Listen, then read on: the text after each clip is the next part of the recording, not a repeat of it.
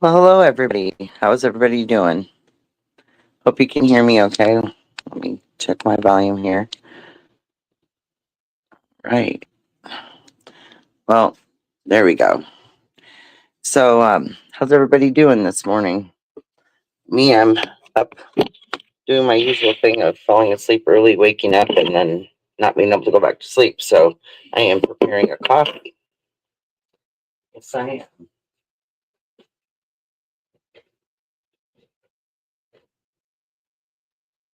Gonna have to settle for time. So, yeah. My coffee brewer's been acting a little odd, so yeah. So this was not a pre-planned live, but we just did what we call a quick one. So I threw it in there. I tried to give people about 15 minutes that were hanging out.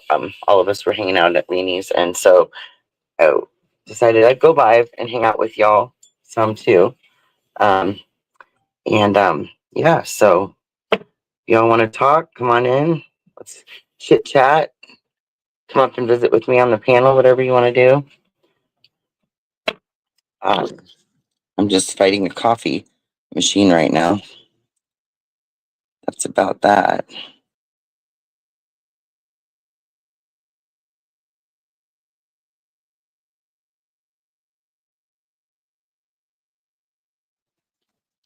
So yeah, already Tuesday. What?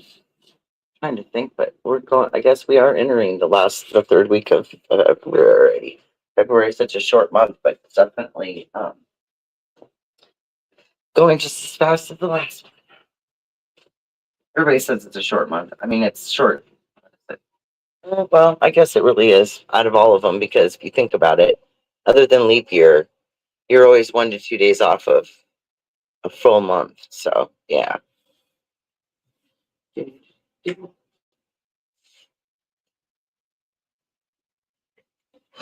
I about to spill that. Holy moly. That was close. It's a rare moment, but Bigfoot's actually up with me. So hi, Mary Jane Doe. I didn't know if everybody's seen. I tried to throw that in there at the last minute. Hi, Lizzo. Good morning, love. Yeah, she's okay. Me and her are so much alike, but and I don't think that it was even anything that person said at all, because Leanie's tough as rocks, but it was more, I would say it was more that, like she said, there's a lot going on, and we get overwhelmed with our everyday lives. And when you get overwhelmed like that, sometimes it only just takes a certain thing that'll, like, I have those moments where you just are like, holy shit, like something just out of the ordinary that wouldn't normally have any effect isn't even the reason, but it's something that leads up to, if that makes sense. So, but our Leanie will be fine. She'll be fine. I'll entertain you guys for a while and be a goofball like always. And if any of you brave, lovely women, um, yeah, there is a lot of winter blues. Look, I'm stuck in this house and I go to let the dogs out and I'm so frozen. I feel like I'm like literally just gonna, like those movies where the people suddenly freeze as this cold thing is coming through. Yeah, that's me. Like, I mean, you can barely open the window crack. It is so cold.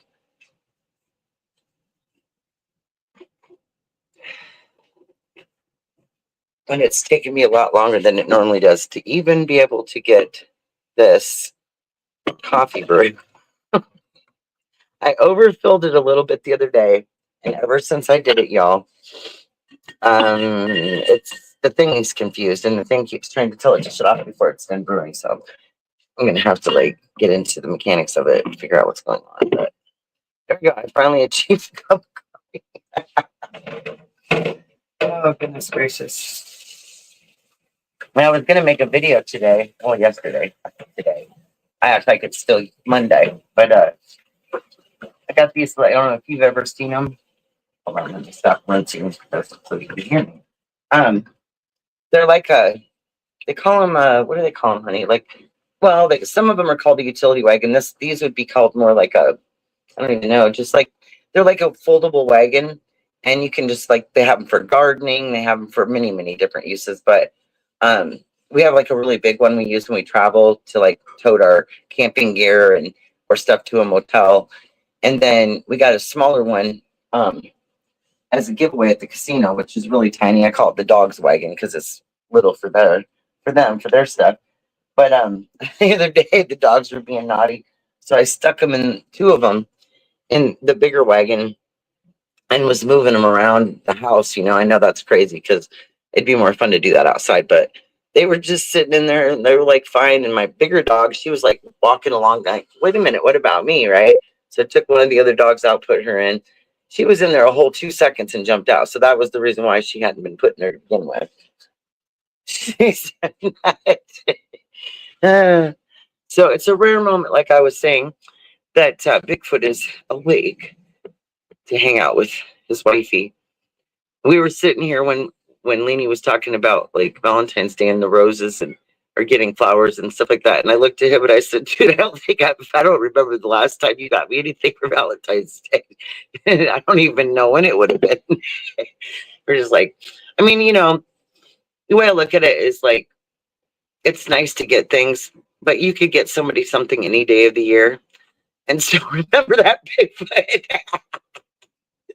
But anyway, um, I think the last time I got roses or something like really cool that like surprises you was when my son, I think it was Mother's Day one year, my son, one of the twins, he brought over a dozen roses and I felt so good. He got his girlfriend some flowers too, but he got her just a couple roses, but he got his mama the whole batch.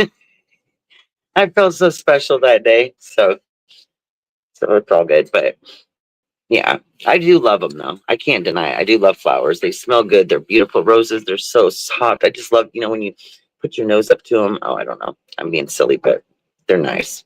What are you doing, mister? You got a gookie over here. Huh? Aw, yeah. It is too cold. Like, so what we do is we have a tie out on our deck and we hook them inside and then let them go out, go potty, and they come back to the door. My ass ain't staying out there. It's bad. Oh goodness.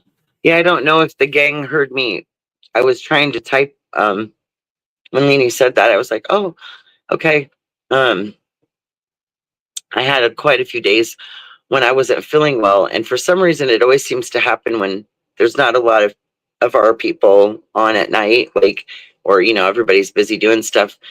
And I'm always like, okay, I'm gonna go live. That way I can kind of fill in between when, you know, Leanie's taking a break or other people are doing other things.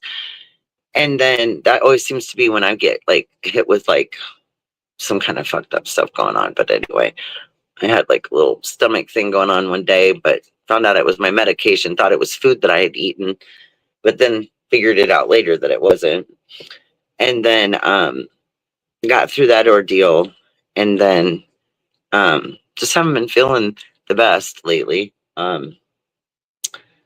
But we try, right? We just hang in there and keep going. I don't do a lot of like, try not to do too many health reports, if that makes sense. You know what I mean?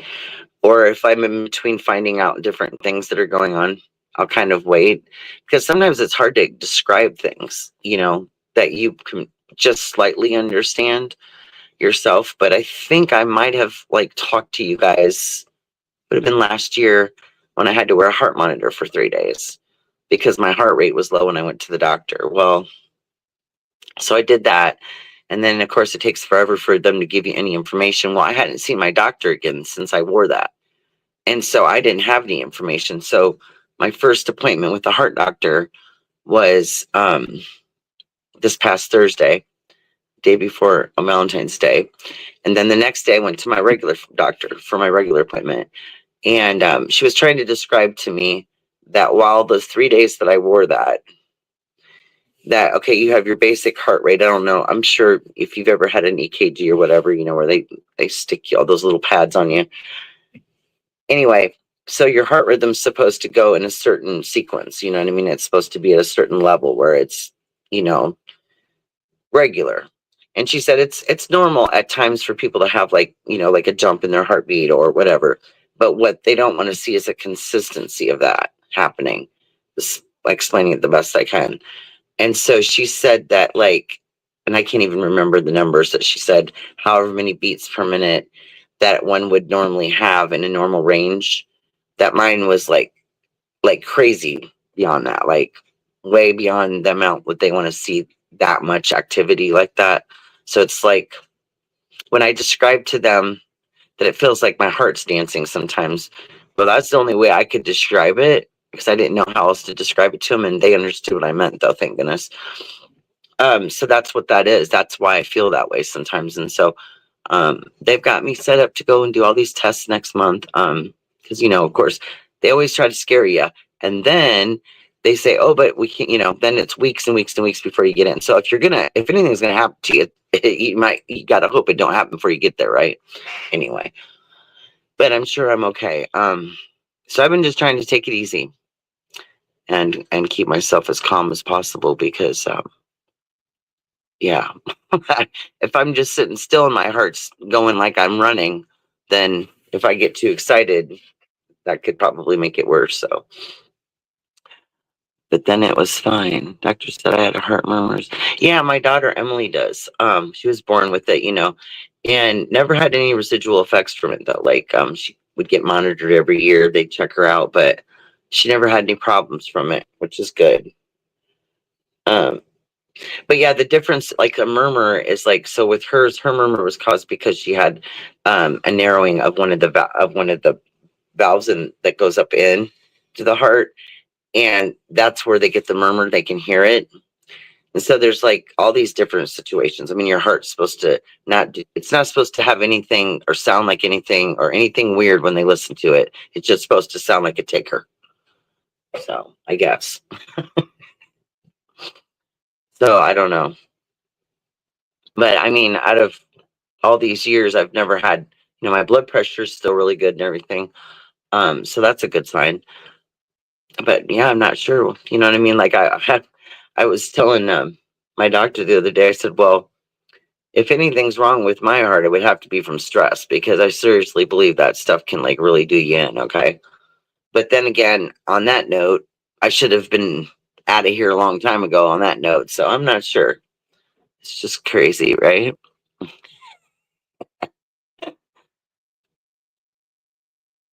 I got pizza. Ooh, pizza sounds good. Yeah.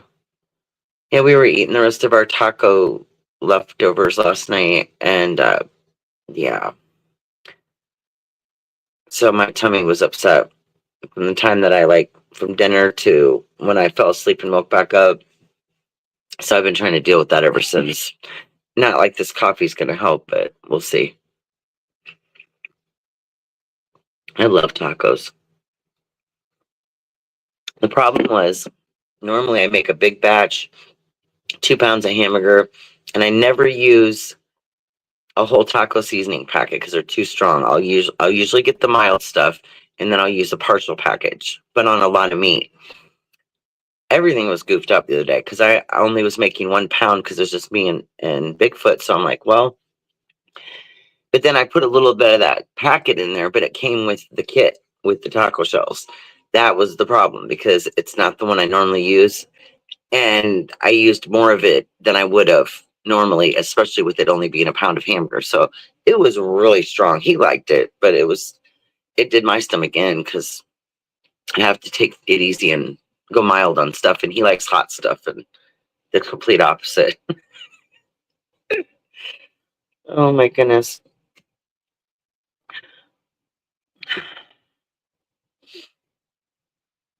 Yeah, so I'm trying to remember because it's been a while where everybody is, but Mary Jane, you're in the United States, right? And Lizzo, you're in UK, right? Let me see if I got it right or if I screwed up. Although it's been a little while since we did the demographic thing, but I think I might be right. New York, yep. Okay. Oh, great, good guys. I got a great memory at least, right?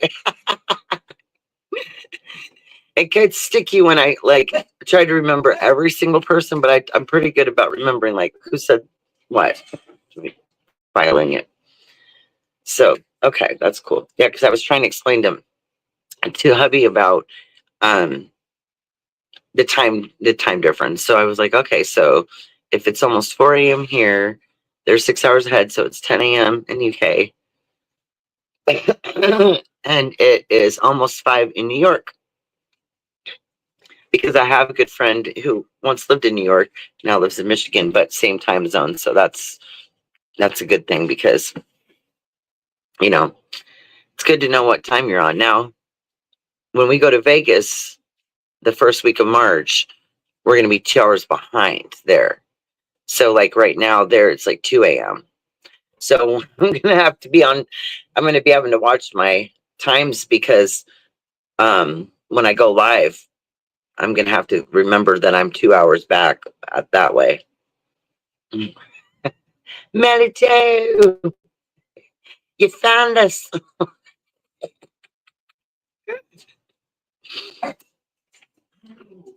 I'm being silly and it's making my dog talk back to me. It's funny. He's a rib. I told my husband, I said, you're gonna have to start stepping up once in a while. Like I'm just joking with him. But I don't think he's ever been up with me when Leanie and Maggie's husbands have come on. And I said, well, you'll have to start coming on or you'll have to talk to people. I go in the other room because I have yet to sit down and I need to sit down and get busy trying to make lunch lady and Leanie explained to me how to do the little uh music's presentation stuff to put on here so that we can like so when you leave and go have a break or take your dogs outside, you can have some music playing for people. Although I could just put music on in the house, but too much noise, right? It sounds better to do it that way, but and they have a thing at the top of here. It says media assets. So, oh my goodness, I don't even have a banner up, a background. That's too funny. Uh, let's see. There's that one. But where's the one? This one. There we go. I didn't even have that. You guys, I'm so silly. They have all these things you can do. Default camera, font, brand, recording, banners. Banners. I thought they were like the backgrounds. But no, the banners are the things that are going across the bottom of the screen. Duh. Media assets are your backgrounds. Okay, here we go. Oh, it even says background. Right, so this is the one I normally would put up there. Is it gonna go up there? I don't know if it's gonna. Blue ocean.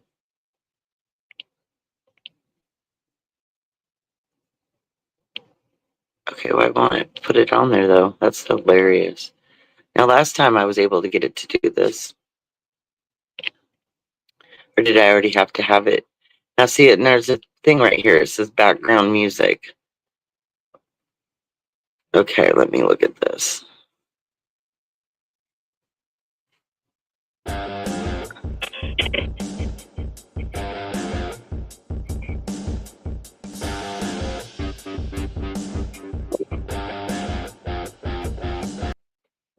Okay, so can you guys tell me, did you hear that?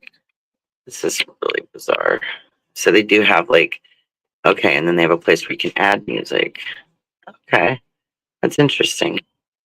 But no, my background, I don't know why last time I had it on color and it's not doing it for me. No.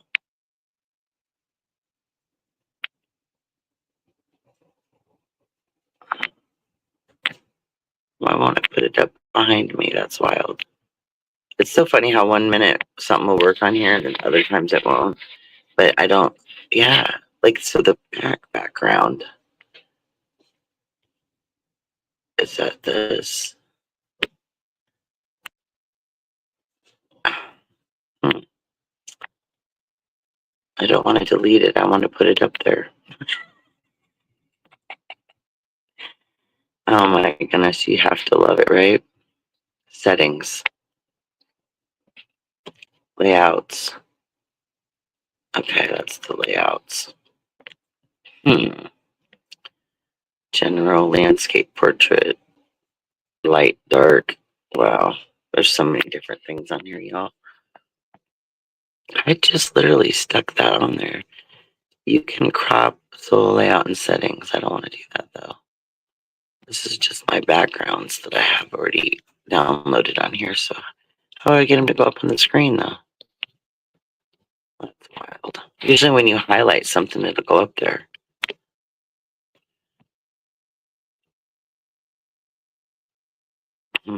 Okay. Well, I'll just keep monkeying with it. It's funny. Sometimes, like I said, sometimes I can get stuff to go and other times no.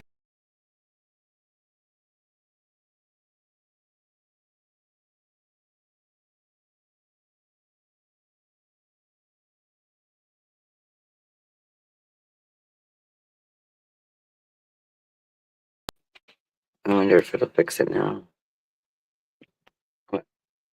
Oh, there it is. Okay, it's on there. So why is this thing acting weird and why has it got me in black? Hold on a minute.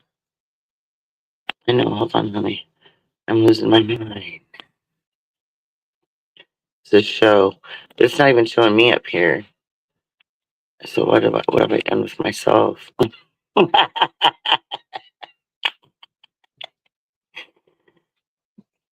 Hey, Leanie.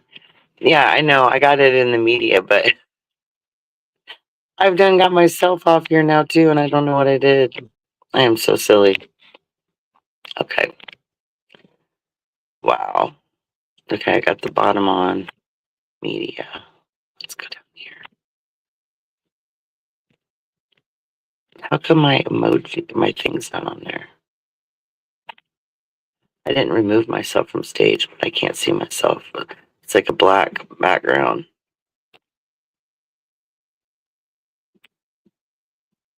Oh, wow. Add a video. I don't want to add a video clip. I went to the music and then it knocked me off of the other thing. That's okay. That's what's going on. I see what's happening here. As soon as I touched the music thing, then it like took off my. Y'all, I have no idea how I got myself above here. Like I did, but I did somehow. Okay, it's showing black on you for you too, right? But just a minute ago it was showing this. So what did I do? It took a minute. That is really weird. Hold on 1 minute, guys. I'm gonna try to monkey with something here and see what I've done to my camera here. see what I've done with my emoji thingy, or whatever you want to call it. Layouts. I didn't change my layout, so I didn't mess with that. I just did them. I touched that music and it started messing with everything. So that's crazy.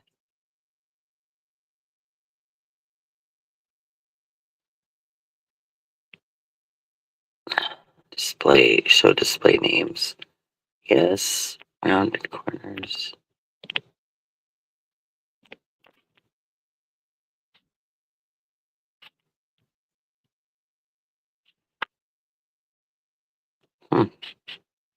Interesting. How do you get yourself back on? I'm sure you've done that. Haven't you done this before, Lenny, where you get yourself on?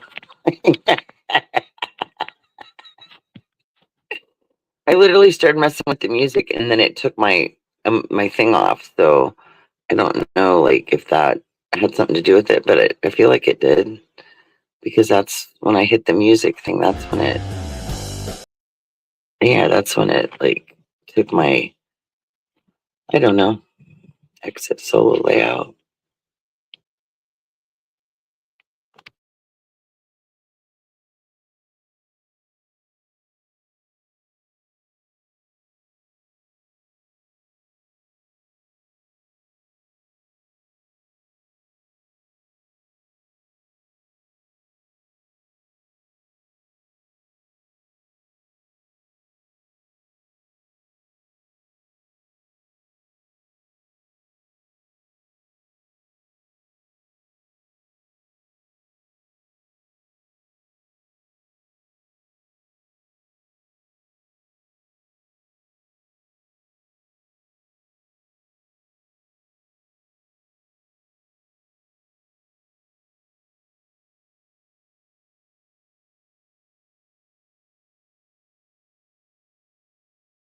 Stage. All right, added myself back to the stage, but I still can't see it myself. So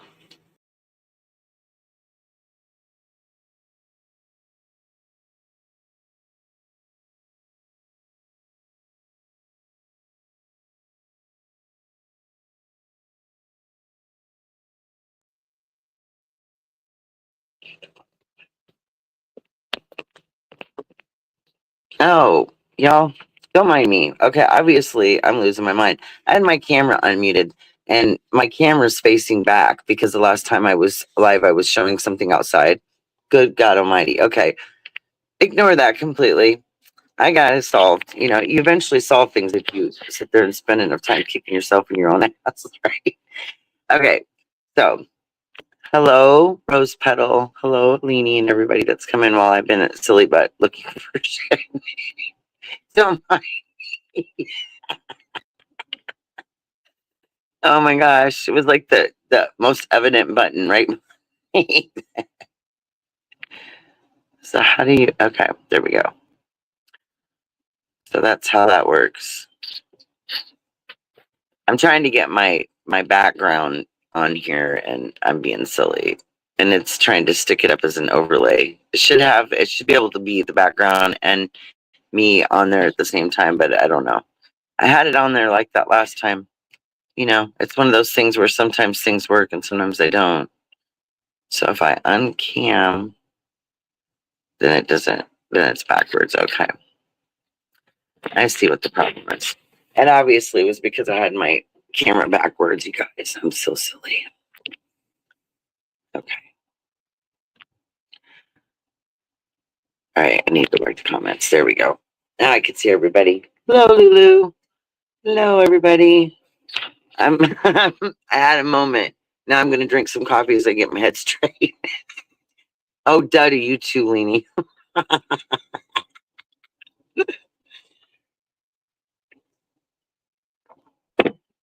I'm having one of those moments. It's just sometimes things will go really smooth and you don't touch anything and nothing goes wrong. And the minute you do, you're like, wait a minute, what I do? It's okay. So does anybody want to come up here and hang out and talk to me on the panel? Because like I said, I'm in the black void right now, especially since I can't get my background to go up without. It's either one's missing or that I must have the layout screwed up. That must be why it's not doing it both.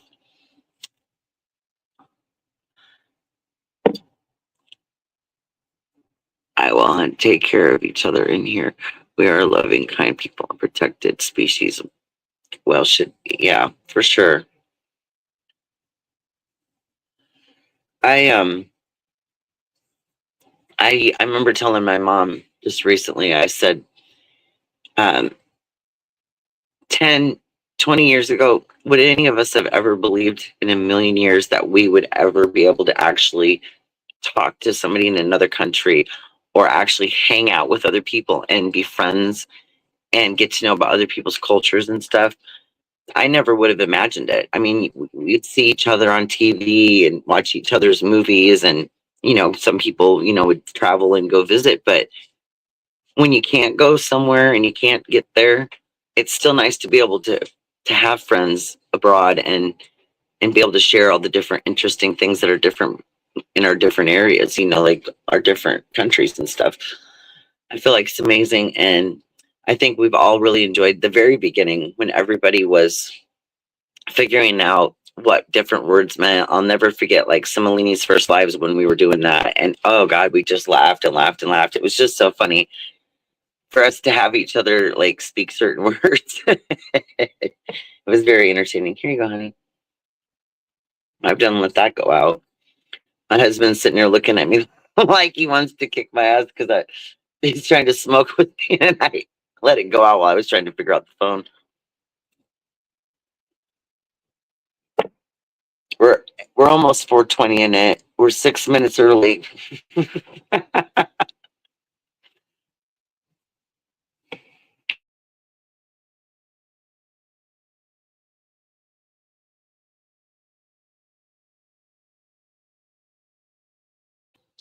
Sorry, I had to mute. I don't want to cough in y'all's ear.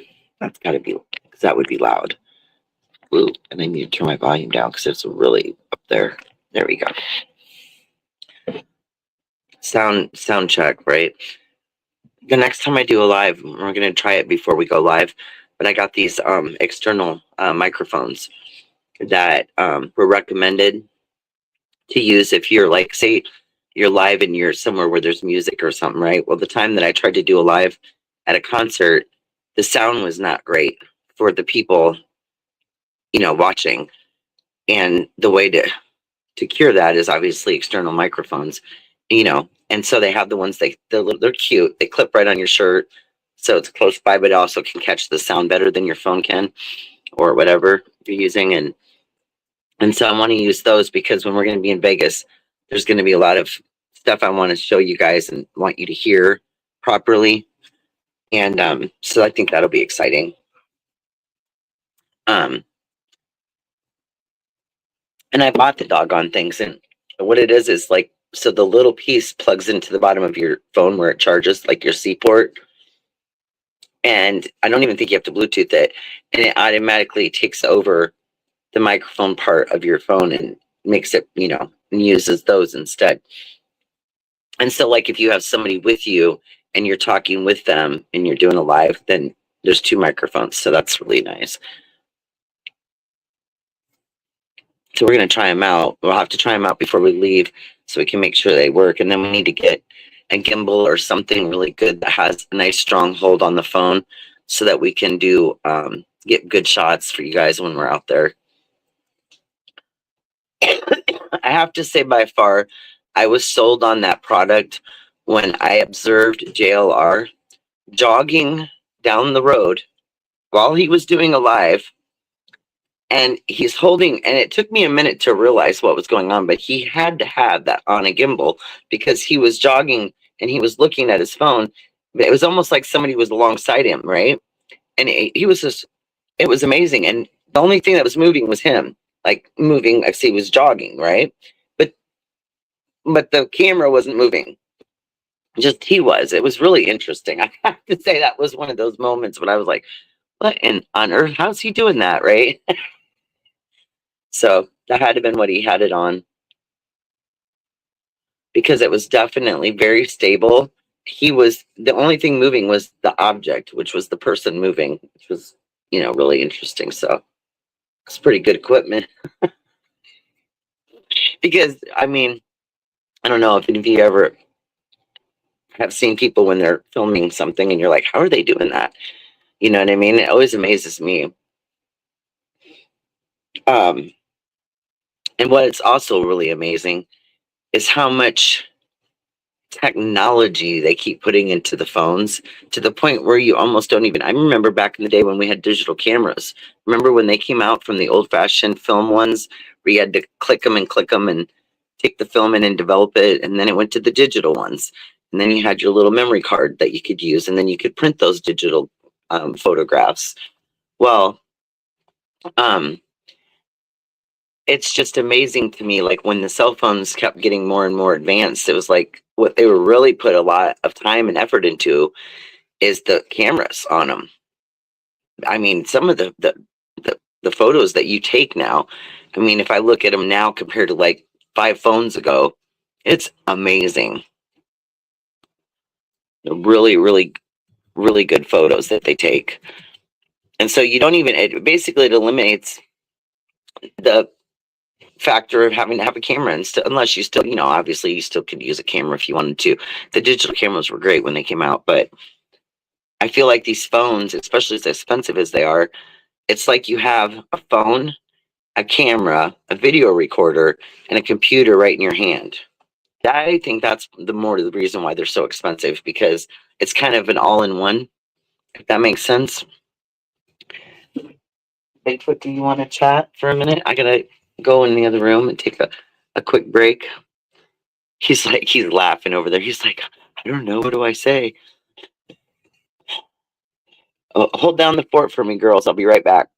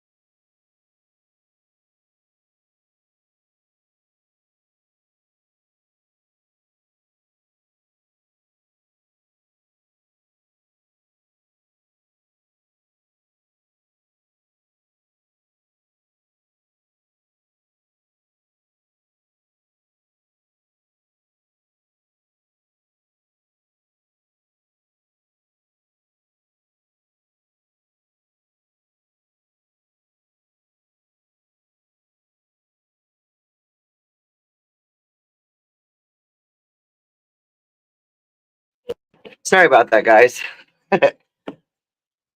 Holy moly. It's -9 here. Everybody throw in the chat what the temperature is where you're at. Let's figure out what our total temperature is altogether and see if it's anything worthwhile. It's already dying. I'm gonna have to get I told Corey he's gonna have to get more prepared for the YouTube stuff because he's gonna be on this adventure in Vegas and he's gonna have to talk to the camera once in a while. He's gonna be the new camera guy.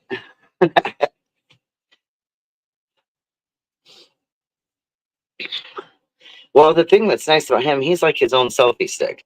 He's so tall. He's the one who, whenever we do selfie pictures or try to do group pictures on trips, he's always the one that's perfect for holding the phone in the perfect angle because he can hold it up above all of us. Oh, yeah. It is cold. Oh, hi, lunch lady. Good morning, hon. Wow. You know what?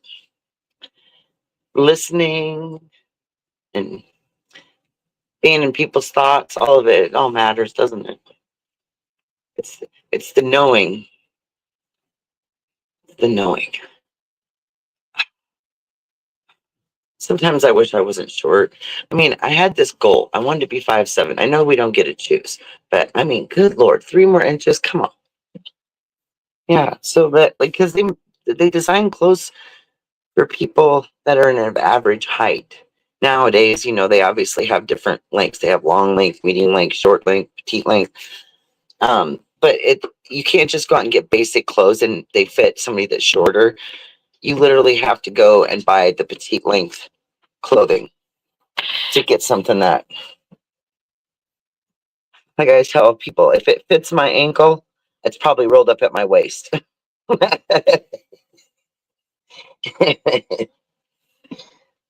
Wow. Yeah.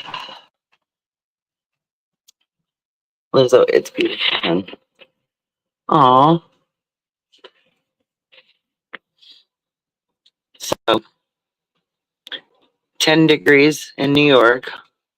But that's +10 or is that negative? No, she has a positive. So I heard you guys are supposed to get a whirlwind of snow again.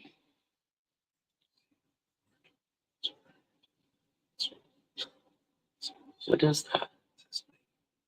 Oh, okay. Okay. I couldn't see through the design behind your phone. Okay. He was showing me the temperature. It's not perfect, but I'm pleased for a first attempt.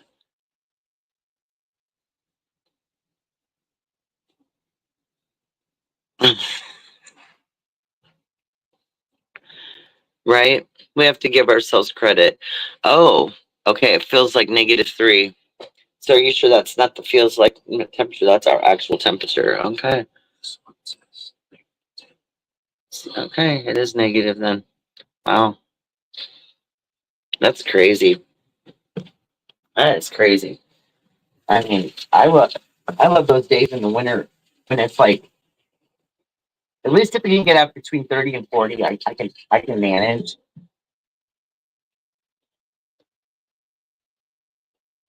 Okay, so ours is -9 and it says feels like -26. And it does. I mean, it's literally like this is like Alaska.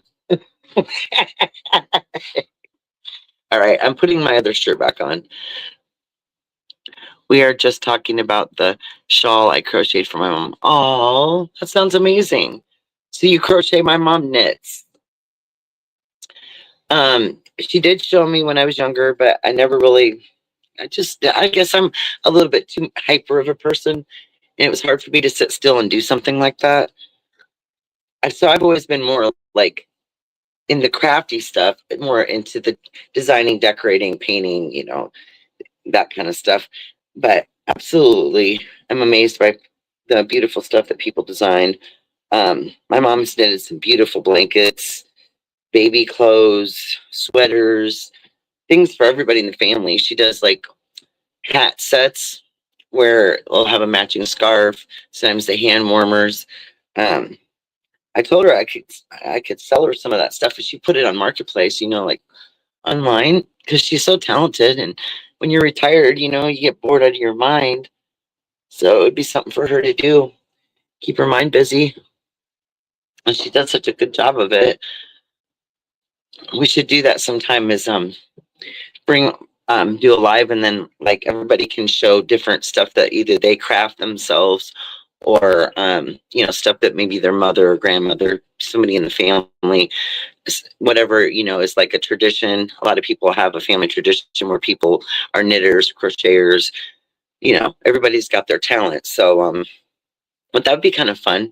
Kind of like a show and tell. Remember when we were kids and we did the show and tell thing?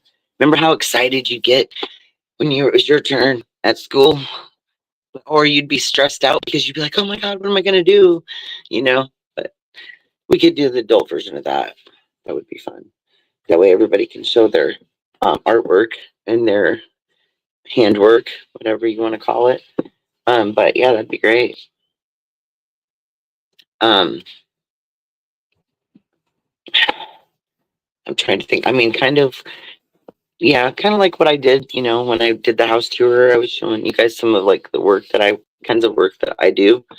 And which, oh, by the way, why everybody's in here. We're about a week behind. Well, let me just adjust that. Probably about 3 weeks behind a project that I want to do. But to be honest with you, it's been so cold. And I don't know why, but I was thinking, oh my gosh, I wonder how well the paint will set with the cold, because the wall's cold. But we do have a couple layers between, the inside wall and outside. So should be okay. But I was like kind of hoping for a nicer day outside. So, paint dries better when the temperature's better. So but we've got everything we need for the hallway except for the wainscot panels we're going to put on. But really, those come last, because we're going to be updating like our hallway, the one wall, and then our light switches at the door. We're going to be putting some LED digital, like push button ones on that are kind of like the ones in our bathroom, which Corey, I think, reminded me that I may have when I did the tour. Forgot to show everybody the light switches in the bathroom. Like a push button. They glow in the dark. Look at my camera thing's open. Let's see. I wonder if my camera's going forward or back. Let me look. Let's do that again. Let's do the camera. It's facing back. Okay. It's just dark. All right. Yep. Okay. So I'll take you guys in there and show you real quick. I can't see a damn thing in here.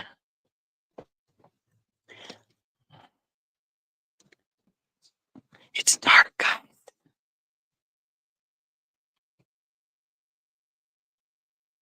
I can't see it. It's weird. You'd think you could see it, but you can't. In the dark. That's interesting. You kind of can. Let me get this other light to turn on. There we go. See that? Why can't we see these? Oh, because it's just like they glow in the dark, but I can't like see them myself. It's really weird. I was trying to get an angle at them. Lighting. Because they glow in the dark, so I'm thinking, okay, can you see them in the dark? But I don't know if you can.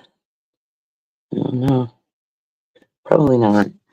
But so what it is light switch. It's a smart switch, so you can hook it to an app on your phone, and say you go out of the room and you forget that you put that back on, that you didn't turn your light off in the bathroom per se, right? Shut the bathroom lights on. Well, you don't want to go all the way back. Then you can just shut it off from the app. Now, somehow, I've tried it before and it worked, but one time somehow I got disconnected off of the app from in here, and we've yet to get it reset. It's like when you do something the first time, you figure something out, and then I had to get the directions back out because I was like, oh my gosh, like I don't remember how we did this. You know what I mean? Like, look, let me just explain this. Smart stuff is fun, but it can be a pain in the butt trying to figure some of it out, how to use, you know, how to use it, because back in the day they gave people really good directions. And nowadays, I don't know how y'all feel about this, but I feel like they shortchange people. Like even like stuff nowadays, a lot of it'll come and it'll say, for instruction manual, look it up online. So it's online instead of you being able to just pull a piece of paper out and read something, right?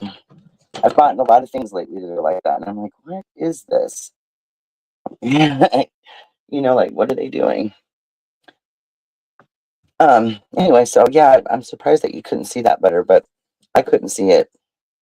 But they're just three lit up dots.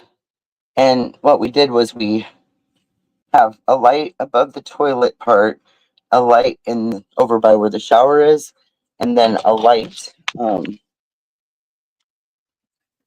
that then something that runs the fan.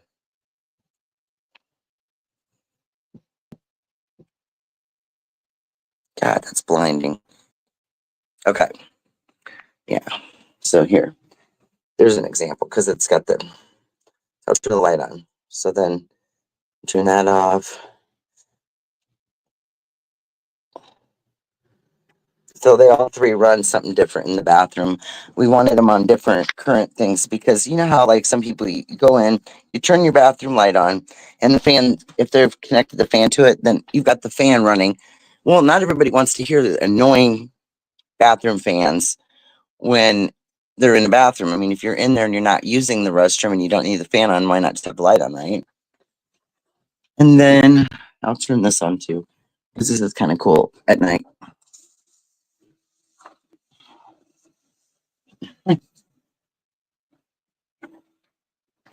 Okay. There we go. There it is. So this is shower tower, and this all lights up too, and it keeps track of your how long you're in the shower, the temperature of the shower, and then it has your massage jets on it. Has the tub part down here, like if you want to rinse something off.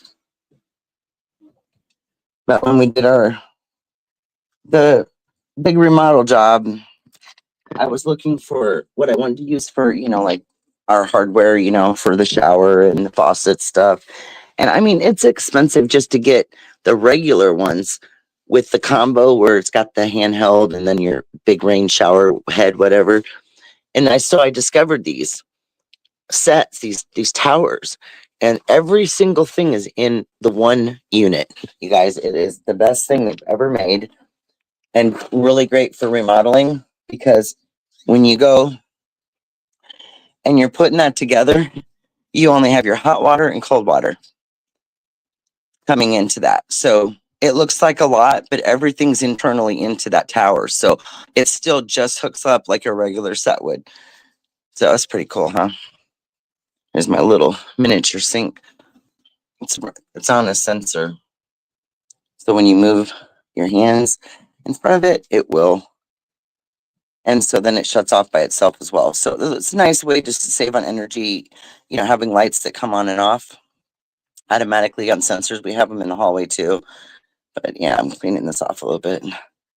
Things are a little, you know. But yeah, I wish I could have got more of that this tile stuff into the, like another part. Like I kind of want to do it like a strip of it around the middle of the shower or around the top. Some people will do that, like they'll bring it in there, but we just got the Kerr marble tile is what we ended up going with because it's kind of a nice, it goes with everything. So we just picked that. You'd never believe what this once was though back here. The way this space was. It was not, yeah, what this is. It's like, let me see if I can give you a better idea. Okay, so this is an opening, right? All the way, I'll just do it like this with the light behind it. So this is the great big opening that we opened up. But at one point in time, this all the way over to here was just a little doorway. And then that was the bathroom. And it had a huge garden tub, way too big for the space, over on one side of the bathroom. And then a sink in the middle. And then the toilet was over here, but it was like facing this way. So when you walked in the door, like you would be right in front of the door. It was crazy. This is just a temporary shower curtain that I loved the colors of it. I loved the whole theme of it, like being a patio, palm trees. But my normal curtain that goes up over here is actually what they call 3D print. And it's more like this one where it has, well, you can't see this because it's too dark. But anyway, it has like a big flamingo on it. It's really lifelike flamingo. It's really cool, but this one's cool. I got it on Temu. It was just a shower curtain. It's like the perfect length.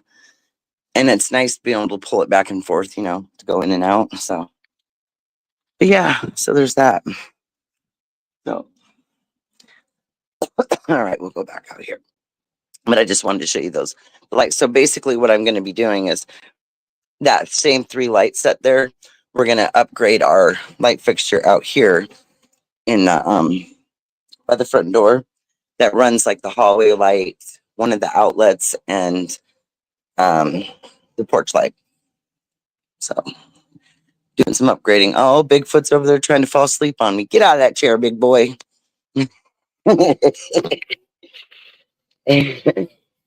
Okay, I showed him the switch. So you can really put those in any room.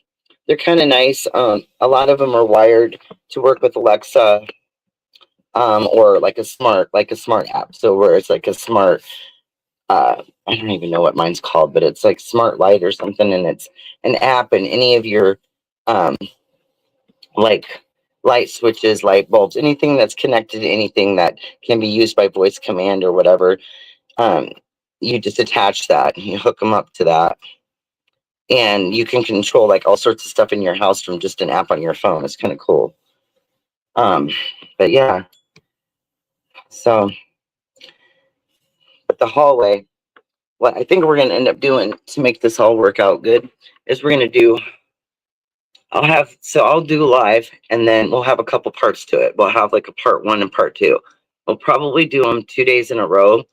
I don't know if we'll try to do like one in the morning and one in the evening on the same day. We'll probably just break it into 2 different parts, but 2 days in a row. So one day we'll be painting, prepping the wall, getting the paint on, and then the next day, then we'll go get the board that's going to go on there, and we'll put that up, and then we will put the crown back up and install the new light fixture, the light switch. I don't know, I'm trying to talk about light fixture, light switch cover, and we'll see how that works. It should be pretty cool. We can, like I said, if we can read the directions, if they give us directions, if there's actually any in the box that describe how you, so because this one's supposed to be voice command too, so that means like, say the porch light's left on, but you've sat down for the night, then you say, Alexa, turn porch light off, and Alexa will do it. I've got my Blink security system actually is synced to my Alexa, so I can literally I should shut up because she's going to start talking. Turn off is not supported. Shit, there she goes. You can ask to hide the camera. Sorry, guys. Try saying hide outside.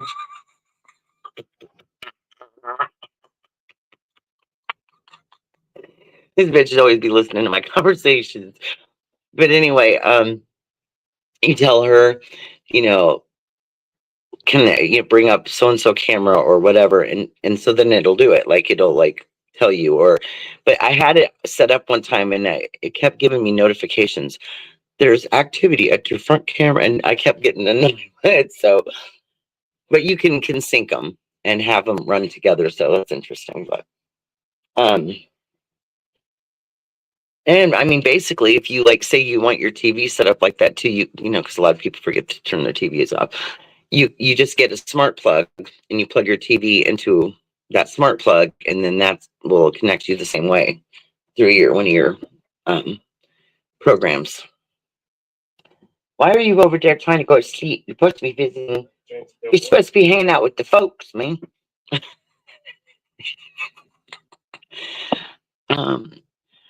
I've seen those shower towers. I did all the plumbing in my little trailer. I still need to put a new shower piece. It's all built inside the wood. I don't know. It's gonna be hard. Yeah, exactly. Yeah. So we did too. My husband did the plumbing, but we were smart about it. We basically, the places that there was already the water from where everything else was already hooked up, we used the same spots, but just rearranged what was in that spot. So basically, like where the sink is now used to be where all of the faucets and all the water lines were for the old shower and tub. So we use those for the sink. And then the shower is turned around now, and the water source for that is right near where the old sink used to sit. The only thing that we literally moved majorly, well, we moved everything, but moved as far as like water and all that goes, is the toilet. Location of the toilet. I hated it being in the doorway. And no matter which way you opened up the wall or not, it was just, that was not a good place for the toilet. So we turned it around and put it in what I would consider the original placement of it when the trailer was originally made. Um, and so, and then we just opened that up. Then we kept part of that wall over there. So it's kind of like, they call it a toilet closet, whatever they want to call it, but a loo closet, whatever you want to call it. But anyway, it's, that's how we had to do the bathroom. It was the only way we could modernize and upgrade it and make it work. Because we were originally going to try to just put a shower and tub in the same exact spot, but just a modern style, right? That was the first plan. That's what we were going to do.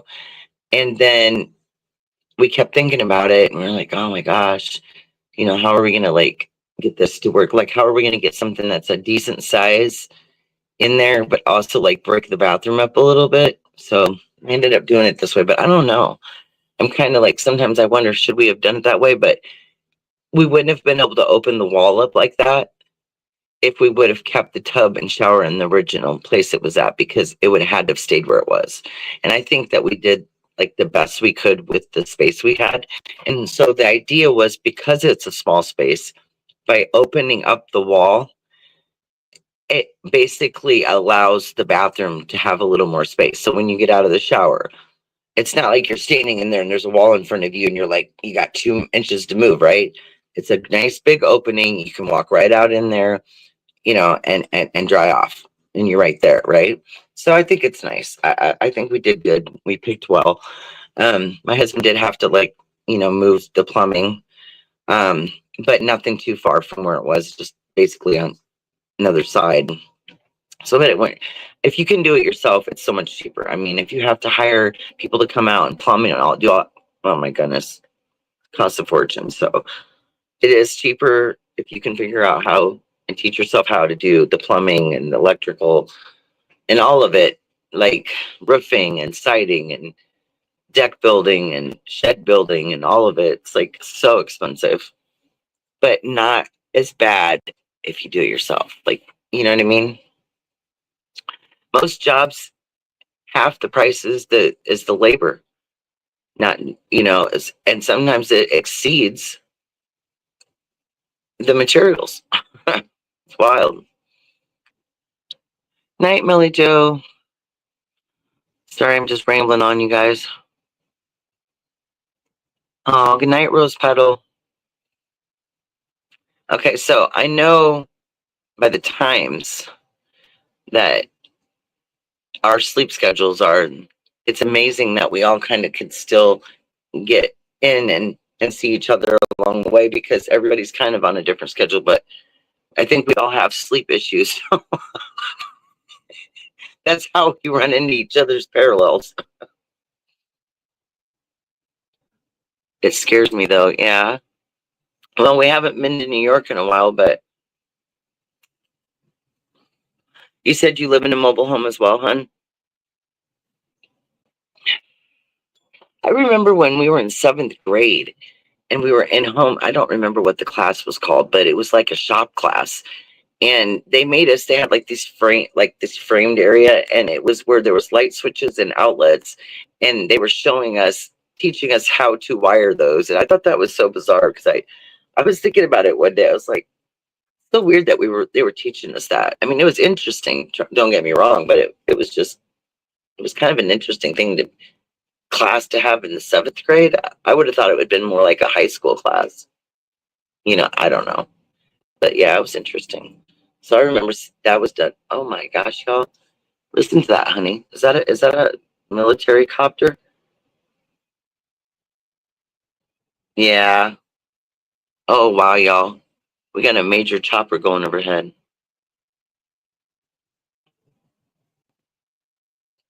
Or is it an airplane? It's a chopper. Yeah, they sound so much different. We live a couple miles from the airport, and usually we just hear planes turning around over here. But I get kind of nervous sometimes when they go overhead, and you can hear them because they're just getting started, and it's really loud because they're just like kicking their power on because they're, climbing. Oh my gosh! Especially with all the crazy freaking plane crashes lately, y'all. My gosh, they've been happening everywhere. Alaska, Canada, Washington, Pennsylvania. I mean, everywhere. And it's not that they don't happen sometimes, but the increase of the amount of time that they've been happening now in just this last like 2 months has been really odd. Um, a lot of things going wrong out there.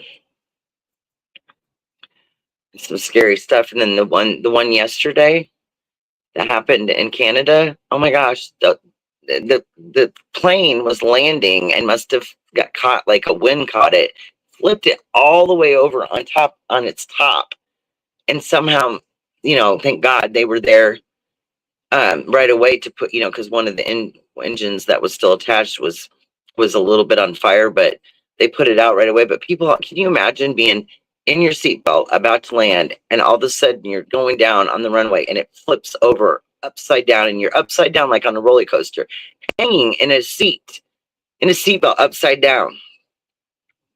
Talk about crazy stuff, y'all. If you haven't seen it, there's videos all over YouTube that happened sometime yesterday.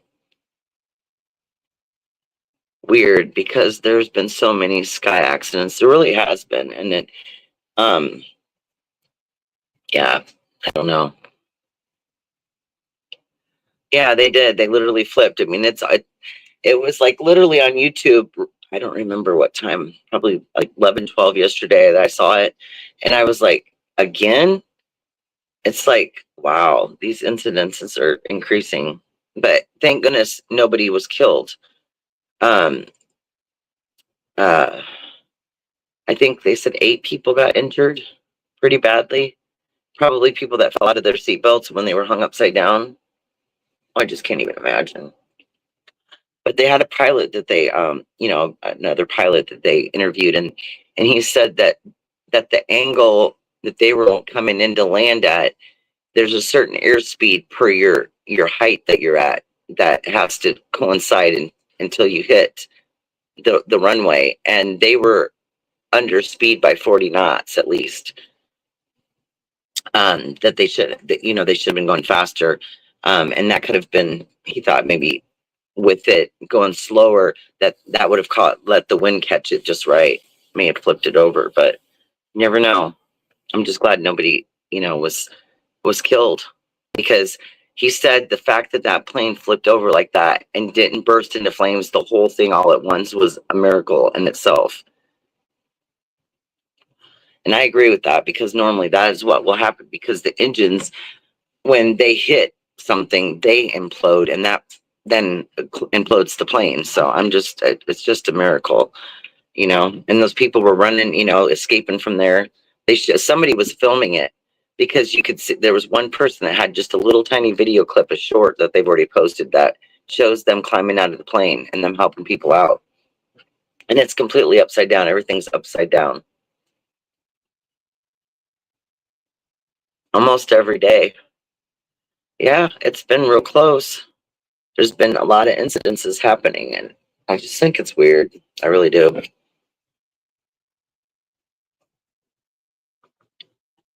I think I put too much creamer in my coffee, you guys, and it cooled it off too quick.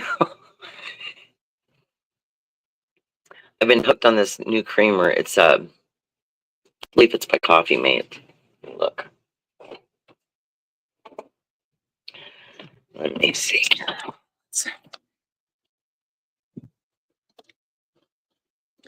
Yeah, here we go. Coffee Mate coconut cream. It's really good.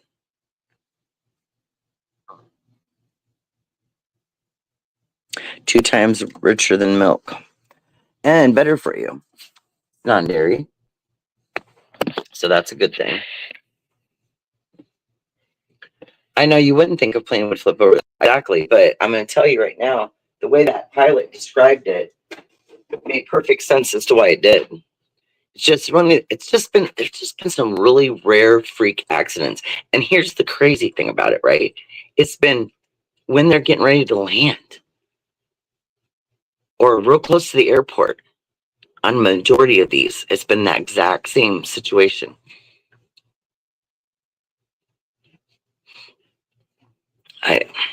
It's wild.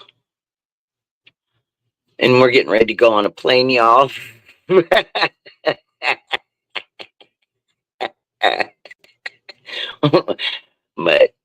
look, this is the funny thing, and my kids are always like, "What in the heck?" But they used to come over and swing by, and I'd be watching those Mayday air disasters because I just find, you know, you learn a lot from watching stuff like that because you learn a lot about planes and different things that you wouldn't normally know, just an average person flying, right? But I kind of like to be informed about things, especially if I'm going to be flying on them. And so, I used to watch those, and my daughter would be like, "Why do you watch those if you're getting ready to fly?" I'm like, because it's like basically warding off your fear because you're informing yourself, you're learning things about planes, you're learning things that can cause problems with planes. Hey, it doesn't hurt to have that information because what if you see something or because you listened and you researched something and something happens or almost happens, you'd be able to alert somebody or you would know. You know what I'm saying? Not a lot of people may pay attention to that stuff about planes, but I just find them interesting. The fact that they can fly and fly and fly. And just imagine how many times a day these flights, they're picking up people and those planes are just getting abused to death. And they should be top priority for every one of the agencies and everybody that owns planes to make sure their maintenance are of top priority because people's lives should be their top priority. You know, people pay money to be taken places, and for those services, they deserve to be safe. Don't you think so? We've only had a couple little, I don't call them a scare, but I don't like it when you get into that.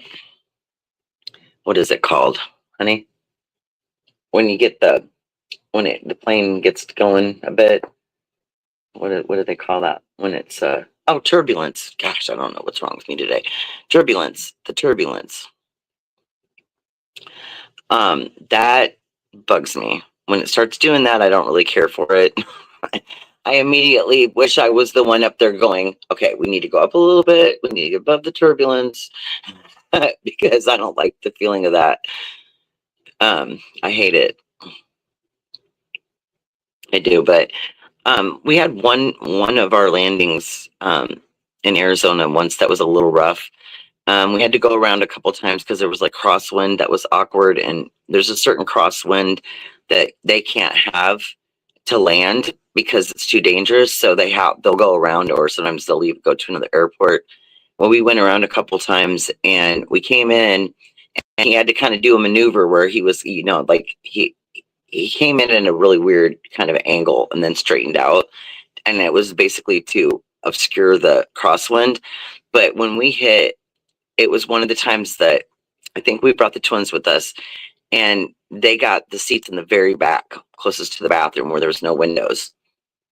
And because we've flown a lot, we switched seats with them because they wanted to be able to see out. So we're like, okay, I'll never sit in the back again because I'm telling you, so many people were on that flight were going to the bathroom the whole time. It was driving me crazy because we were like right in front of the bathroom on the one side. And then when we hit the ground on that landing, it hit in the back so hard because, we were like right above the back wheels. And a piece of plastic from like above where there's like the luggage spaces up above. Something, I don't know. Do you remember what it was, honey, that fell on me? Was it from something from the back of the plane? It was some plastic panel piece or something that fell and hit me in the head when it fucking landed. And I've tried to go and talk to one of the flight attendants, and she seemed totally confused. I was like, well, I'm glad we made it, but I got not, thank goodness it wasn't like anything too severe, you know what I mean? But it was still the point. It was quite the shock. So I don't like sitting in the back of the plane, and I hate being like by those back tires. Where I really like to be is in the exit row, because you're right at the perfect advantage point of seeing the wings. And I like monitoring those things to see what the hell they're doing, make sure they're doing what they're supposed to.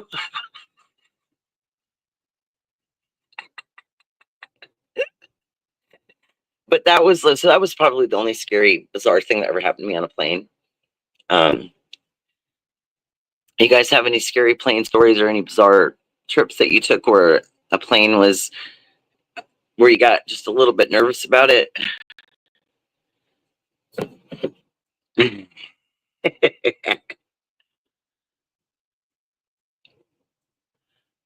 Yeah, I don't like it in the back. Now you can pick your seats. I'm a cheap skate, so I won't pay extra for seats and priority pass and all that stuff. But you usually get not very great seats sometimes. And it always depends on how soon you bought your ticket too, as to like when the flight comes, like when you're going to fly. So I think we were like, I think I got them, I think 6 or 7 weeks before. So hopefully we won't be too far into the back. Also, another incident is I remember I'll try to usually I can hold my bladder if I don't drink too much on the plane for a short 2.5 hour flight. But one of the times I had to go, and we were getting ready to descend because they say so right before they were getting ready to descend, I went to the bathroom and there was a couple people in front of me, and then they were putting seatbelts on because they're getting ready to descend, and I'm like, oh great, and I'm in the bathroom and we're descending, y'all. My ears are in there popping. I'm trying to pee. I'm holding on for dear life. I was like, I hope this thing don't go down, and I'm stuck in this damn bathroom with the toilet. But yeah, it was wild. It was wild. So, I mean, I can't say I'm like real nervous or anything. I always just say my prayers and stuff before I get on a plane, but I think we'll be okay. Sometimes I do feel like it's safer to drive, but you got crazy drivers out there too. That's just so nice to be able to get in a plane and get somewhere fast. I mean, you leave here and go from freezing in 2.5 hours. It's warm and it's amazing, and it's a little bit more freedom than here. Just be able to go about and do what you want. Vegas is an interesting place. It's a fun place to go. I don't like to stay there for real long. So like I said, like our 3 days, we'll wander about and we'll do our stuff, and we'll go try to find some places that we missed out the last few times we went that we didn't get a chance to go to. But my favorite place, and you'll see this when we're traveling, and I show you Vegas, and then I'll take you guys on the trip down to Laughlin through the mountains, and that is really wild. And then all of a sudden, there's like this tropical paradise in the middle of the desert, and it's the Colorado River, and all the beautiful palm trees, and it's just it's amazing.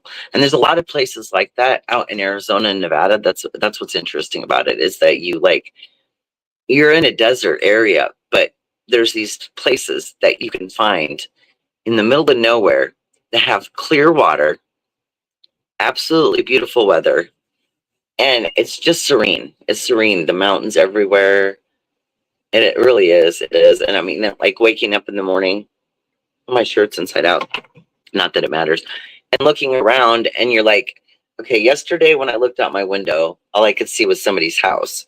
Today I'm looking out a window and I see a beautiful river and mountains in the back. I mean, that to me is the view I want to see every day when I walk out or look out my window. That's what I want to see.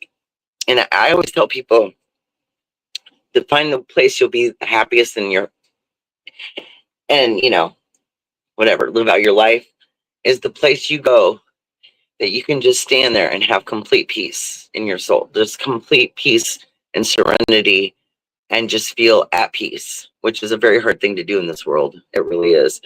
But that's one of the times when I can honestly say that when I've been there, the first time I went, I really loved it. Second time I went, instead of Vegas, we went to Laughlin. And they're really close together, so it's not very long of a drive, but it's just something about it out there. It's just beautiful, and I love it, and I would love to live out there. So we are on a 2-hour delay. I had no idea, and I'm at freaking work. Oh boy, I like to sit where I can see the engines, make sure there's no flames. Right, exactly, Lizzo. Because I mean, like I said, and it also pays to, like, I don't know. I'm not one of those people that can really sleep on a plane because I just need to be alert. I feel like I have to pay attention to what's going on. You know what I mean? Like, I'm gonna miss out on something, or if I fall asleep, that's what's gonna go wrong.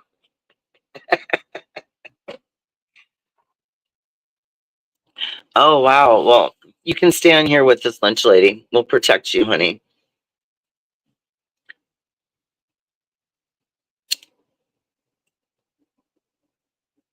I lost my partner in crime. He wouldn't speak when I took a break, and now he's gonna go over there and snore in the chair. Oh goodness, gotta love it. I've been on such a weird schedule lately.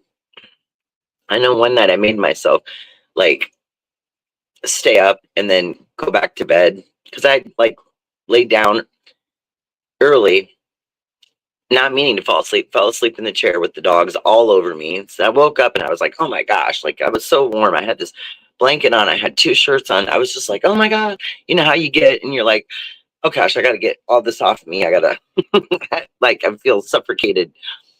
Um and so and then I get up, and by the time I get the dog situated, pick things up, do whatever needs to be done before I try to go lay back down, I'm already wide awake then. So then I'm like, okay, well, hi Annie's place. How you doing, love? I don't know if you've seen my message. It was in one of your comments, after one of your lives. I had said, if you ever want to interview me, I'm up for an interview too, if you want to interview the wild angel. It could be interesting. But anyway, so yeah, so I think that we'll be okay. I'm just excited to take you guys with me to Vegas.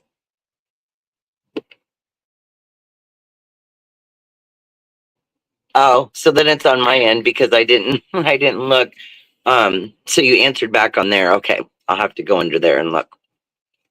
Look, there was one time when I didn't even realize in my community tab that there was all these comments that people had made, and I hadn't responded to them because I didn't even think, you know what I mean? I was new to the whole thing. And so I had to go in there and look and then like answer people back because there's just so many different parts of, you've got StreamYard, there's so many things there, and then over here you got the stuff, and it can be kind of wild. Excuse me.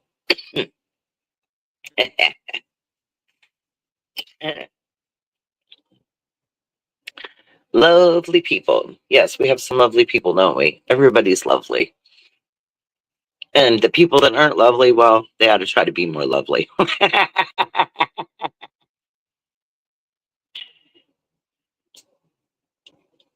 Next Thursday works for me. That works for me.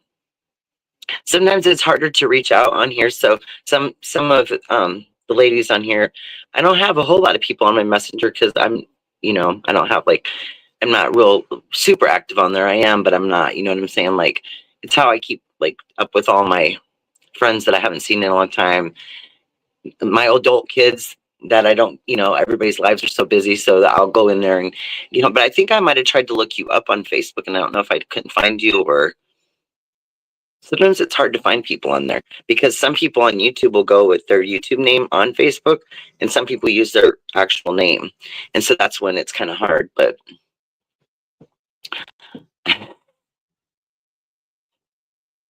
Yeah.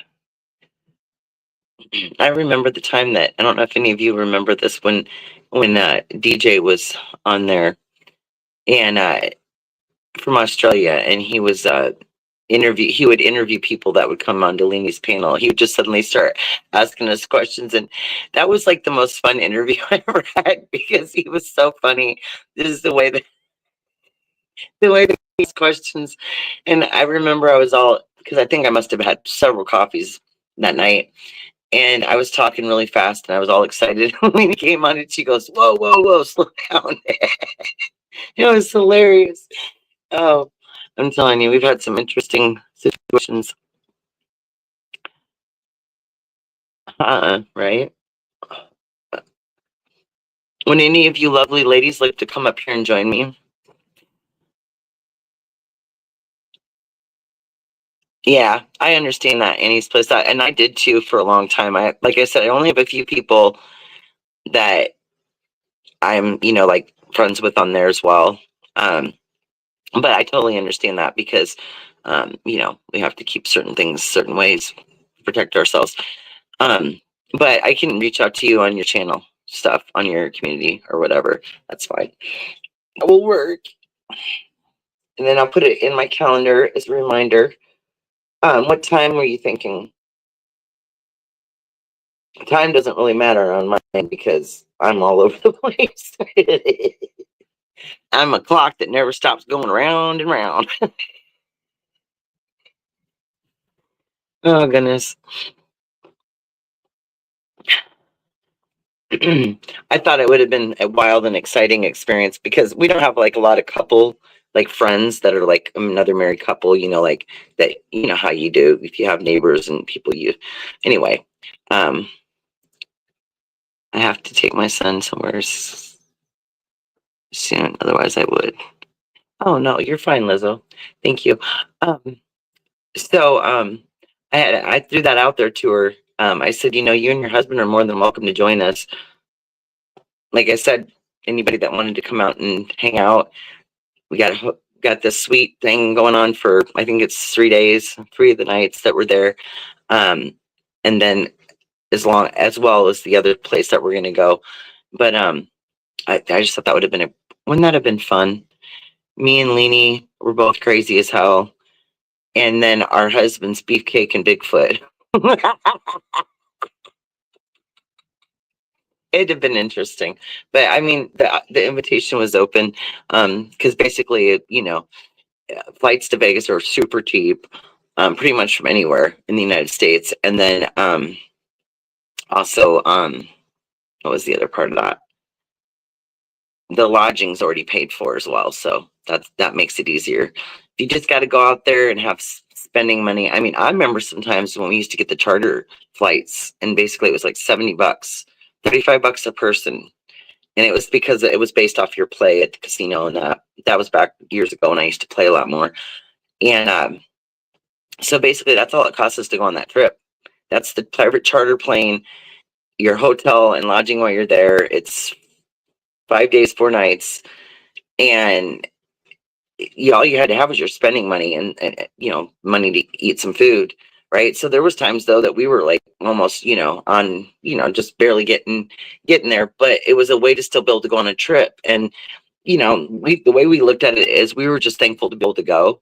It wasn't about buying hundreds of dollars worth of collectibles or like the first time we went to Vegas, we did the souvenir thing. I got, some simple stuff, shirts and keychains and things like that. But we did it the first time. And then after that, we're like, no. But yeah, we just we know how to go on a vacation and not spend a lot of money. Let's just say it that way. And those were great when we were getting those charters because the flights are always you know, uh, both of my flights, the one to Texas and the one to New York that I took last year, both of those were still under $300 flights, but our round trip tickets to Vegas only equaled $106 a piece. $45 for the flight there and $71 for the flight back, and it's a Saturday to a Saturday. That was the best deal I could get.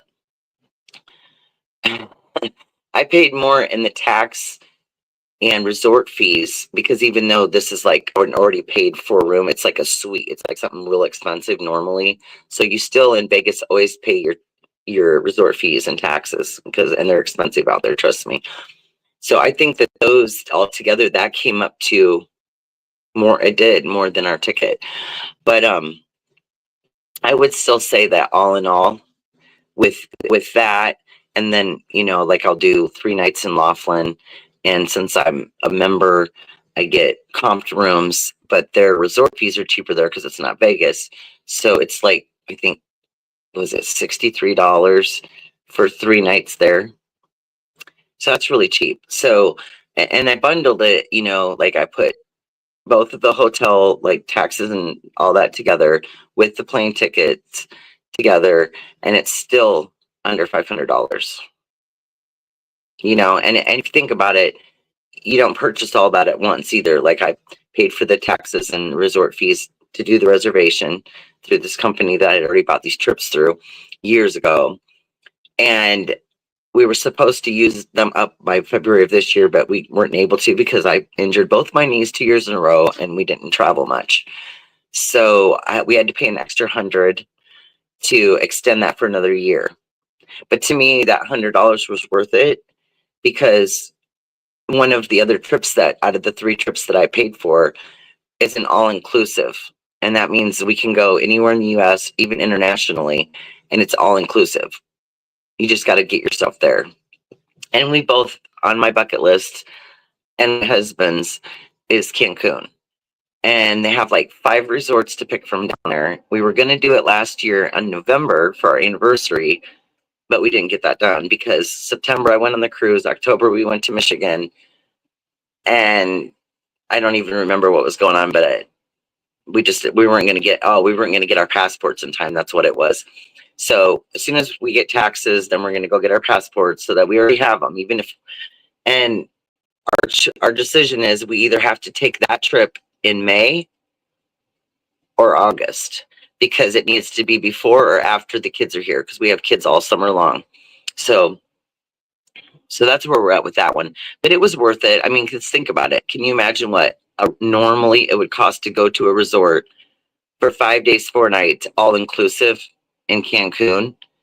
It'd be a hell of a lot more than that $100 that I spent to extend our trips.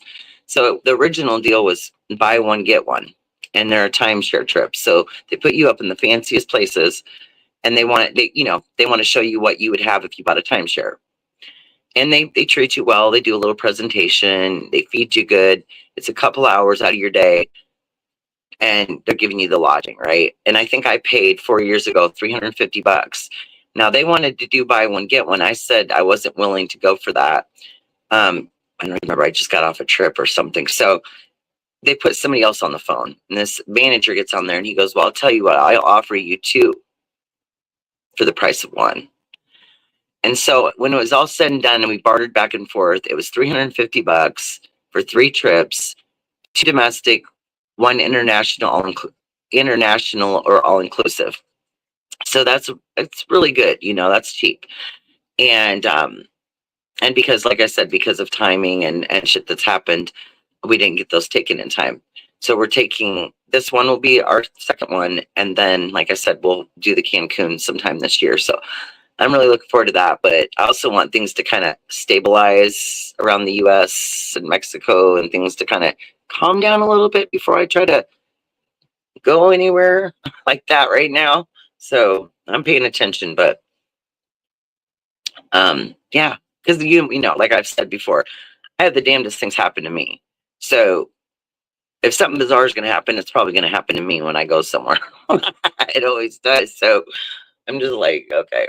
So we'll just do this one. Like the first one we took, we did do it in Vegas. And partially because I was taking some of the kids with me and they all wanted to go, all the boys. It was all the boys. It was 3 of the boys and Corey.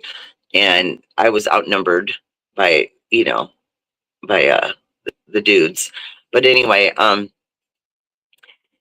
I would have liked to have gone somewhere else other than because we've been to Vegas a lot. But to be honest with you, like we still haven't seen everything that we wanted to see out there. There's still places we haven't traveled we want to go. I want to go out and look at some property out there. I've been dying to do that. The last 4 times I went out there, I couldn't. My husband couldn't go with me, and so I really wasn't like I was with family, but not really with the person that I need with me to make decisions like that. So, so we're gonna do that while we're down there. So that was kind of the reason why we picked going to Vegas again. Yeah, YouTube for years. Supposedly a child trafficking saver of children says he's done a bunch of good stuff with no proof. I don't know. Yeah. Ernie Shell's out of jail. Oh, is he? Oh boy. I don't know. I really don't understand what's going on with some of these folks.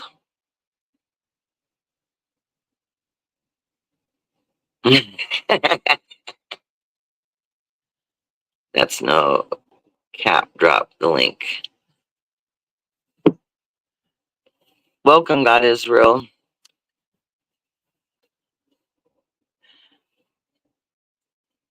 Okay, hold on.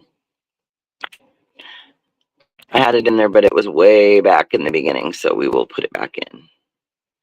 I will put it in here for y'all. There we go. There we go.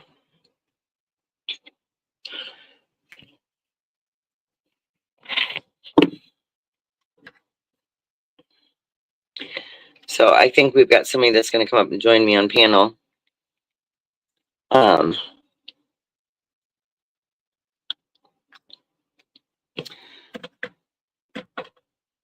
don't know if I recognize the name, but there's a lot of people that when we're in chats, it's hard to catch everybody, you know, especially a new name like once in a while because everything goes by pretty quick. You gotta look back and see. I'm really frustrated out about this my eye coffee maker. I'm gonna have to like do surgery on it. Yeah, I don't either, Lizzo. I'm not sure. I know we had last time Beachy was up here with me, we had a gentleman come up and join us for a little bit, but I wasn't sure. I don't remember if that's the same. God Israel, have you been up here before?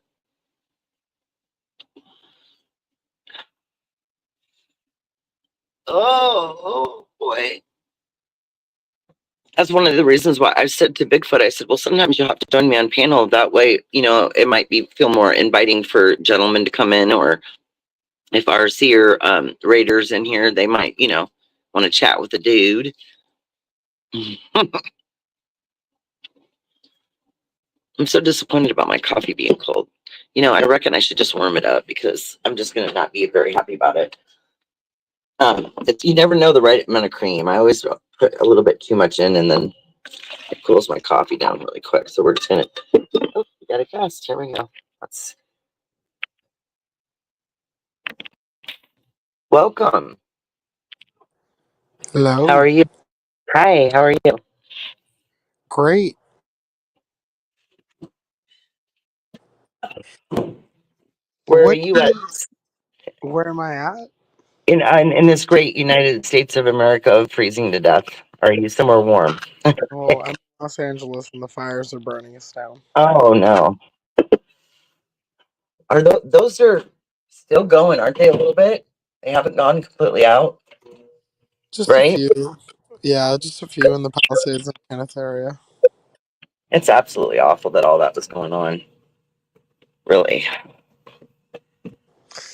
My dad told me a long time ago about the earthquakes out there, and he said, you know, never living out there, but he never talks about all the other dangers out there with the tsunamis and fires.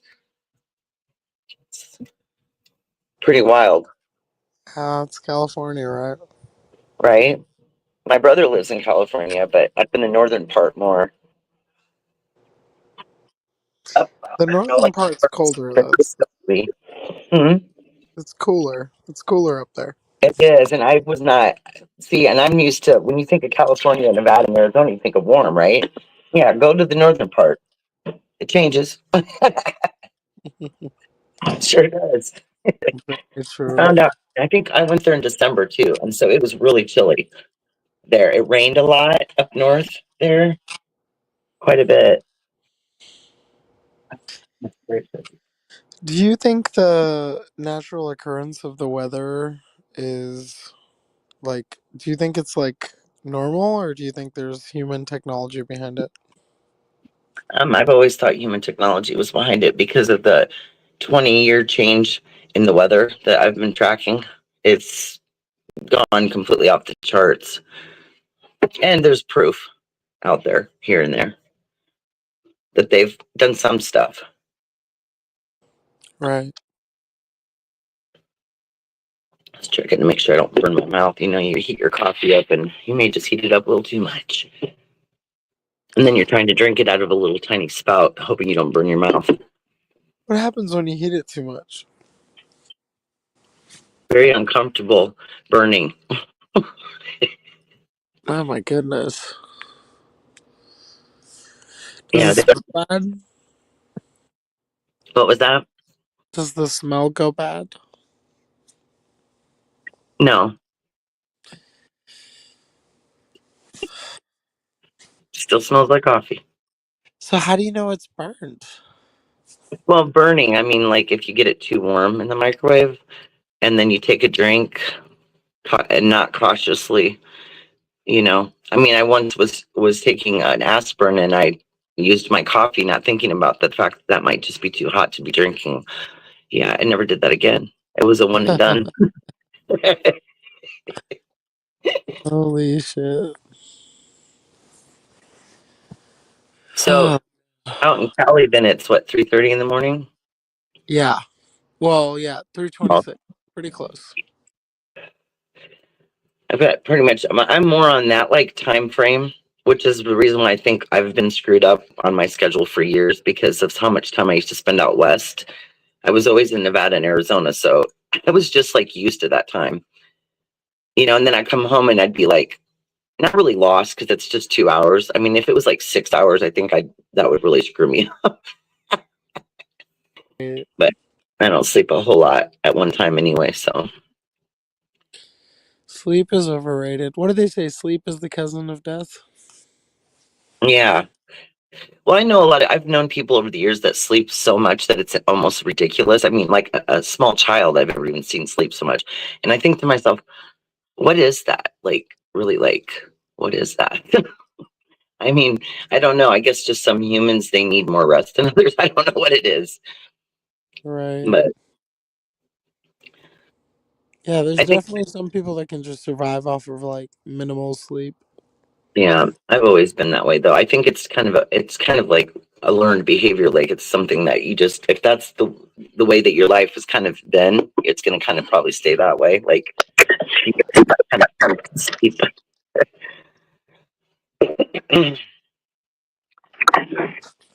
Okay, Yeah, I think mine was last real good question. too. We have to go. This is the last major question for you. Are you ready? Okay. What do you think is our purpose as a species here on Earth? Hmm. Well, that's an interesting one because I've asked myself that question a million thousand times. Um. Wow. At this point in time, I could have multiple answers for that, but I don't really know if any one particular one is going to be. Well, Oh. I can give you this credence. I'm not a troll, and I will respect whatever answer you give us at this moment. I mean, I can say that I used to believe that we were here to help each generation through, you know, this journey of life, but there's so much dark and corruption everywhere that it starts to make you tilt on your meter of what you believe is realistic and what isn't, if that makes sense. It does. You know what I mean? Like at this point, are we all just a chessboard being moved around like pawns? Or is there other people on the chessboard and we're a different part of that? We're off to the side. Right. Choose which one you're going to follow. I don't know. But I think it's a time of a reckoning for everybody. I think that this is a time for everybody to figure out what it is that we're supposed to be doing and stop depending on other people to figure it out for us. We just need to figure it out. Take charge, if that makes sense, of ourselves. I think that's the biggest issue with us all, right? Like, there's not enough people as a majority willing to step up and fight it. People are scared, but you know what I always say? What's the other side of being scared? Because the people creating fear they're only going to win if you let them see it. You don't have to outrightly show your fear because everyone has a certain amount of it, but outwardly, if you show that you're not somebody that they can control on someone else, you know. Yeah. It's crazy. I feel like we're all in the same puddle, but we just can't figure it out. And like a lot of us are able to understand it, but when you step back and look at the bigger picture, it's like it seems hopeless, you know? But I appreciate your answer. I thought that was very philosophical, and I Well, really appreciate getting me I on the panel. Thank you so thanks much. for coming up. You got a subscriber out of me? Thank you. Appreciate you. Have a good night. I'll be doing some adventures real soon. We're going to be going to Vegas and we'll be live twice a day, every day for 7 days, taking everybody on a big tour. Oh, snap. So it'll be exciting. I love it. I miss being out west. Like I said, I'm thinking of buying some property out there by Nevada, Arizona area, down south, down by Bullhead City, down by the river. I love it out there in the desert. It's beautiful. I It's love the donkey. peaceful. All the peaceful donkeys. Yes, it's peaceful out there. Yeah. You can just get on a road and keep driving, and it's like if you do that here, you're always going to see stuff out there. You can drive and not see things for a long time, and I kind of like that. Yeah, you got like towns with a population of 14 people, like every Yeah, 100 miles. Yeah, and it's then you pretty can just nice. drive up into the mountains and get lost and get away from everything. It's just so simple to do.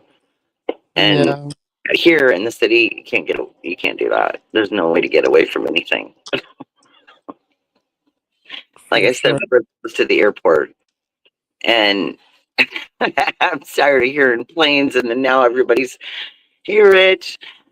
And now all of a sudden, there's something happening every day. And it's just really, wow. I think that's a great, like, that's an astute observation because ultimately, like, you realize the city is fun, but it's chaotic and there's no guarantee on what you expect. But when you, like, go remote and you're in nature, it's clearly more, applicable to what you want. And that goes for anybody, like anybody who's willing to go out into nature and just I love it. When I'm at home, well, especially when it's cold, I don't like to go anywhere. I like to work at home and do stuff at home, but everybody can keep all that sickness and all that shooting people and carrying on away from me. I'd stay away from all of it. I'm not, I'm not going to put myself out there. When I need to be out there, I know when it's the right time to be out there and where I can go and be safe. And for me, that's still gives me a little solace, but it's no guarantee. Because usually when I go on trips, I have the most bizarre stuff happen, but they make for fun stories. It's never right. full. Yeah, like compared to your, trip to McDonald's or whatever in the city. Yeah, for sure. Exactly. Also, like, have you ever just felt a natural inclination when you're in those areas where you're like, you just feel shit that it's almost intimidating, you know what I mean? Like the vibration, the frequency of Yeah. nature, you know? But something's drawn me to that area. When I've been there, I feel like I belong there, and like I found a place, where I can feel a certain way and not feel like this here. So, um, I want it to happen. I've been wanting to move, but it's a slow process that you have to do, and you got to make Right. there's a lot of sacrifice in it because right now all of my family are in one state, which is rare, but they seem to go in and out and come back, one or two of the kids here and there, but now everybody's here, so I have to like figure out how I'm gonna, do the whole separation thing. Like, okay, everybody move out here. Well, that's, I mean, we're so polarized as a society now. It's so hard to like try to,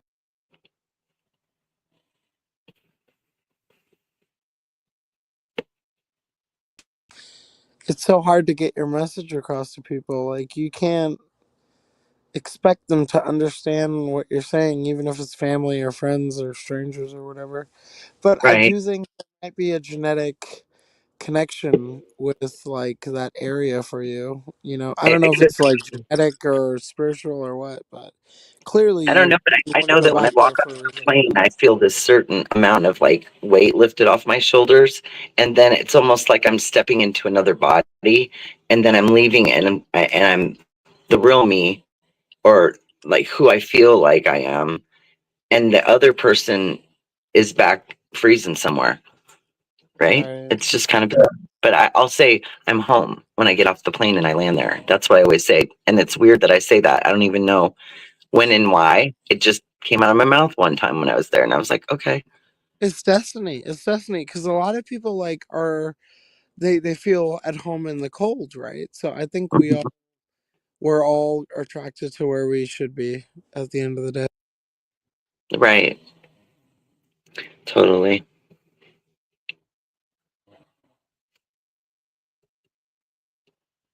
The Sorry Bigfoot about is, that.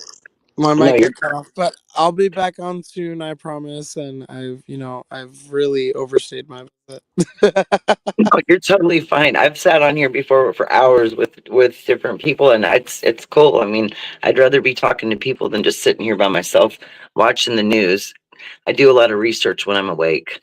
I don't like I'll watch a movie here and there, but I like to do research. I like to weed out the good information from the bad. I like to know exactly what's going on because I don't want to hear it from other people.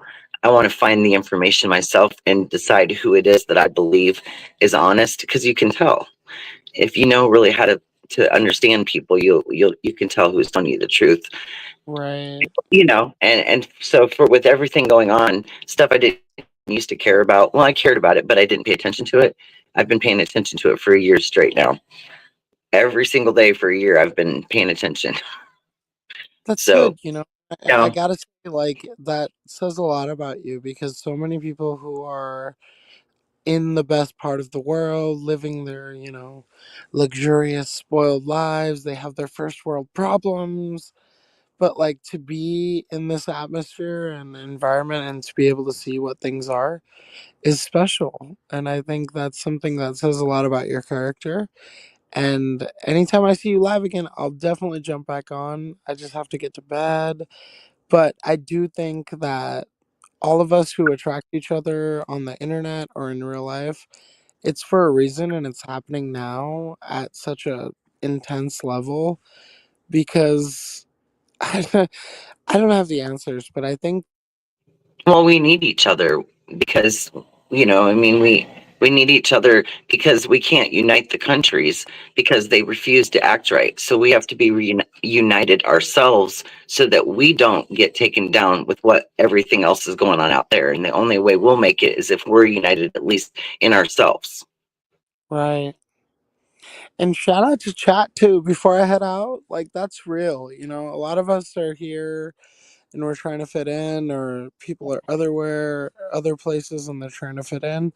And it's like such a debauchery, right? Like this whole thing's debauchery. But It is.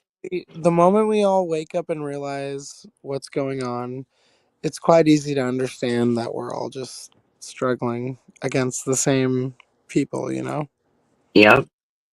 Right. At the end of the day, we're all under somebody's thumb, and freedom isn't what they say it is, it's what we make it. Right. Damn. Wild Angel, you a legend. You a legend. That literally just came straight out of my heart too, right out of my mouth. But it's true. Improvisation, bruh. All right, Wild Angel, I'm gonna let you All go. right, thank Uh, you. It's yeah, been I subbed to you, great. and I'll watch for you going live next. Thank you so much for having me on. Thank you. Bye bye. Bye bye. Okay, I'm falling the chairs now. My husband set me up, y'all. He put something right behind me. I have to put a light on in my bathroom. I must have left the light on, y'all. I was sitting there showing you guys the plug in, the light switch, and the dog thinks it's time. No, you guys aren't eating this early in the morning. I'm sorry, but it's not going to happen. Because if they eat this, like, I don't know, 2, 3 in the afternoon, and it's totally off their schedule. Hold on one second. Now, see if I have my light switch rehooked up, then I can shut it off from here.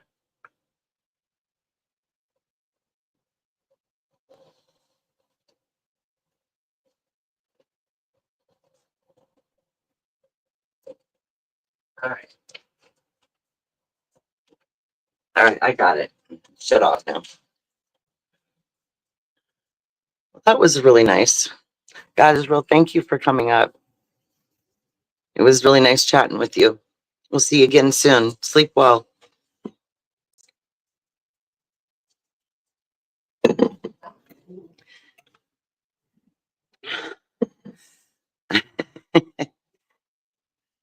So that was positive. Um, I believe that too. Is nothing happens without a reason. Yeah, it's true. No, I don't think we're here for nothing. I believe that we're here another way of describing it is that we're here to pass knowledge on. Maybe in each one of our, you know, family groups or our in our guys, stop. My dogs are gonna start giving me crap now. Watch. What am I trying to say? Go lay down. Go lay down, Dad. Bigfoot. Hold on. Come here. Come here.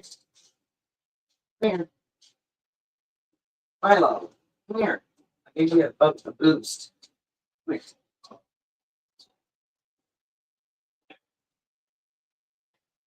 What did they serve you for? Ah. Lay down. Emma, lay down. Lay down. Too early for a wagon ride. The other day they were barking and I put them in a wagon and took them for a ride around the house because I was trying to entertain them. It's like little kids. Anyway, everybody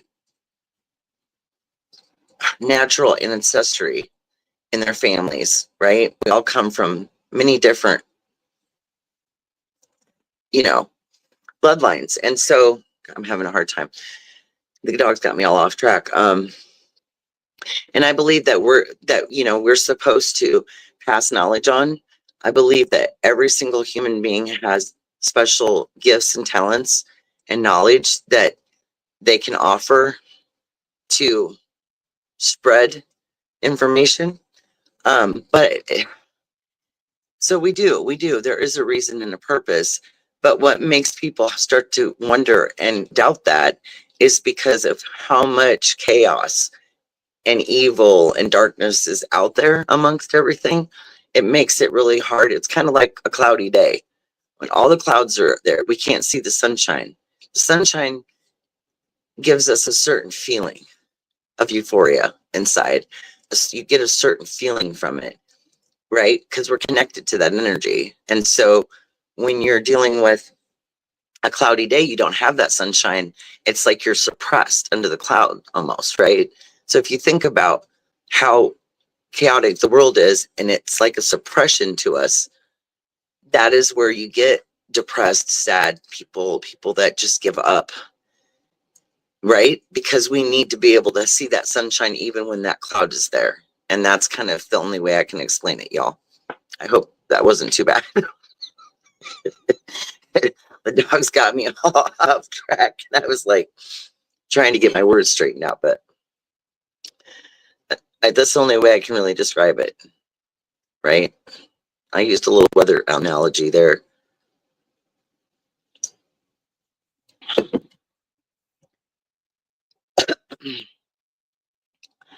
Oh, I know Annie's place. We're dieting here too. The dogs are on all homemade dog food, healthy stuff. They're starting to look good.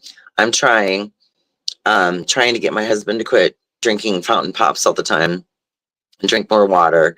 I'm trying to stick with drinking my tea, taking my turmeric, trying to heal my body because it's really going through a lot. And the only really positive thing out of all the negative things that have happened lately has been that when they did my labs on Friday on Valentine's Day, she said they were remarkable, which means they're really good.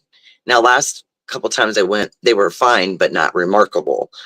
And which means that some of the real good, healthy stuff I've been doing is starting to show because I've been really like on it since the last doctor's appointment. So, because I mean, whatever's going on with my heart, it's concerning. And I don't try to get overwhelmed by things.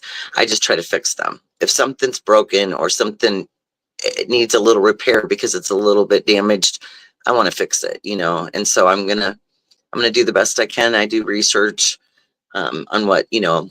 I know that they said I had a fatty liver a couple years ago, and I had gained weight. I had gone through this depression and gained some weight, and I got a lot of it off. But since then, it's been like a freaking yo-yo machine.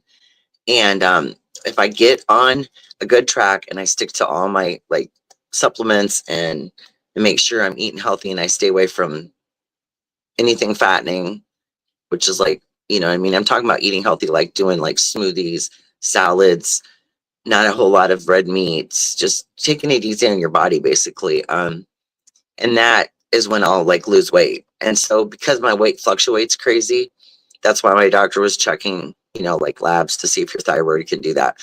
And so it's none of those things. It's literally with me, it's always been hormonal. It always has been, even though I went through menopause a long time ago, it's still a hormonal thing and balance in our family. All of us females, especially my girls, because some of them have gained a lot of weight and then had to lose it again, having kids. But the cortisol, we must have really high levels of cortisol because we'll go through stages of like some childbirth, like I would I would, you know, like blow up and be stressed out.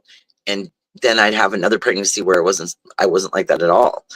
And so it's really just has, I think, a lot to do with whatever's happening in our lives at the time and whatever we're actually emotionally dealing with.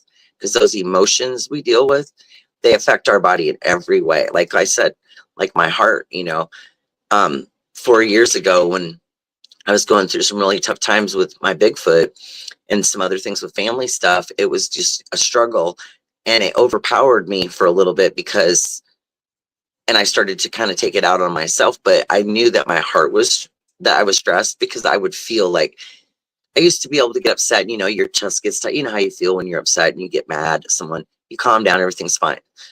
But I noticed last year, a few times when I got myself really worked up, it was painful. My heart wouldn't calm down. I couldn't catch my breath. And I mean, it's kind of been like that since.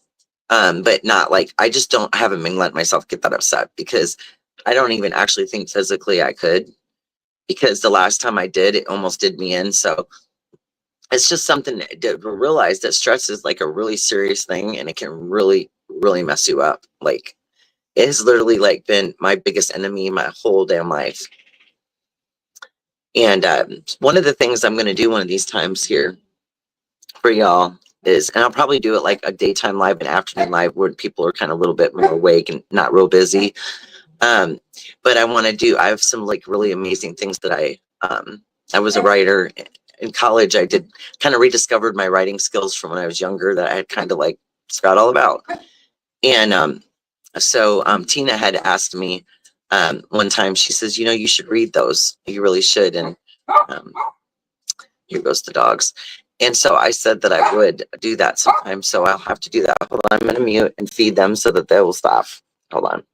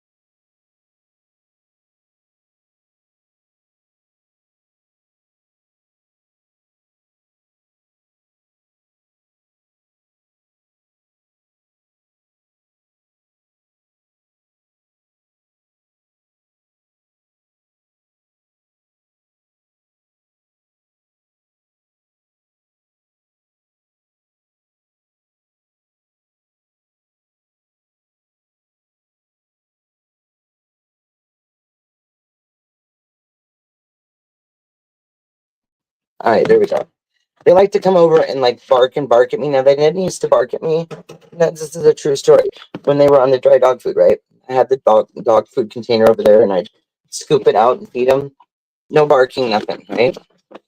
Now that I make homemade dog food, y'all, while I cook it, everything I cut up, they're either out here watching me or barking.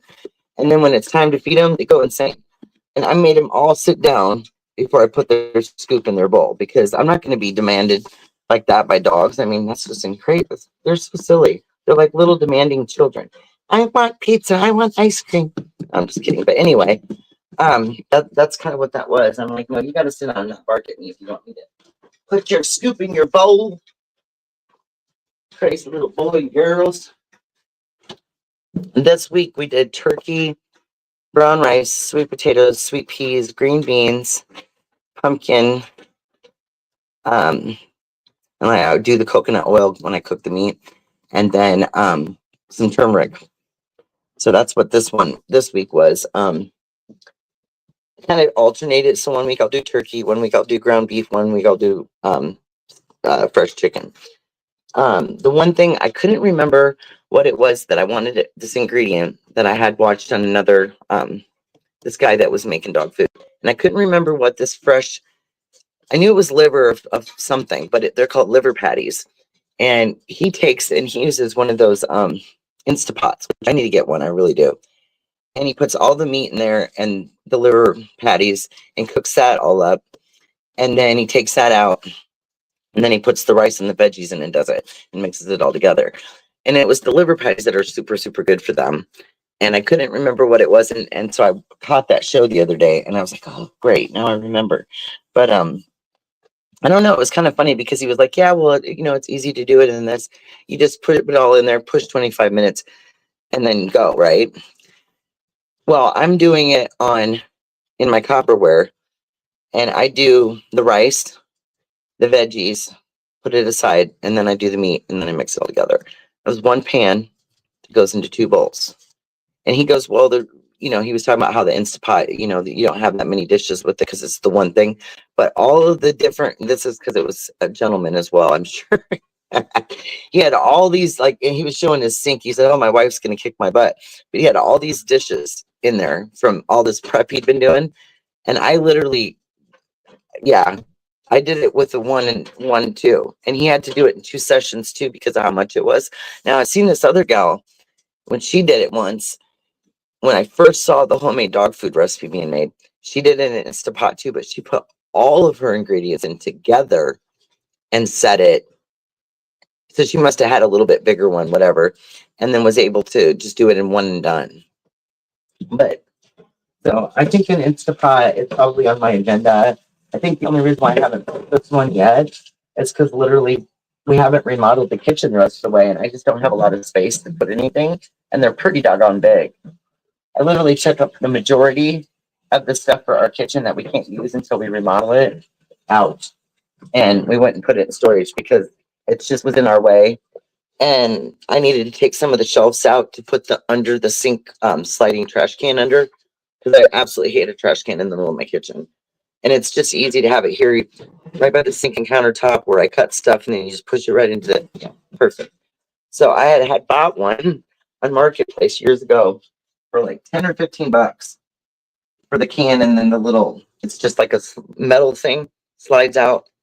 So my husband basically built like a shelf, like a flat piece of wood, put the bracket on it, and yeah, he made me a temporary, until we get the kitchen finished. He put the trash can under there for me. So that's a positive. But we legit need to get all of our small projects done and then get on this kitchen. I'm not even lying. For over 4 years, I wanted to finish this kitchen. It's like one side of it's done. And I mean, it wouldn't take us that long if we just went out and bought cabinets. But I literally, they're so expensive, and I cannot find anything that's meant for a mobile home. Like, they're built for a home, a regular house. We have to build them ourselves. And it's not going to be a lot of work, but it's going to be enough work. We need to pick a week, do it.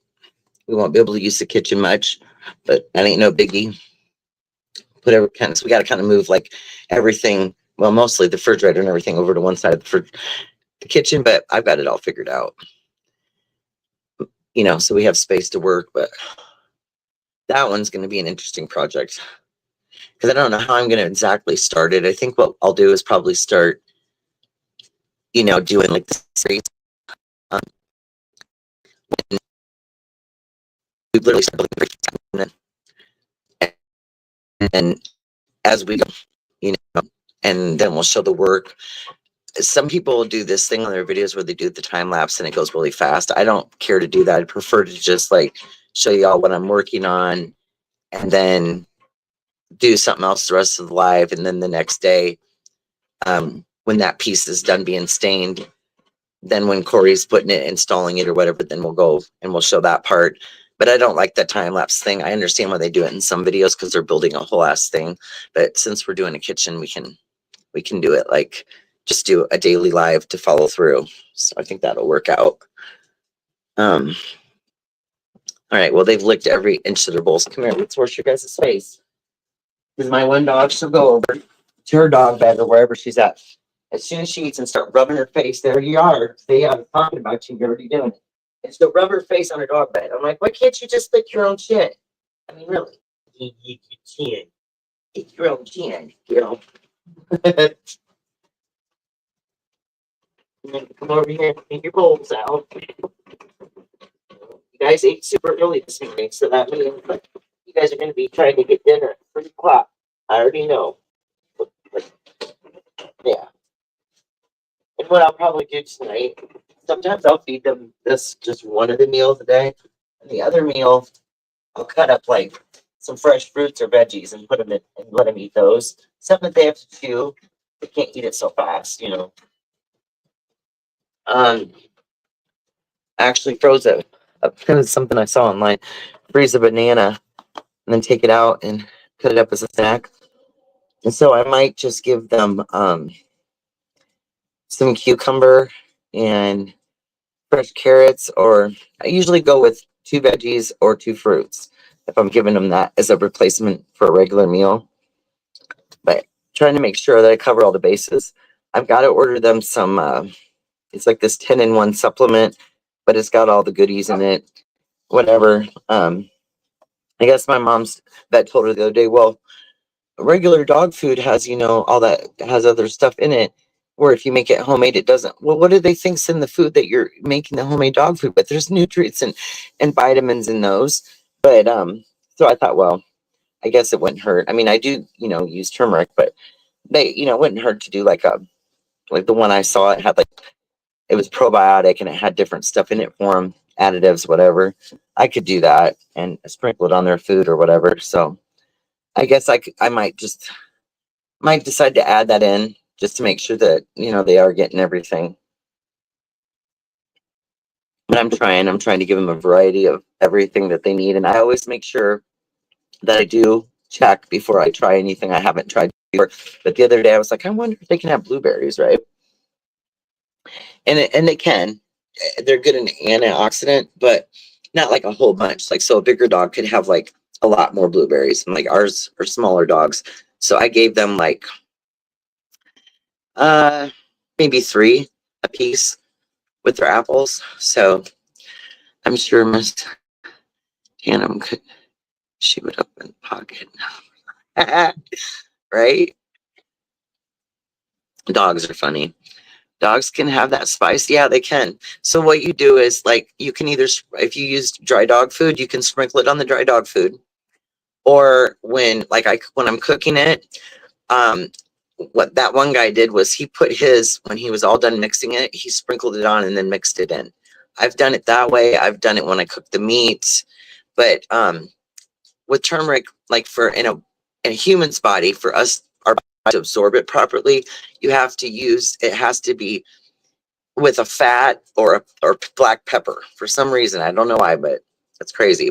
So I use coconut oil when I'm cooking the meat because that's good for them too. Coconut oil is really good for them. And then I'll put the turmeric, like I said, sometimes in with the meat. This time I just sprinkled it on and mixed it in. But yeah, no, it's good for them because it's good for us. And It's wild. It's so many things, but not a whole lot of spices are good for them. So like that's the only one I've ever seen anybody put in any of the homemade dog food recipes. And coconut oil. Um, but most of all the veggies are good for them, and yeah, they love them. Have a great day, Annie's place, and just I'll look back and see Thursday the 27th. Okay, and I'll look at on that message and see your response. See what time you want to do that. Just love you. Hi, Just Becca. How you doing, hun?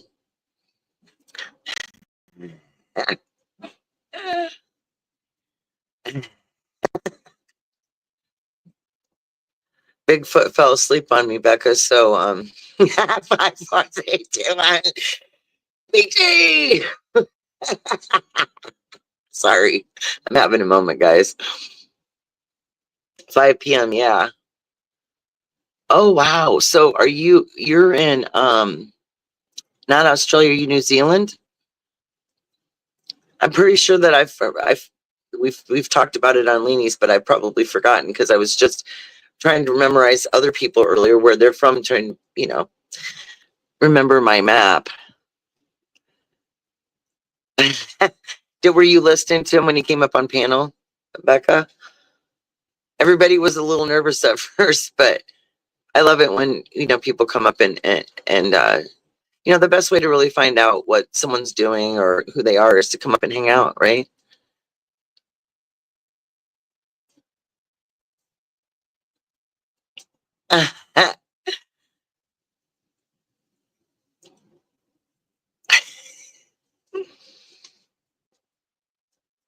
So you already know God is real, huh, Becca?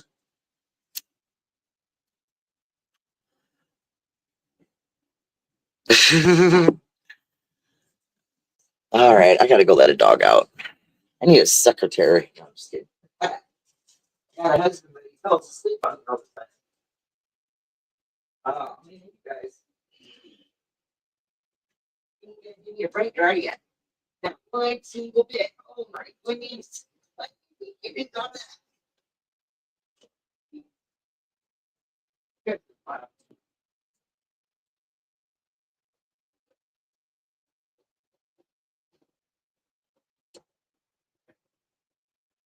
Somebody put. Oh, oh.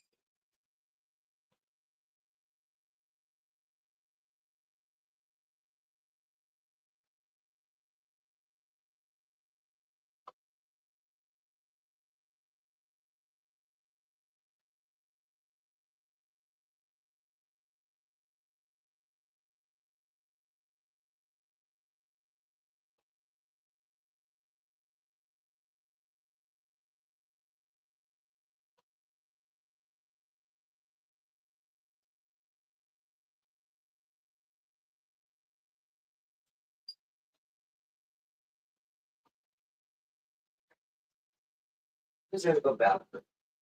Oh, well, dude. So, He's up there. yeah. Well, I don't know. These guys are running me to death. All right, I'm back, guys. My goodness gracious. Trying to let dogs outside, and he's definitely not trying to portray anyone. He's streets. Oh, okay. All right, what did I miss here?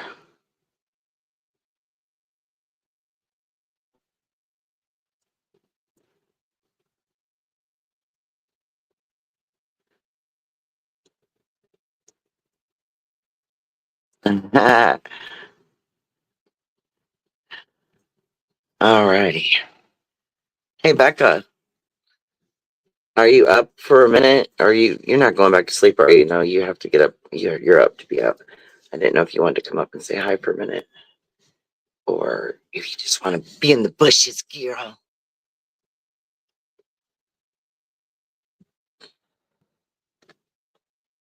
Oh man.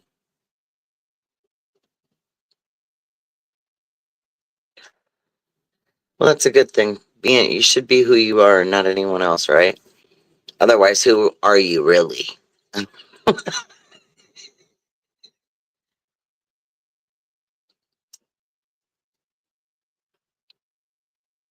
was hoping RC and Raider'd come in. They might be out there somewhere in the streets. They're always really awesome as well with conversation. I always have a lot to say, a lot to talk about. It's interesting. How does somebody talk to you and 5 seconds later they're snoring? It's the most weird anomaly ever, y'all. That's what I just experienced. A voice in the midst, and then a snore in the distance.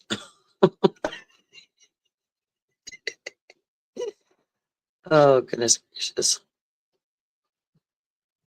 Yeah, I wanted like what I want to do sometime, and when I do these, when I read these things, I want to make sure, and they're a couple.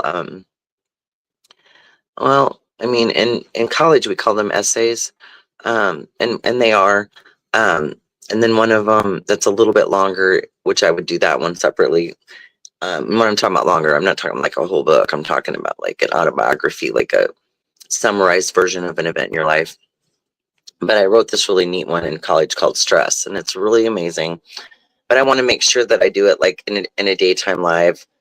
I want to get more people in. A lot of my subs, I'd like to see a lot of them come in and be able to be part of it, because so what I've been doing recently when I go live is I'm streaming on YouTube and Facebook at the same time. That way, because there's a lot of people out there that they just don't do YouTube. They don't look at YouTube. That's not their thing. But maybe on Facebook. So I'm trying to kind of reach people that way too. I wish you were like close enough, Becca, that you could help me. You could help me like navigate the whole TikTok thing. Because I've been really thinking about it after that lady at the salon said that she thought I would do good on there, and that it might help me get more subs on my channel here. Because there's a lot of people that don't do YouTube, but if they like somebody and they're cool on TikTok, they would definitely sub up. So I'm just building my channel one brick at a time, one brick at a time, one stone at a time.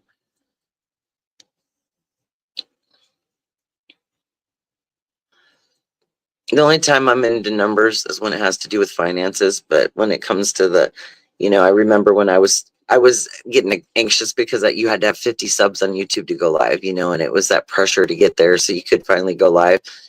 And then after that, it wasn't really like a big deal. But then there was times when I was like, well, I really wanted to reach out to plenty of people, and I want to try to get people in so that they can enjoy it. I mean, it doesn't mean you have to be a sub, just come across someone's channel. But if you are, then at least you're able to be notified and know when they're live, and then you don't miss stuff that way. So I mean, I'm not like, looking for a million subs or anything crazy like that. I just, I just feel like I need to get out to more people and reach more people. And so in doing that, then you can build your subs that way. And that's kind of my route.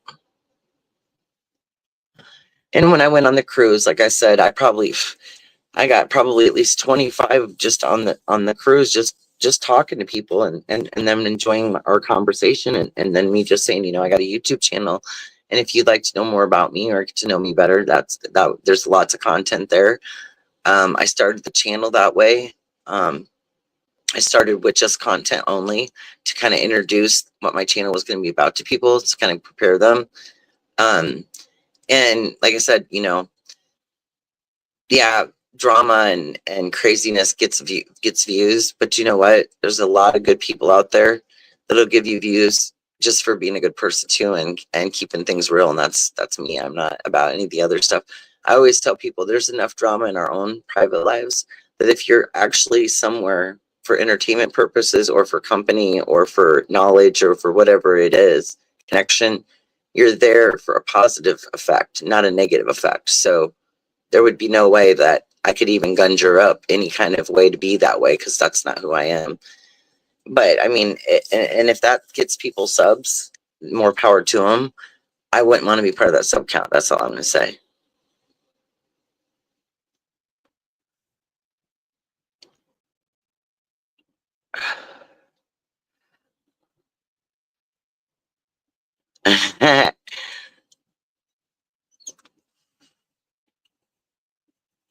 I should have done a journey like back when I first started having, with my back and being a young mom. And I should have done a journey with that. But I did do a small autobiography about that part of my life. And it was like the beginning of like the first major thing that ever happened to me. So, but I didn't know about platforms and all that stuff back then. And I was raising kids, and I never even thought about that. Like I don't even think I had a cell phone, just a landline back then. So I wouldn't even have known what to do. But, like I said, there's a time and a place for everything that along our life journey that we come across, and all of us do it at a different time.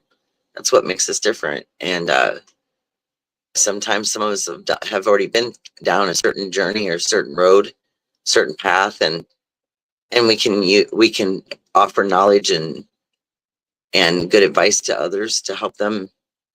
We'll either get across that same spot a little smoother or avoid it altogether, right? Because that would be good. One of these times I'll get Bigfoot on here with me. He just has to go on his phone, and I don't think he'll get any feedback if he's in the other room, because I know Leanie and her husband did that before, and he was on his device and she was on hers.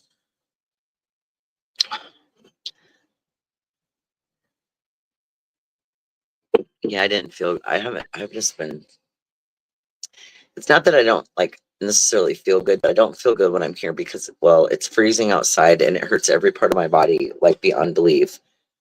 And you can't really get enough movement inside. I can race up and down the house a couple times a day, but I just am anxious. I'm excited about going on this trip. I'm excited about getting to go out and walk and get out there in nature where I want to be. I always miss my pets, though. I always miss the dogs when I leave.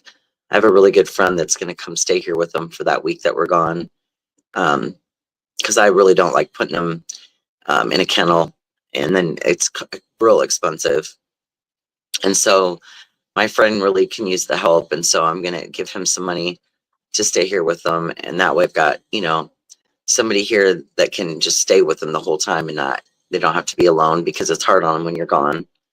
And I got cameras in the house, and so I can even call, I can call into the camera and talk to the dogs. They can hear my voice and stuff like that. So that helps them too. I try not to do it too much though, because I don't want them to think that I'm good, to be expecting me too soon, But if we're on our way home from somewhere before, I've been like, we're almost there, guys, just a minute. and you'll hear them, because as soon as they hear our car doors shut and we start walking up to the house, they're gone mad. I don't know, and I don't know what it is. Why? I mean, I know that they're supposed to be excited to see you, but our dogs take it to a different level. Okay, it's excitement followed by pure insanity. I mean, you got one jumping up and down like they're on a trampoline. You got one trying to bite everybody because he's so excited. You got the other one with a toy in his mouth trying to play. It's like, whoa, hold on a minute. I think we live here too, don't we?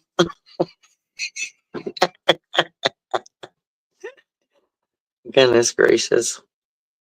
Now see, I'm gonna mess with this background again because this thing's got me curious. It really does. Okay, good. There's my color I wanted on there. Now, ooh, she's making moves. She's getting her done. Oh, video clips, intro video, outro video. See, I thought I had an outro one, but I don't think I do. I'm gonna have to look. This should be the background and it should come up at some point. Because Corey, I did it earlier and he said he saw it, but then it wasn't showing it for me. So I think that I'm just in the loop. I think it has something to do with what is on it when you come on live. So that's going to be my guess. And we're going to just go with that. We're going to go back to comments. Maria T, hi, love. How are you? Oh, my goodness. Oh, I've missed you, love. Try to send you my quotes still here from time to time. Everybody gets them. All my special friends get them. I try to like, yay.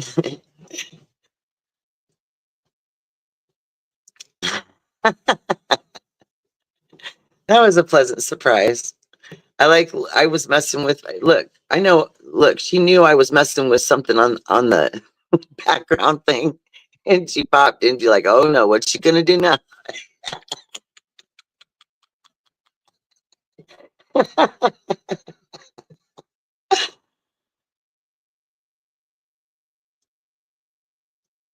Well, that's good. Yeah, I'm a little bit coffee and a little bit silly. Welcome to the jungle. It's funny when I say that because my living room is safari jungle theme.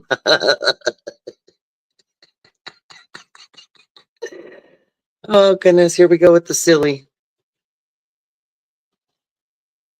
I just had a gentleman up here, Maria, which usually I've had a couple men the last couple times come up. I had Rich one night, and then I had another gentleman that came up just recently. And this is God is real. A really nice little conversation. He asked me a few questions, and it was nice. I know me and the girls were all like, "Okay, who is this? We don't know the person," um, but just Becca wasn't in the chat then, and she does know the person, so we were all kind of like, you just you hold your breath, you never know. But I like to believe that the positivity here in Alini's, and all of us out there that try to be positive and just talk to people from the heart, Tina and everybody, and you, Maria, that we send that positive vibe out there. And I think that deters people because usually dark, negative people aren't attracted to anything positive. So if they get near positive, it'll just burn them. Okay. So you got to realize that most of the time they'll just stay out of, they might pop in a chat, but to come on panel, most people don't have bad intentions. And it depends on what kind of rodeo you're running to.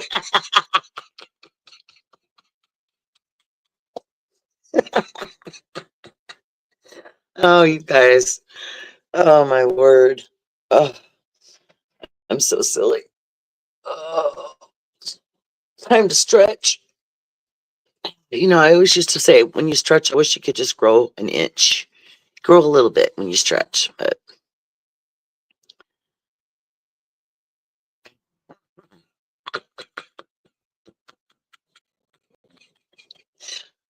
oh, baby, you're something else.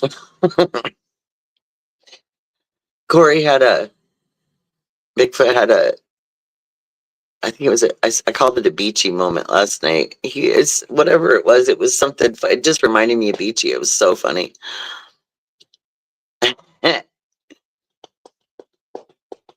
Becca, you'll have to come next Thursday to Annie's place, and she's going to interview me. I need to look it up and see what time she's wanting me to do it. But she was in here earlier, and she's interviewing some of the other creators, and kind of getting to know people. I know you're so funny when you do that countdown. It's forever going to be stuck in my head how funny that is. And just because at that moment it was like me and you knew why we were laughing.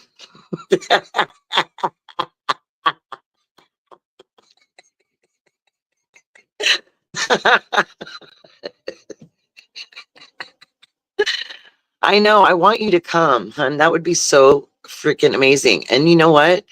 I mean, I know it wouldn't be, you wouldn't be able to bring your husband because of, it's kind of like me when I had to go on trips. I couldn't bring Corey sometimes because I needed him to watch the dogs, right?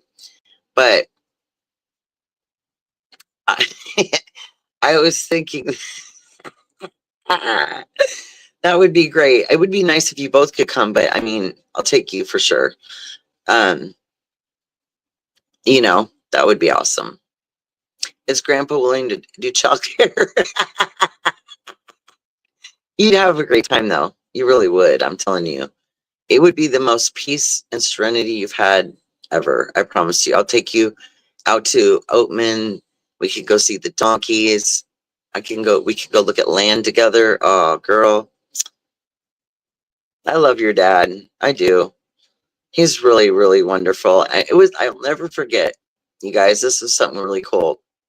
I hadn't had a chance because me and Becca were just so excited to see each other. It was like, I wasn't even thinking about driving anywhere to get like souvenirs or anything, right? And the day I was getting ready to leave, just before we left to go to the port, her dad came in and he gave me a little souvenir for Galveston, and it was so sweet. And took us out for dinner the night before my first day there, and it was an amazing food. Oh, it was great. We had so much fun. We laughed. We walked out on the pier, got overwhelmed by the fish smell. Had a 45-minute live of literally like all but 10 minutes of it was just us laughing our asses off. But you know what? Hey, I'd rather listen to somebody laugh for 45 minutes than somebody carry on for 45 minutes about anything that's crazy, right? So it was great. It was fun. I mean, 24 hours wasn't enough time because we had the anticipation of getting to meet each other for so long.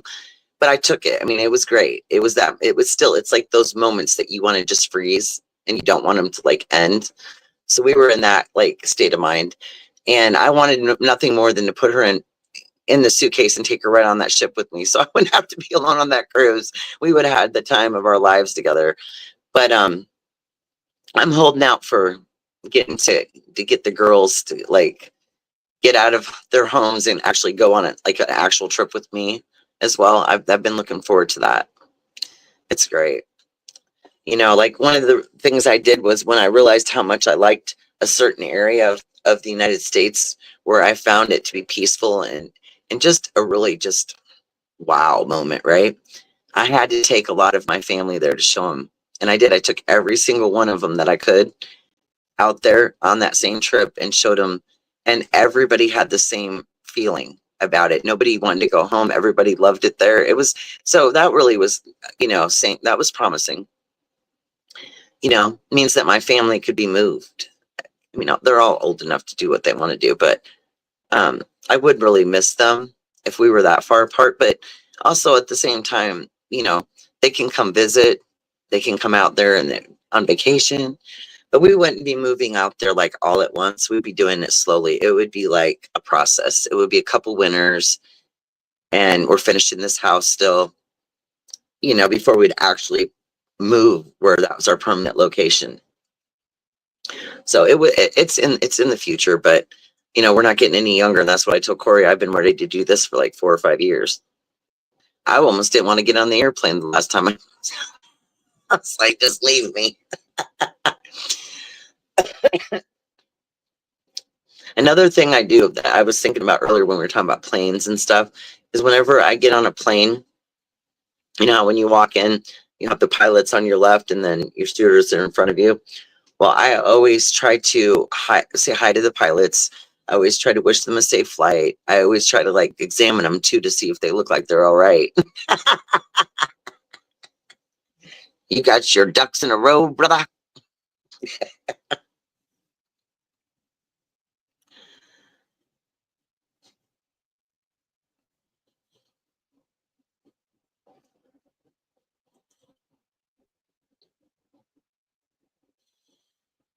Okay, Gail.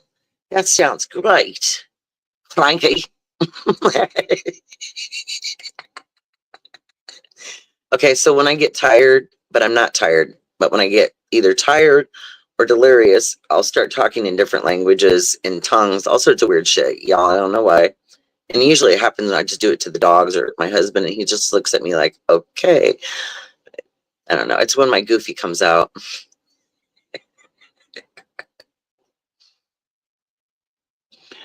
Okay. I will put it in. Yeah. It's up there a ways. Yeah. So that's why you can't see it. Now we'll go here, go here. I need to just start doing this on my computer, y'all. I'm so damn silly, except for like when I'm, like out somewhere, doing adventure, because literally, on the computer, you have your two screen. You have like the screen with your um, StreamYard and your panel, and then you have your chat over here on the side. So there's a lot more going on. You can see, I don't have to go out of like that page and on to something else to do it. So that's the difference. But I would say that the cameras and your video on the phones are probably a lot more, the technology is probably a lot better than um, on the laptops. See what I'm saying? Some people will buy the external cameras, and even if it has one, because they want something better.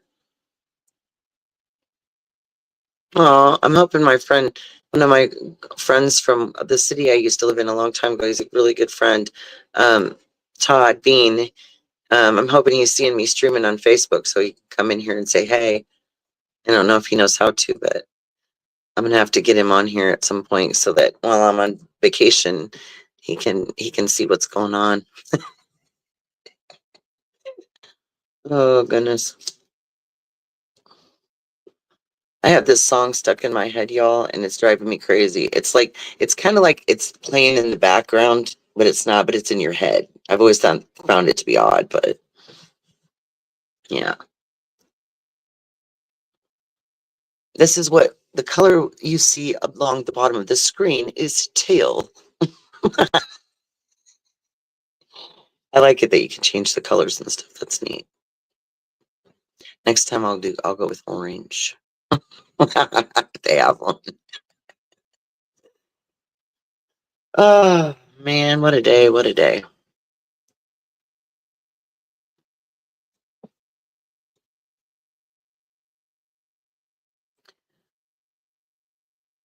I remember thinking to myself when I first started the whole YouTube about, the kids used to think it was weird, that I would be on panel, but then they'd sometimes watch it because they knew I'd be up there. And then and when I started the channel, I remember that I'm thinking to myself, why don't you guys have like anything like social media like going on like that? Like, because they're younger than me. But they use different platforms. They just don't use YouTube. So that's that. So yeah, I used to remember my son would always be clicking his camera, and it used to just drive me crazy. And it took me forever to realize that this boy was on this thing called Snapchat, where you take a picture and then you send a message. I was like, who knew, right? I mean, you might as well just be on a messenger live call than doing all that. I mean, he would be snap, snap. I'm like, dude, you snap that one more time. I swear. So Snapchat. Yeah, it's not for me. I'm good. I ain't gonna put all that effort into all that. Oh, my neck. It's so sore. This weather is just not it. Just Becca, it's literally -9 degrees, but feels like -26. So, like I said, Alaska's set in for real. Me and Beach are gonna be frozen in the house. Can't get out. They do. That's true, Mary Jane. They do. They do disappear. But I could never understand what my son was doing, for the longest time. And I'd say, why do you keep taking pictures of yourself? Because it was weird. Oh, hold on. Here we go. Yeah. Hello. Hello, Good Sherry. morning. How you doing? These YouTube streets, they are brewing. I just came up to say I love you. Do-do-do-do-do-do-do-do-do. I'm on the balcony with you. I'm gonna have to mic down in a minute. I had to get gas real quick, and then I'm gonna hang out with you. Hold on 1 second. How are you? What a I'm nice doing. surprise to wake up to you. I know it's rare, huh? I was down there with Leanie and we were all hanging out, and then she was getting having needed to get some rest and stuff, so she got off and then said, well, maybe Wild Angel go on, and then I thought, well, why not? At the time, Bigfoot was up too, so I thought, well, maybe he can, Anyway, yeah, he didn't last long. He went Yeah, over we're to not carpooling today.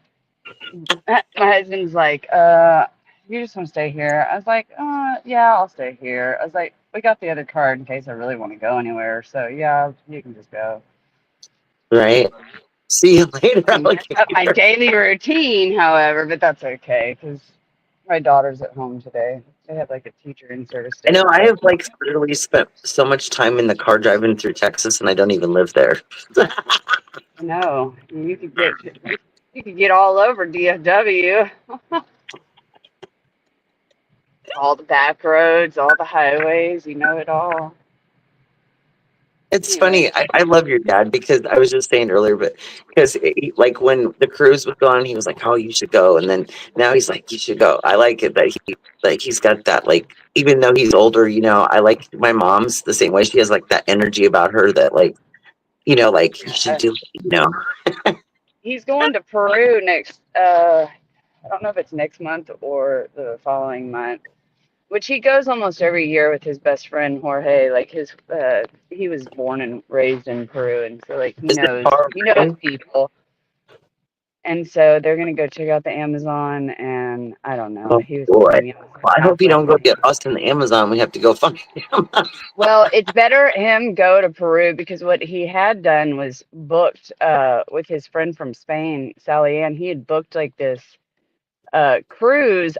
Girl, I can't even tell you where it was. I know it was like not like a Alaskan cruise or like, Caribbean cruise. It was like on the Was it other side of the Norwegian? world. Girl, I don't remember exactly the location. All I remember is him saying he was going like, of course it's a cruise, so like 8 different ports or whatever it is, and there's Wow. going to be a ton of walking, and this is not like, I don't know. I guess it wouldn't matter Yeah, what I don't side think of I the want to world do the that cruise either. is on. Yes, it's just not I, up. He can't walk like that. Like he's even not on a cane or even if you don't anything. get But off the shit. ship, walk so much. Even if you don't even get off the ship, there's so much walking on the ship itself. If you want to Yeah, do anything, exactly. I don't even know how. He went on a I'm cruise like 2 years ago, with another friend of his that's a female, not the same lady. Okay, give me just a second, and I'm gonna go out back. Give me like maybe 10 minutes, and I'll head back in. okay. All right, Sounds good. You guys gotta give it up for Phoebe. She's got the what do you call them? The jingles. We always make up little songs when we're all just chatting. Somebody will say some word, and then it'll make somebody think of a 5, song. 4, We all 3, 2, 1, living. when you kept putting that in there, all I could think of was the other day when you did that countdown. I could say, oh, it's just Well, funny. Beachy comes in. Beachy's But like, then what the today, hell? the same thing happened. When I first called, Beachy was just about to hit the call button too, and Tiff said she was, and I was like, "Oh shit!" Everybody was thinking the same thing at the same time. It's interesting. It definitely is how people are connected like that. That makes you know there's something more going on.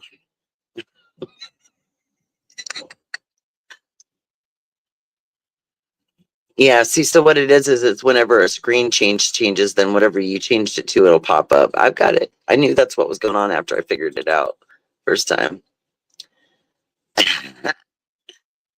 Oh my goodness.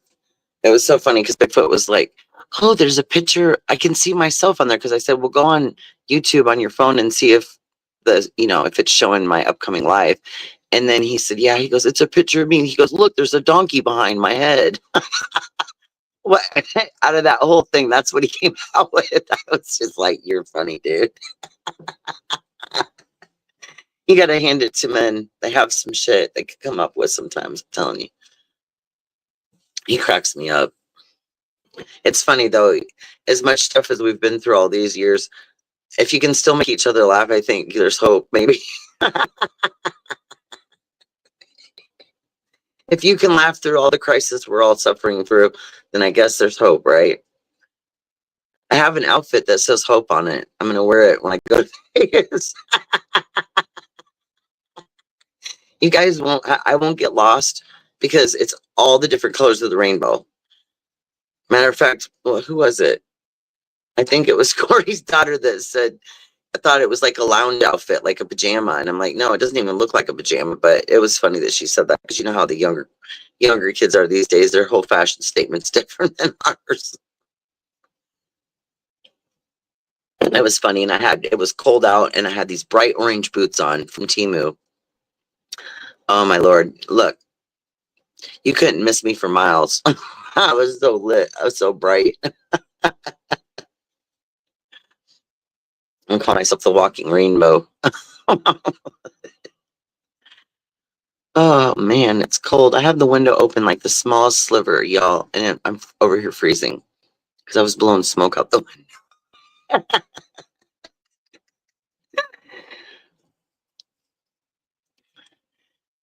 The question is, how many minutes before my other friend logs in? It's funny, you can almost feel the anticipation of somebody, like when they might just show up. I actually think she's already watching. I think she's. I know, that's what I was thinking. Unless she's having a day where she didn't get woke up by the cats, then she could still be asleep. I don't know how early everybody went to bed last night. I don't even remember. I think it was like, maybe it wasn't as early as I thought it was when I actually, no, it wasn't. It was quite late when I was tired of sitting in the chair. I was like, oh, I'm going to go sit in the recliner and turn the heat on, right? And warm up my back. I fell out, woke up a couple hours later, and I've been up ever since. I always wake up and then I get up and start doing stuff. And then I'm not, then I can't go back to sleep.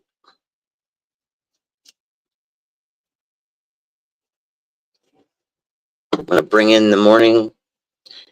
The sun's coming up and I'm high as a kite.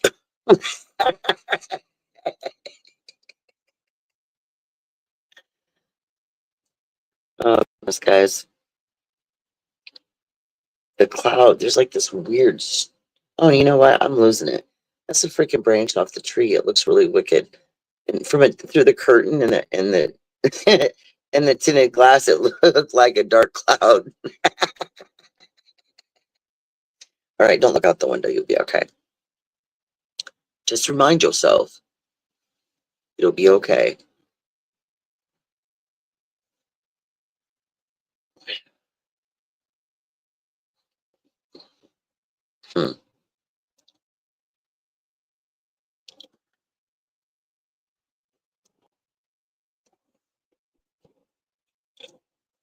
Ouch. That thing is not. Corey, I don't know why he put that in there. That's funny. It'd be cool if you could pick like different colors for so we're in the chat, like where your strip is for your comments. Be cool if we could if those could be customized to different colors too. That'd be neat to sell. It'd be like a rainbow chat. Every color in the rainbow. Which one will you be? Which one will you see when you come on? Oh, Lord. Oh, see, that's all it took. Bigfoot passed out. The dogs ate. They passed out. I'm always the one awake in this house. Somebody's got to keep guard, huh?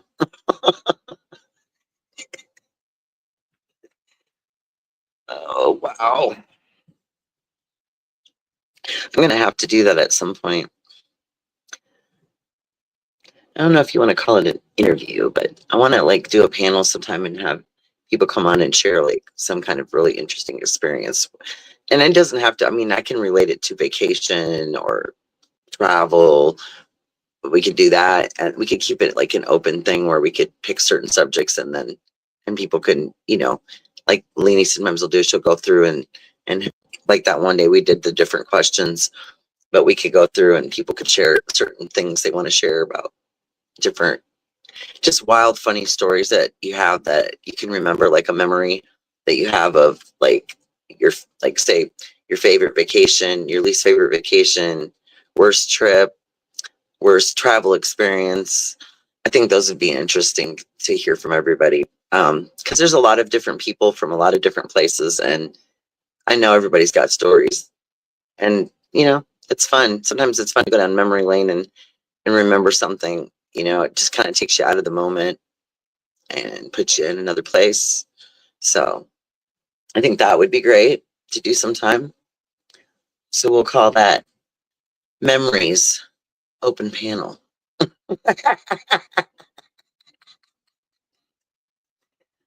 Oh boy. Not very many people can say that their cameraman is a Bigfoot.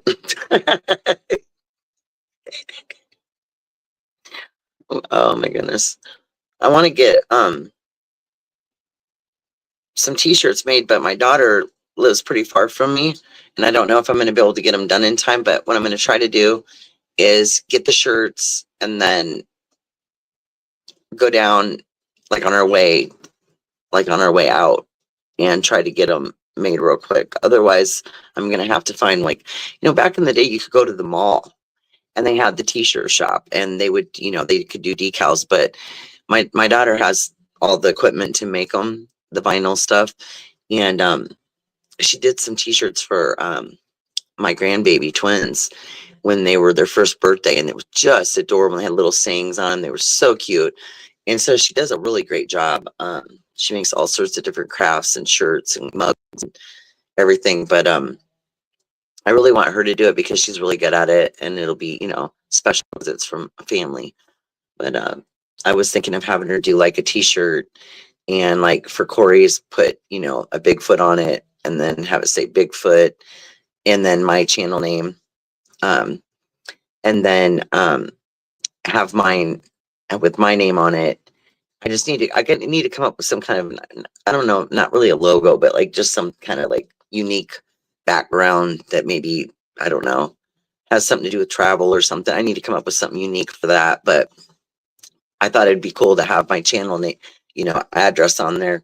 And, that's a way for people to recognize it. And we'll be walking all over Vegas and going places. So I thought it'd be kind of fun to do something like that for me and Corey to have little t-shirts made. So I don't we get these thoughts and then we either do them or we don't. But I was going to do it when we went on the cruise. I was going to have a shirt made and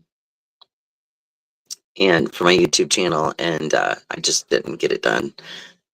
I was trying to prepare for that trip for a while, and I was like, and now it is what, the 18th, y'all? I think it's the 18th. I think it is. So we only have like 10 more days. I'm getting nervous. I told Bigfoot, you got to go get the suitcase. I like to at least have it here a week before. I'll start putting some things in it that like I want to take, but I'm not wearing right now. So I don't know. I just feel like I get like a little head start on it. And because I'm cheap, and this is the crazy thing. So the flights can be reasonable, but here's the catch. So the only airline that flies a direct flight to Vegas is Allegiant. And they don't have so American Airlines, that's usually what I fly. They have your free personal item and one free carry-on is included in your ticket price. But Allegiant doesn't do it like that. They do the cheaper ticket price, and then so you get one free personal item, but a carry-on or any kind of checked bag and the prices of those have gone up. So last time we went to Vegas, it was like 18 for a carry-on and like 22 for a checked bag, right? A suitcase. And now it's 40 and 60. So it cost me, and that's not round trip, that's one way. So it's $40 for your little suitcase carry-on to sit up above your head and fly with you to the next destination.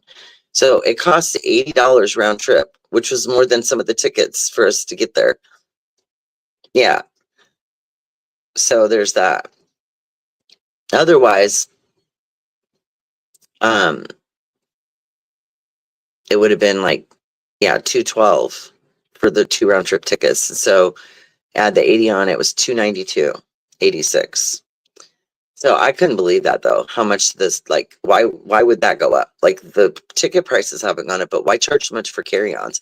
Like, maybe the check bags, but the prices, like, that's in like 5 years that went up that much. And I'm like, wow.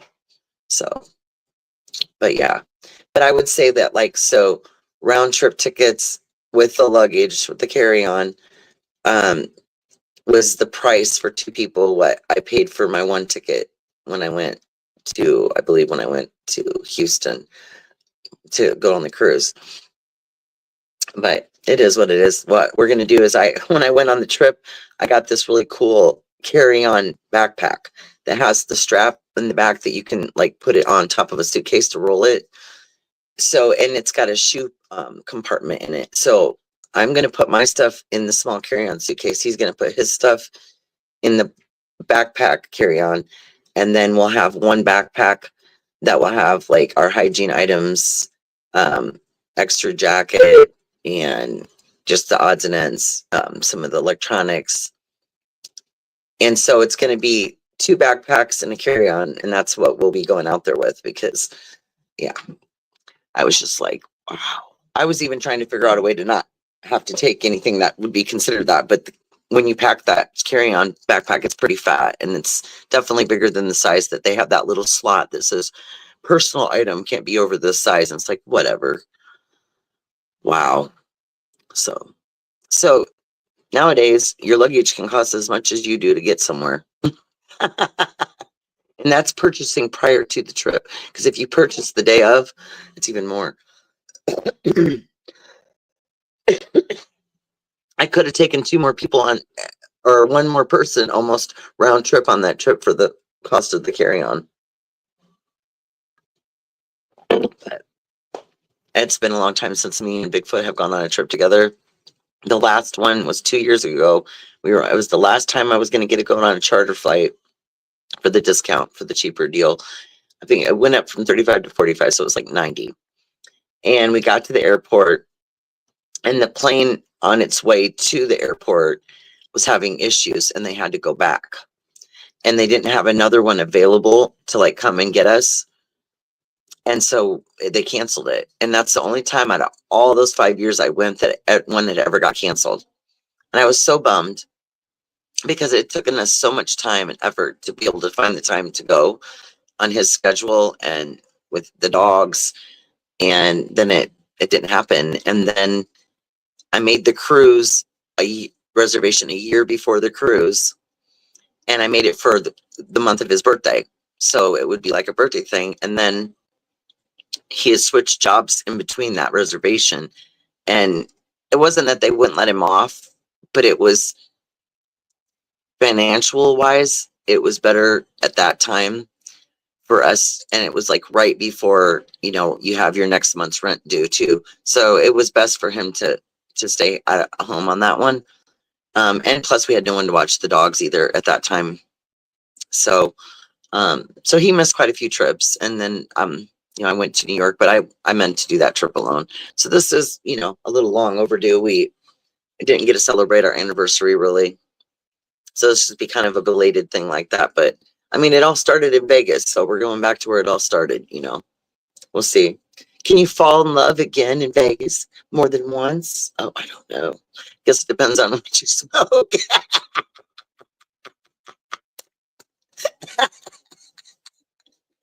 Okay, I'll behave. Oh, shoot.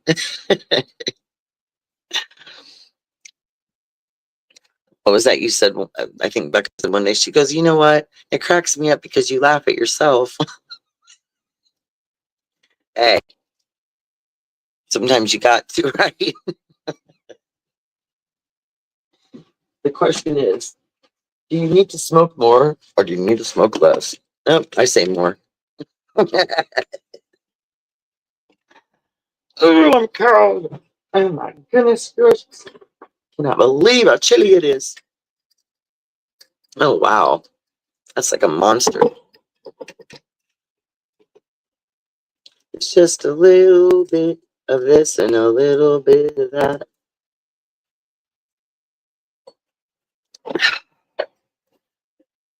I think it's like a genie in the bottle. Remember that one day? Evie, we said, uh, say somebody's name 3 times and they'll appear.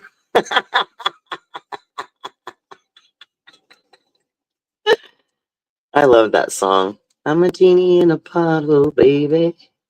Come, come, come on in. Yeah. You want to come visit the genie? I Bottle, baby. love that song. I do. I miss a lot of the music from the past. I'm glad a lot of it's still, very much a part of our lives because can you imagine if, like, with the times, music was canceled out? Wouldn't that be terrible? I thought about that years ago. I was like, especially when I started seeing my kids growing up and they started even liking some of the music that I grew up on. I thought that was unique. And then I liked a lot of their music. Yeah. It's almost like the music is the one thing. It's like not, there's no age on music. Like it can be anything for anyone, I think. I don't know. I am Whole trying family's asleep. to hand mend this thing and it's, So, oh, shoot. here in the Earlier, I was being a dork. I thought I had screwed something corner. up because I was trying to put a background on it. I found the music thing and I was trying to see if you could hear it, like, so I could just play it when I, like, because there's like a thing that play it. Anyway, and all I needed to do was I had my camera off. So that's why my avatar wasn't up there and I couldn't figure out why it was in the void. Just missed the wrong button. I swear to God, Ignore. my husband just tried to gaslight my ass too. Really? I come into the room a minute ago and he's like, he said something about, are you ready? And I was like, you're driving. What are you talking about? Anyways, I just basically, I'm like, dude, I am not too, like, I'm not stoned enough for you to like try to gaslight me. I was like, we had this whole conversation, so don't even try. It's like I'm not there I yet now. I don't think he realized it was raining, and like working downtown, like you got to park and walk. So Right? it would have been more Does he have convenient. a I don't raincoat? have a problem driving either. I don't. That's just our routine. Like I kind of actually like that. But excuse me, every now and then it is nice to just like break up the monotony of same shit, you know? Right. So does he have a raincoat? So I'm not sure. No, he's got his coat on. It's not quite a raincoat, but hold on. I'll have to get him one of them long, the ones that the men wear, the longer rain jackets that they wear over their suits. Is that a parka? Oh my God, girl. Girl, I don't know fashion. You were talking about fashion a minute ago. My whole fashion sense is like homeless chic at this point in It my is life. Like for real. you said almost chic. Yeah. Homeless chic, slightly emu sometimes. This is so bizarre. I just spent like 10 minutes literally breaking something up just to find out that there's one in the roller. I'm pretty sure I know who did that. He I gotta sometimes does remember. know it, and he'll just leave one in there. And I'm like all ready to do something, then I can't. There's something in the way. It's like, what? Okay. Silly, but he's silly. I was diagnosed with emphysema 30 years ago. At 30 years ago, what the hell? That is not what I meant to say. That's great. I was born. I was born. Never mind. No, I'm gonna just Fourth shut up. score 30 years ago. I was diagnosed with emphysema 10 years ago at 30, but it was actually 13 years ago. No, I'm 42. Anyways, my point is it was a while ago, right? My mom, who's a nurse, is like, "There's no way you have emphysema at 30 years old. Like, it's not possible." And so then the doctors tried, like, they did like this alpha 1 testing or whatever to see if I had like an autoimmune like issue, regarding my lungs or like, um, I got laughed at by a lot of people actually about cystic fibrosis because I even, when I was going through my little like trying to figure out what was going on with my lungs, came across, well, I might have like atypical cystic fibrosis. And literally everybody came back and laughed at me and said, "You're born with that. That's not something you develop." And I'm like, okay, well, do your research. Because actually, there is a small percentage of people that literally, yes, they develop it later in life. Anyways, y'all do your research if y'all are listening to me right now. But I don't even know what my point was. Oh, my point is that I'm really actually after 12 years of that diagnosis, every time I take a hit, I just can't like not cough. Like my lungs just can't take the shit anymore. And edibles just don't do it for me. So I don't know what to do. Well, We I've all know always that had vapes are kicking edibles my too. ass. The only time I got a hold of any edibles that I really felt like any kind of thing from, I have quite a few of them, but it was in New York. And Yeah, when you ate the whole bag though. yeah, it was quite the. But I mean but it wasn't just like I couldn't just eat one little gummy like I've seen people do and then go ooh. It Yeah. didn't do that to me at all. Like so, I mean, and it's probably because it's ingested through your stomach, opposed to going like when you're smoking it, so it's being digested different. That's probably the reason why it takes a lot longer because that stuff is like a creeps up on you later type thing. Like you might not notice it, and then all of a sudden you notice a little something extra. That was all I really noticed, but other than couldn't stop laughing for an extended period of time. It's kind of scary because yesterday I was sitting there thinking like, well, y'all hear me say this all the time. Damn, I need to find something to pick up, like a habit. And I don't like genuinely mean I that. I think we don't should mean go like back to painting drugs. sometime soon.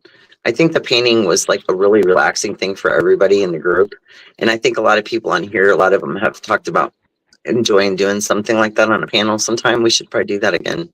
That was Hey, kind of fun. later on call, I'll get the box out because we're like consolidating since we're like going through this moving process and buying or whatever. And Right. I was going through my art stuff, consolidating all that and putting them, in those big totes.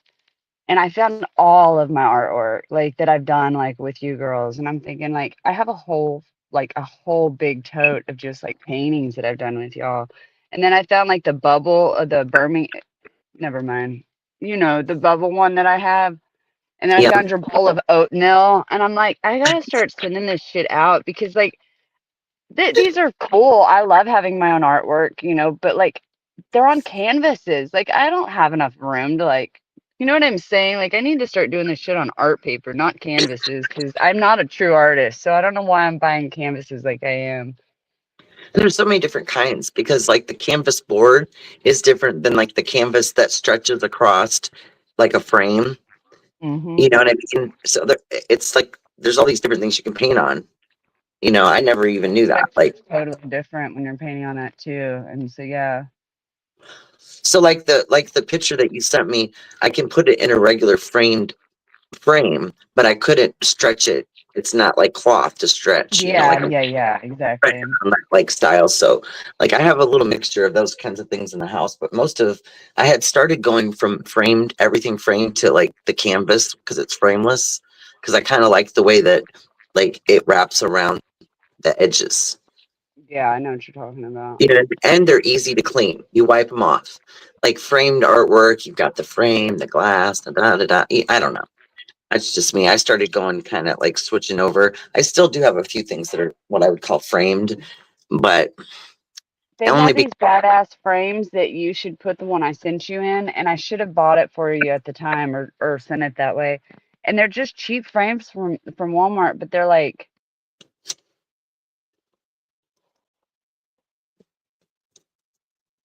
yours is such a unique colors that let me look at it real quick. Oh shit. You have so it's got like the blue hues and then the moonlight, but it had like the trees or the green. So I don't know. I could, there's like multiple different unique colors that could look really unique for that, like for a frame. I just have to like, Amazon has a lot of, I don't know if you ever looked on there, but they do have like pretty much any style or color frame out of any material you could freaking imagine. It's crazy. Every width, thickness, depth. It's like, wow. So I don't know. Like, um, I even found out, what was it? Well, not satin nickel, but like what did they call it? Chrome? No, not chrome.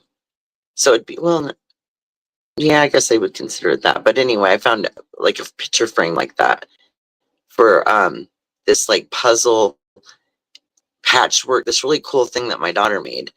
And I framed it in this really cool frame that I found on Amazon, and I put it in AJ's room. And something cool like that, like from one sister to another, And but yeah, the frames are cool.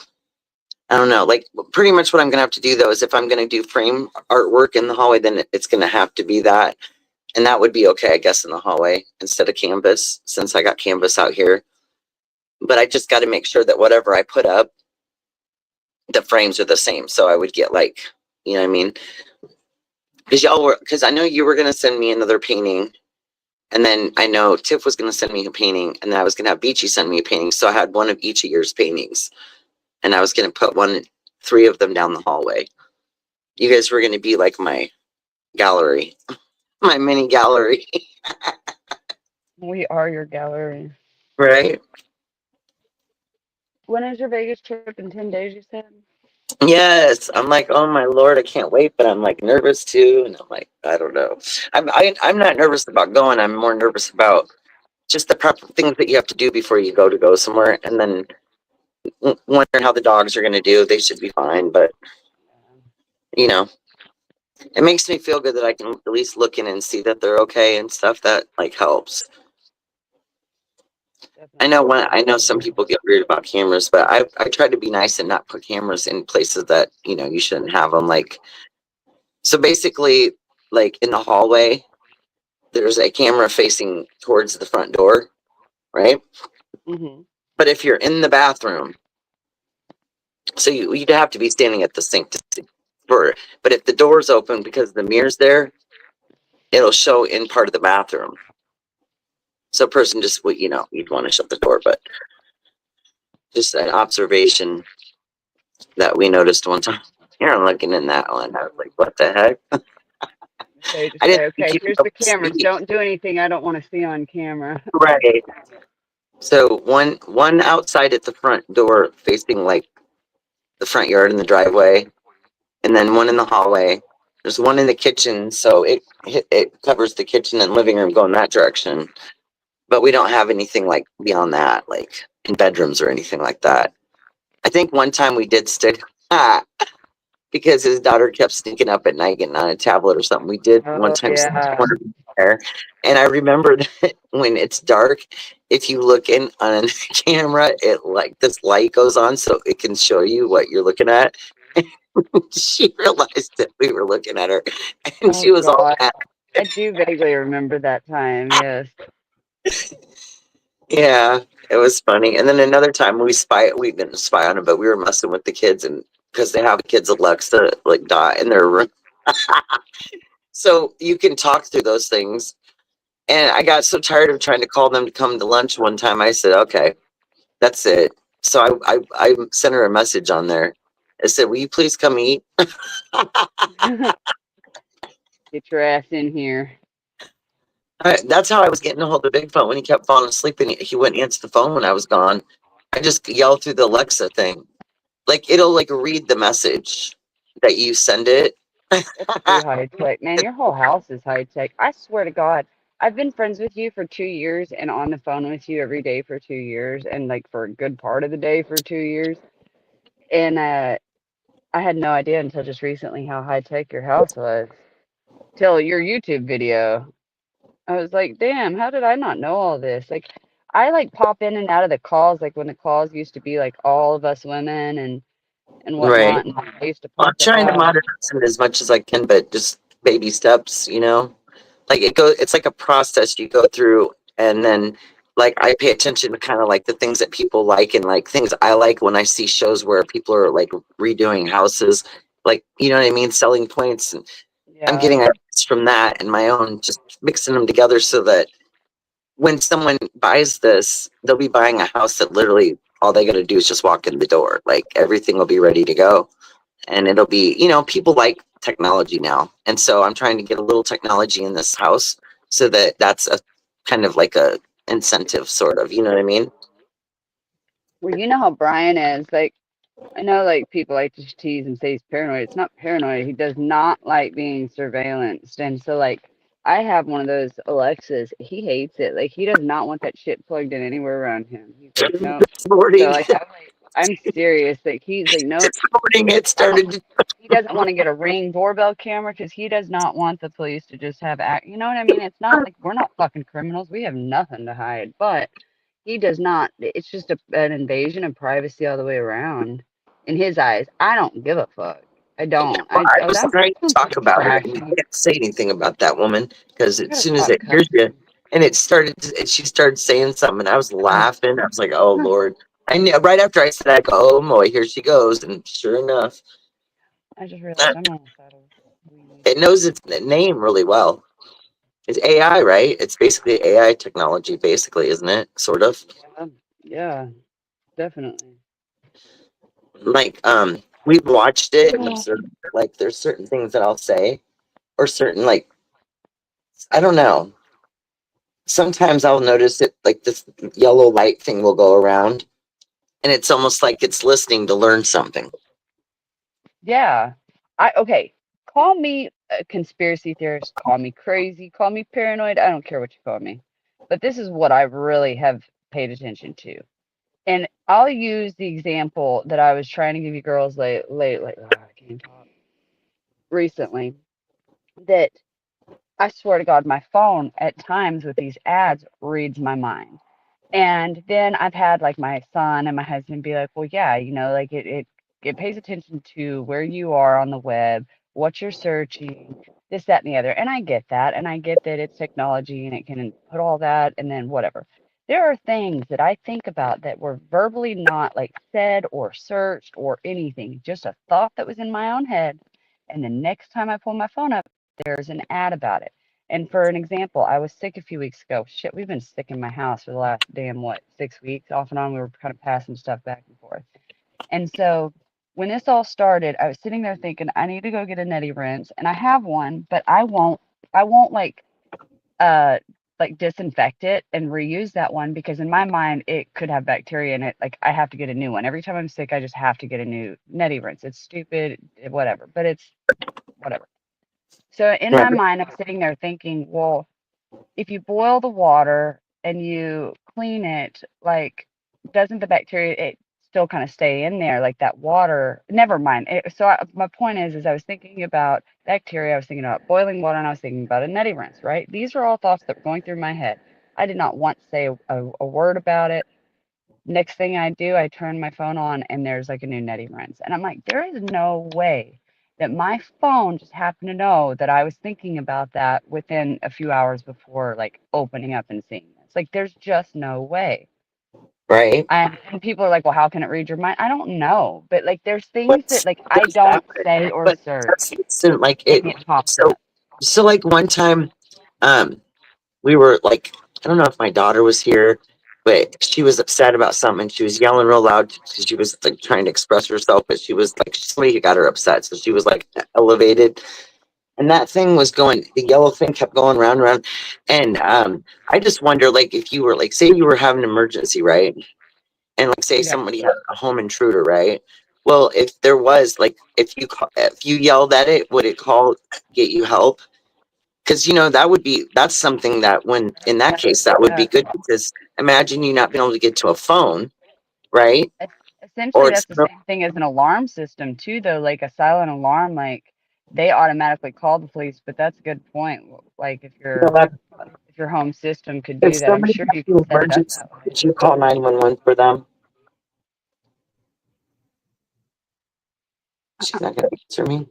Hey Alexa, If I have an emergency, will you call 911? I can't place this call. If this is a life-threatening situation, please dial 911 directly from a phone. I was about to say she's gonna like Can't it contact him right now for you. How You're gonna get what swatted technology? live on YouTube. Yeah, but why it just said that it can't do that. So how is that even like technology then? Can it call? Like, can your Alexa call? Do you have it set up to where it can use your phone? Because I probably don't. if you have it set up to where you can call people, because I believe that is an option. Yeah, I Well, know there's it an is. app. I have an app, the Alexa app on here that I can control that thing through. But I don't know about like maybe there's a Yeah, setting for that. I'm sure if you change the settings to like be able to like access your phone, not just like your music or information, like Google search, Right. then it would Well, I not said if I automatically need call help, you unless call, you and she said I commanded it can't to place that call, call. So maybe it doesn't know how to do that because it doesn't like I because don't it's know how not to connected really to your actual like phone. Do you see what I'm right. saying? Now, if I that see. might not be it, but that could Well, now be. you've got me curious, and now I'll have to look at the settings and see what like if there's something you have to like sync it to the phone somehow, maybe to get it to Yes, like you said. I think if you give it access to your like contacts and like actually like using your phone and like Yeah, dialing, I already same can with tell your you car more than likely I system. didn't click on that. I wouldn't have clicked on that for a regular basis. But then now that I think about it, I mean, wouldn't that be nice? Because if you couldn't call Yeah, 911 and you could yell at something on voice command, that would save you. But I mean, my phone, my actual phone, if you call, like if I say, hey, Bixby, I better not say that either. It'll start coming on too. I better shut up. But anyway, if you say a certain word to it or Google, they can access. And like, so my personal assistant, because it's not an iPhone, it's a Android, is Bixby, and Bixby it can call for help by a voice command. So my phone can do it. I just didn't know if the Echo Dot could, yeah, there you go. right? I think it because yeah, mine's not mine's the Echo Dot, the one I have. So I mean, I don't know how smart they are, but sometimes when you ask them questions, they get really confused. So I wouldn't say the AI is very good on them. Obviously, there's going to be more Well, technology out I was gonna say that there's much more advanced like there.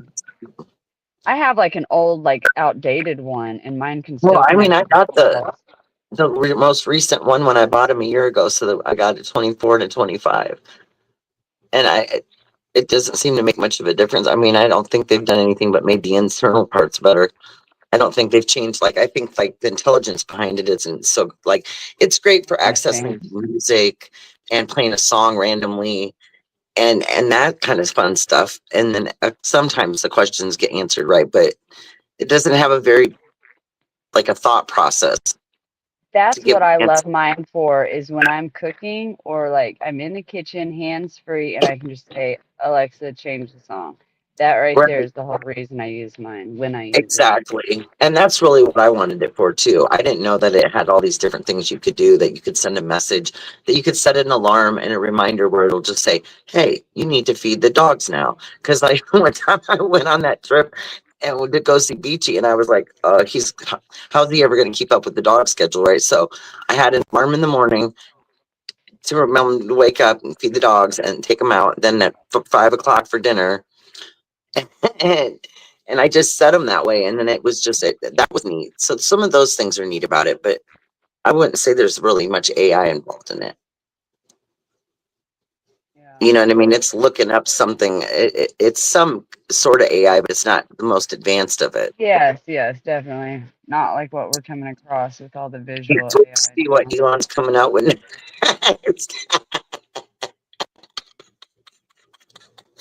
Maybe he can solve the problem of AI. Make it smart, but not too smart, That's what I'm right? worried about, is that it's too smart. Oh my goodness. I'm sure somebody thought way ahead on that anyway. Yeah, That's why there's weird definitely. movies.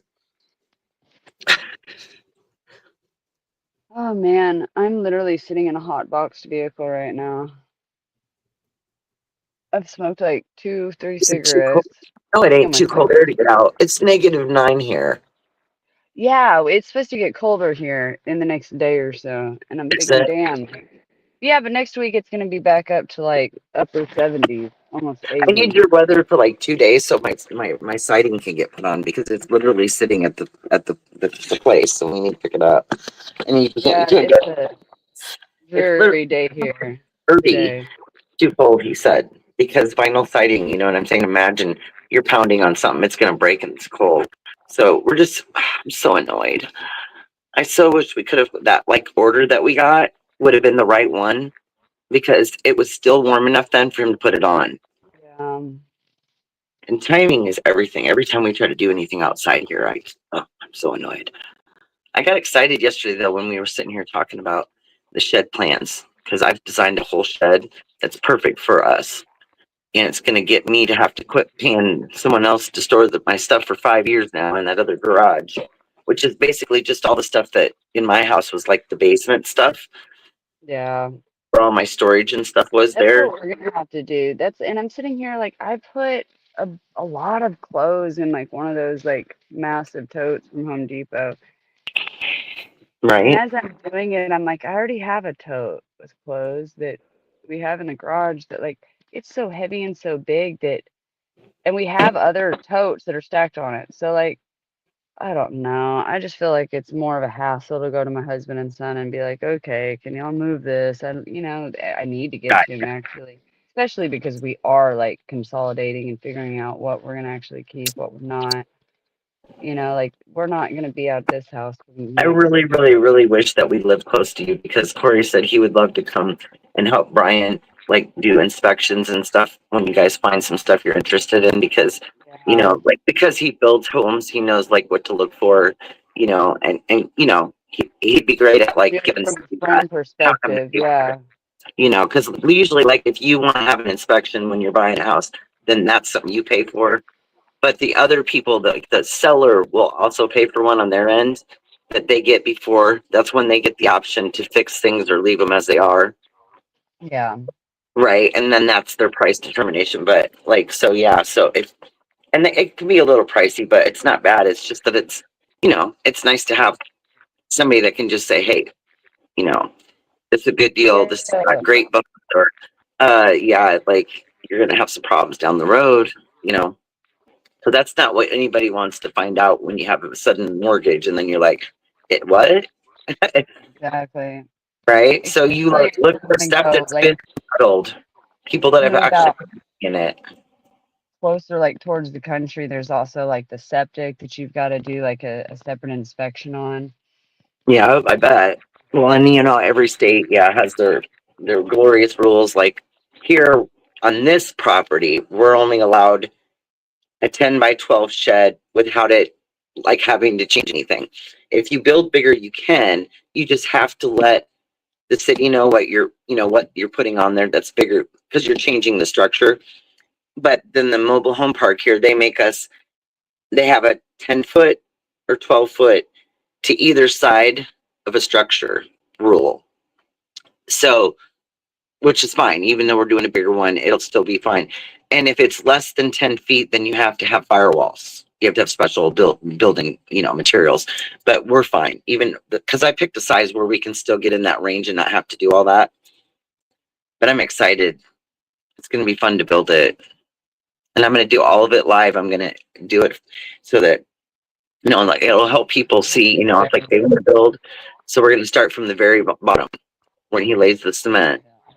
And Oh we're going to yeah. start all the way through a whole, it'll go on for probably a couple weeks, couple weekends, because I don't know, he'll probably be back to work. By the time it's warm enough to build it, he'll be back to work. So it'll be weekend probably work. That's But an it can't, exciting can't project. build a glass house. I'm like, it can't take that long to build a shed. We should be able to do it in a weekend. If we do like put the foundation down one weekend, right?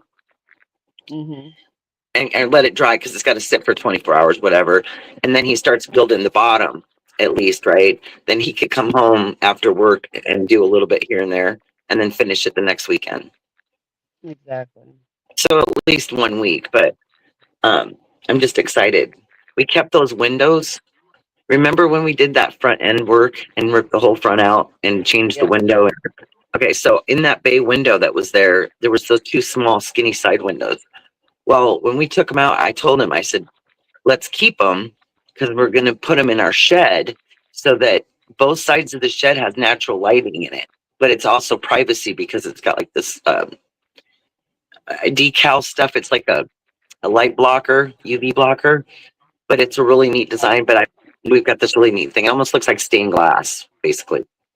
Oh, that's And cool. so anyway, but I'm like, they're perfect for a shed. They're perfect size, right? Hell yeah. And so we don't have to pay for those. That's one less thing we have to buy for the shed.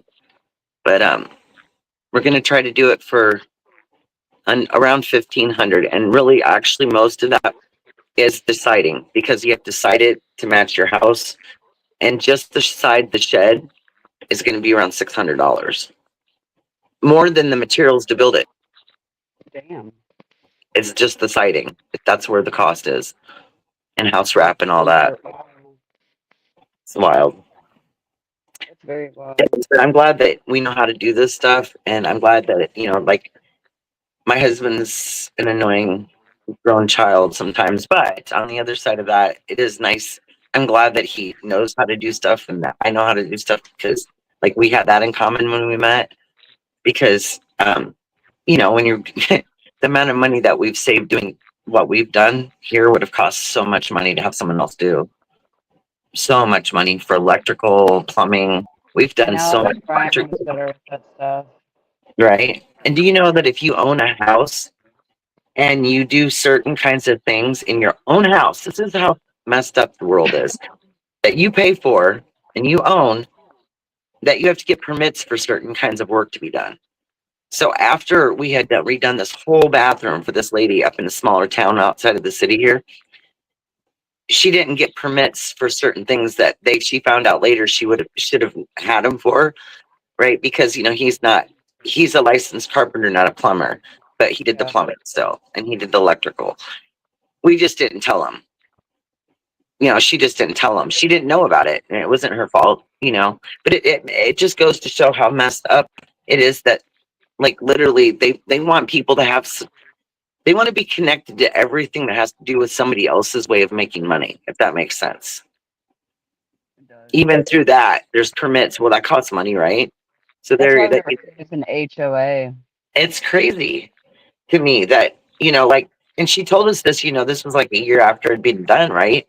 And what we did though for her would have cost her $25,000. What we did for 5. And that was us really taking a hit because we didn't make a whole lot of money. Like, a lot of that was material, but it was a friend of mine's mother. I'd known these people a long time. And, at the time my husband was laid off. So you take what you can get, but we weren't trying to break the bank either. If we were going to do it for someone else, we would have charged much more for labor. I mean, we wished we had later, a little bit more, but the whole point is it's being proud of what we did because it was amazing. Like the transformation, it was like it was like here. It was just total.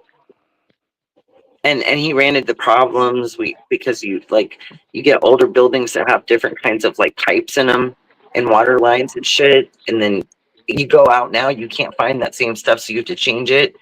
Well, then you got to change a lot of stuff. And anyway, a couple times there was a couple little issues with the water line to the sink because we moved the sink, we moved everything in the bathroom to a different location. So it literally we had to extend pipes. But we did what we did with our dinky little bathroom back here. I have the before and after pictures. I just need to sit down someday, Becca, and do like a slideshow of so like this is the bathroom we did, and then have all the pictures lined up from it. Because it's crazy. They're really cool. I should do that and put it on in my videos or something sometime. If I can figure out how to transfer a slideshow to a video. I can help you with that. But I'm so glad to have TikTok back. I deleted it the moment it went black and going weeks without it. I can only take so much YouTube, like just scrolling through stuff or whatever. Or, I don't know. maybe I could get one, Marina or Maggie, one of the two lovely ladies, to help me with that.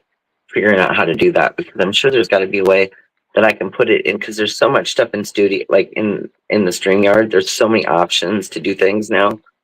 I mean, I noticed they've like done some upgrades to it. All I know is it's expensive. $44.99 a month. Look, when I first started on this plan, it was $19.99. What was it for 3 months only? Because all of a sudden, out of nowhere, it just went up, and I didn't change my plan. Hmm. And I went back. Yeah, I don't know, but Yeah, that's a they lot. just So I'm started, gonna like I told yeah. Grace, I'm gonna keep our lives then, because that's, yeah, it's not a killer, but it's not. I was thinking 19.99. I was like, hell yeah, this is fair, but it's all good.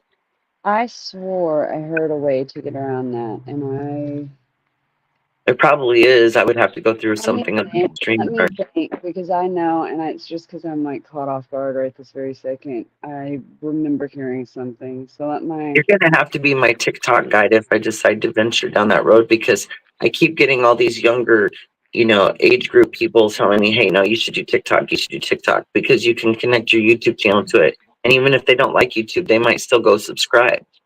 You could still get, people that are like, somehow there's supposed to be a way that you can bring like your videos, just like you do on YouTube. You bring them into it, load them, like, and so I a can lot of sell. people will dual stream, but they have like two cameras set up. I don't know if you can do it like actually like dual stream like from, Right. but yes, you can definitely. I'll help you with TikTok for sure. Yeah, because I don't know. I mean, I like to listen to feedback, and this was somebody that has never seen me before, and she was just doing my hair that day, and she just, like, as we were talking about different stuff, and I was describing the channel and YouTube and you Yes, guys, and oh that was only a few weeks ago because you were talking about it, and I didn't have TikTok, and I was like, motherfucker, yeah, and because she I told me remember you that, and saying then I that. was like, wait a minute, is that your response right now? Yeah, yeah, I remember that. So yeah, but that would be cool. What I've been doing when I go live now is I've been streaming on YouTube and Facebook at the same time, because I have some friends and family that they don't go on YouTube. So I'm hoping to reach people that way too. I know a lot of my older friends, I'll never forget when I was first trying to get just enough subs to go live. and people were actually thinking that a sub meant that you were subscribing to something that cost Oh money. yeah, that you're having to pay for it. I was like, oh, no, no, no, no, no. That just means that you're following that person. You'll get information of what they're doing. It's not, there's no money involved. Like, Right. you know, Just hit the you just sub button. have, That's all you got to do. I mean, if you're on a big channel and you're like doing a podcast or something, those people might they do the commercials, where, you're watching something and then they have this commercial where they advertise a product. They make money. They get money for that. That's awesome. But, if you're not doing all that, then there ain't no reason to worry about all that. All that. I don't know. Oh my goodness gracious. I think Beachy's in the bushes. Beachy, we know you're out there. I know that When cat. you said that earlier, that was my first thought. In the bushes. Cat, dog, or critter? Which one got her? Dog or critter, we'll just never know till she decides to join the fucking show.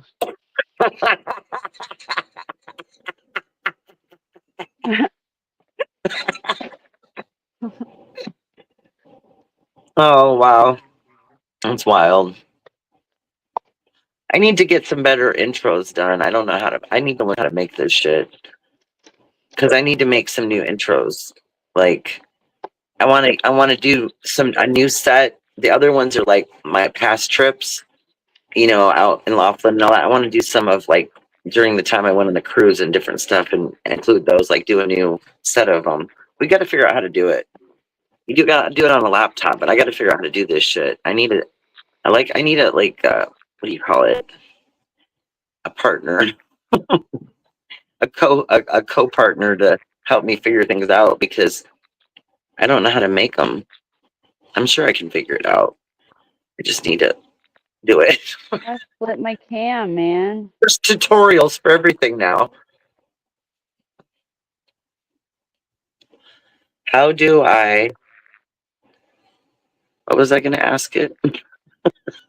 I want to flip my camera. How do I create Front camera, back an camera. intro? I was going to show you this whole big box. Like this whole thing is like. Oh, wow. I Oh, love those parts. It's beautiful. I know I had like all of these ones that I wanted, especially the ones where it's like the desert look. I, I don't know. You kept making them, and I kept yes, wanting to this whole improve them. bin. This camera's like wonky using the front facing one. It's like opposite. Isn't it? Right. I know there's like Oh, on notice this, I'm mirroring it my says front camera. face. There's 2 options for front face and 2 options for back. And I'm thinking, okay, what's the Anyway, difference? I never could figure it out. my point was this whole bin. It's just like different canvases and art where others. The bubble. Anyways, I just Where's thought the it was one with like the lava look coming oh down? Lord. It's in one of those somewhere. I'm sorry. A lot of these are Thought I'd seen something orange got my eye. It might have just been something else. Oh, there it is. The lava lake. I call it the orange lake. real simple.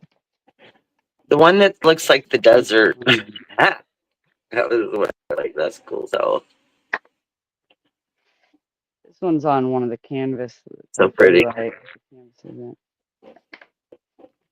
I love orange. It just like pops, orange blues. I love I them. know. I have a. That's a list. Oh my God, I hated this one. What's what? Remember?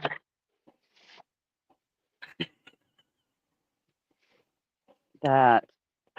Mine That turned was out the that was our worst. That was project, wasn't it? so That awful. we were trying to do the same one, and oh my gosh, and mine turned out all weird, and I ended up and I Yeah, made the orange instead of fucking a regular moon. there's the Here, I'll go green get my tree. weird one. My very first and only. Tree. Won't be my only, but I'll do better next time. What I didn't do right was I waited too long. I didn't make the BT. It was supposed to be helping us, but I got there myself. I didn't hear you. And remember, you guys, we're all professional. Every one of y'all's, and mine was like shit, but here, I'm going to show mine. Hold on, I'll turn the light on. So mine is, my moon was really big. It wasn't supposed to be that big, but I saw this in 3D. I never finished my tree. I was going to add a little bit more bushes to my tree, Hold on, you hold know. on.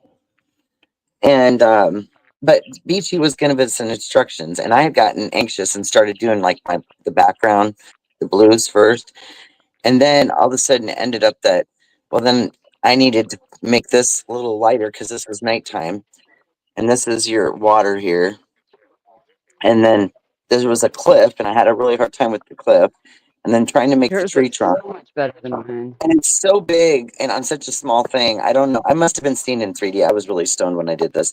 And then I learned how to do the grass by watching Beach do that. But I should have waited for her. And my moon is so huge. It's insane. Like you can see it from behind the cliff. But that's So the that's only what way to I love describe about this, yours.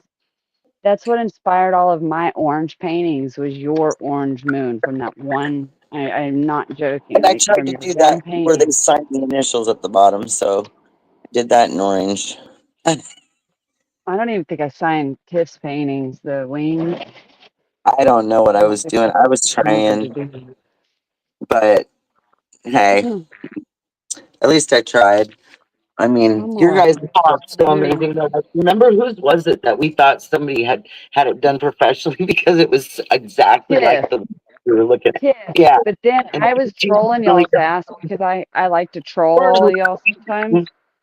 And my dumbass did a painting earlier in the day because I wanted it to be perfect because I wanted to like show it to you and be like, look, and y'all be I wanted to pull what Tiff did pull, but I ended up not like doing it because both of my paintings sucked. So I didn't pull like this grand like, oh, look at my perfect painting.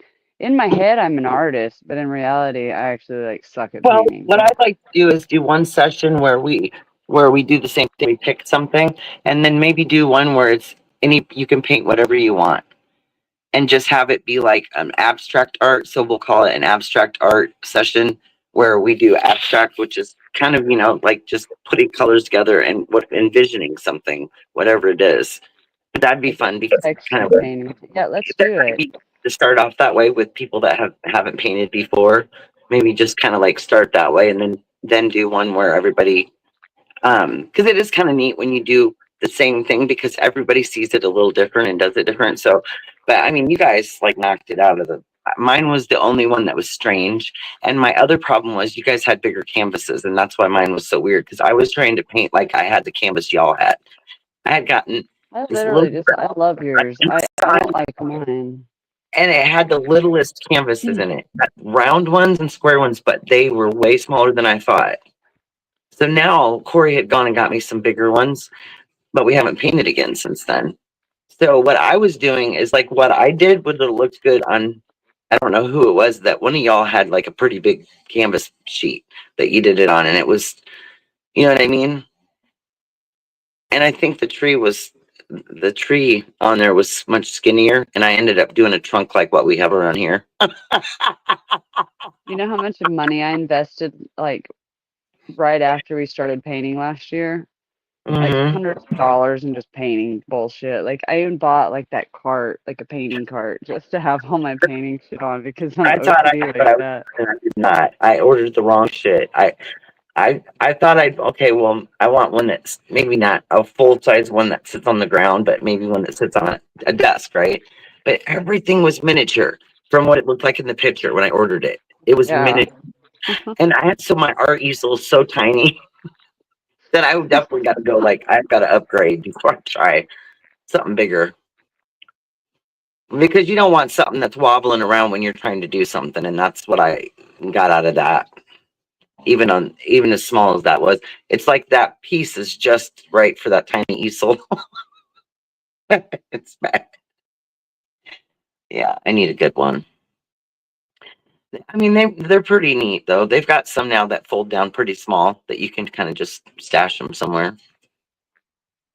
I have this box, it's got different drawers, but then like the top like lifts up and like folds upward. So it literally it's an easel, but it's got these two like it's made out of like a thicker cardboard too. Like I love this thing because it's not like big and bulky and heavy. It's like super lightweight and like it just pops up. It's really cool. Yeah.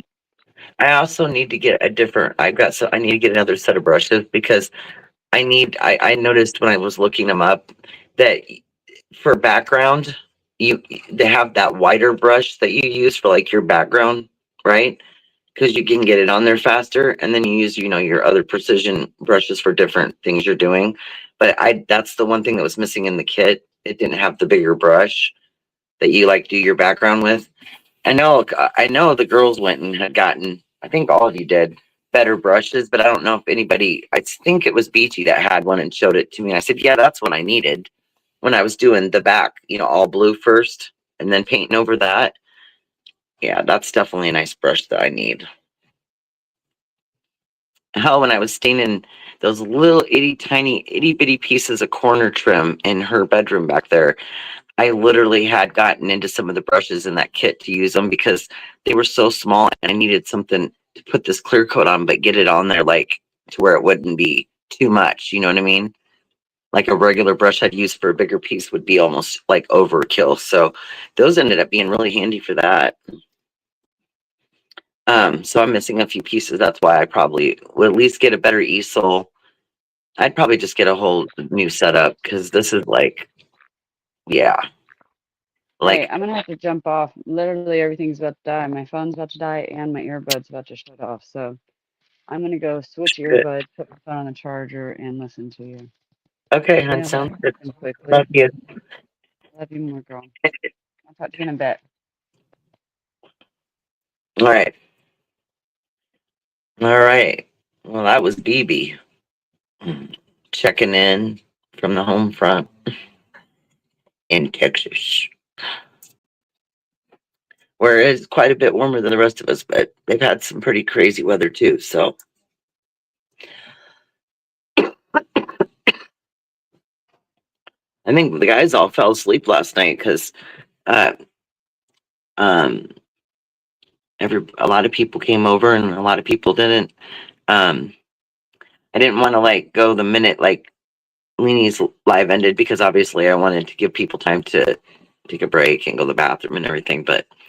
Um, but yeah, I love it when y'all pop in, and one of these days we're going to do a daytime live, and hopefully I can get a lot more people in here, a lot more of the subs come in. And, you know, even if you don't want to say much in the chat, even other than hi, just, you know, knowing that you're watching means just as much.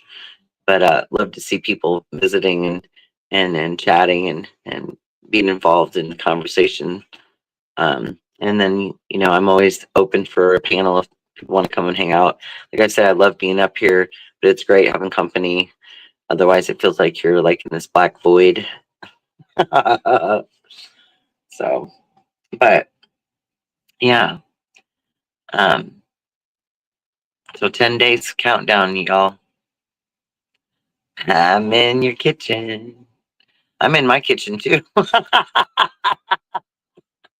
Just like Leanie, it's so funny whenever I wake up and late at night and I turn on and I see Leanie go and it's live, and how I always know it's her right off bat is that kitchen because I got her kitchen memorized, right?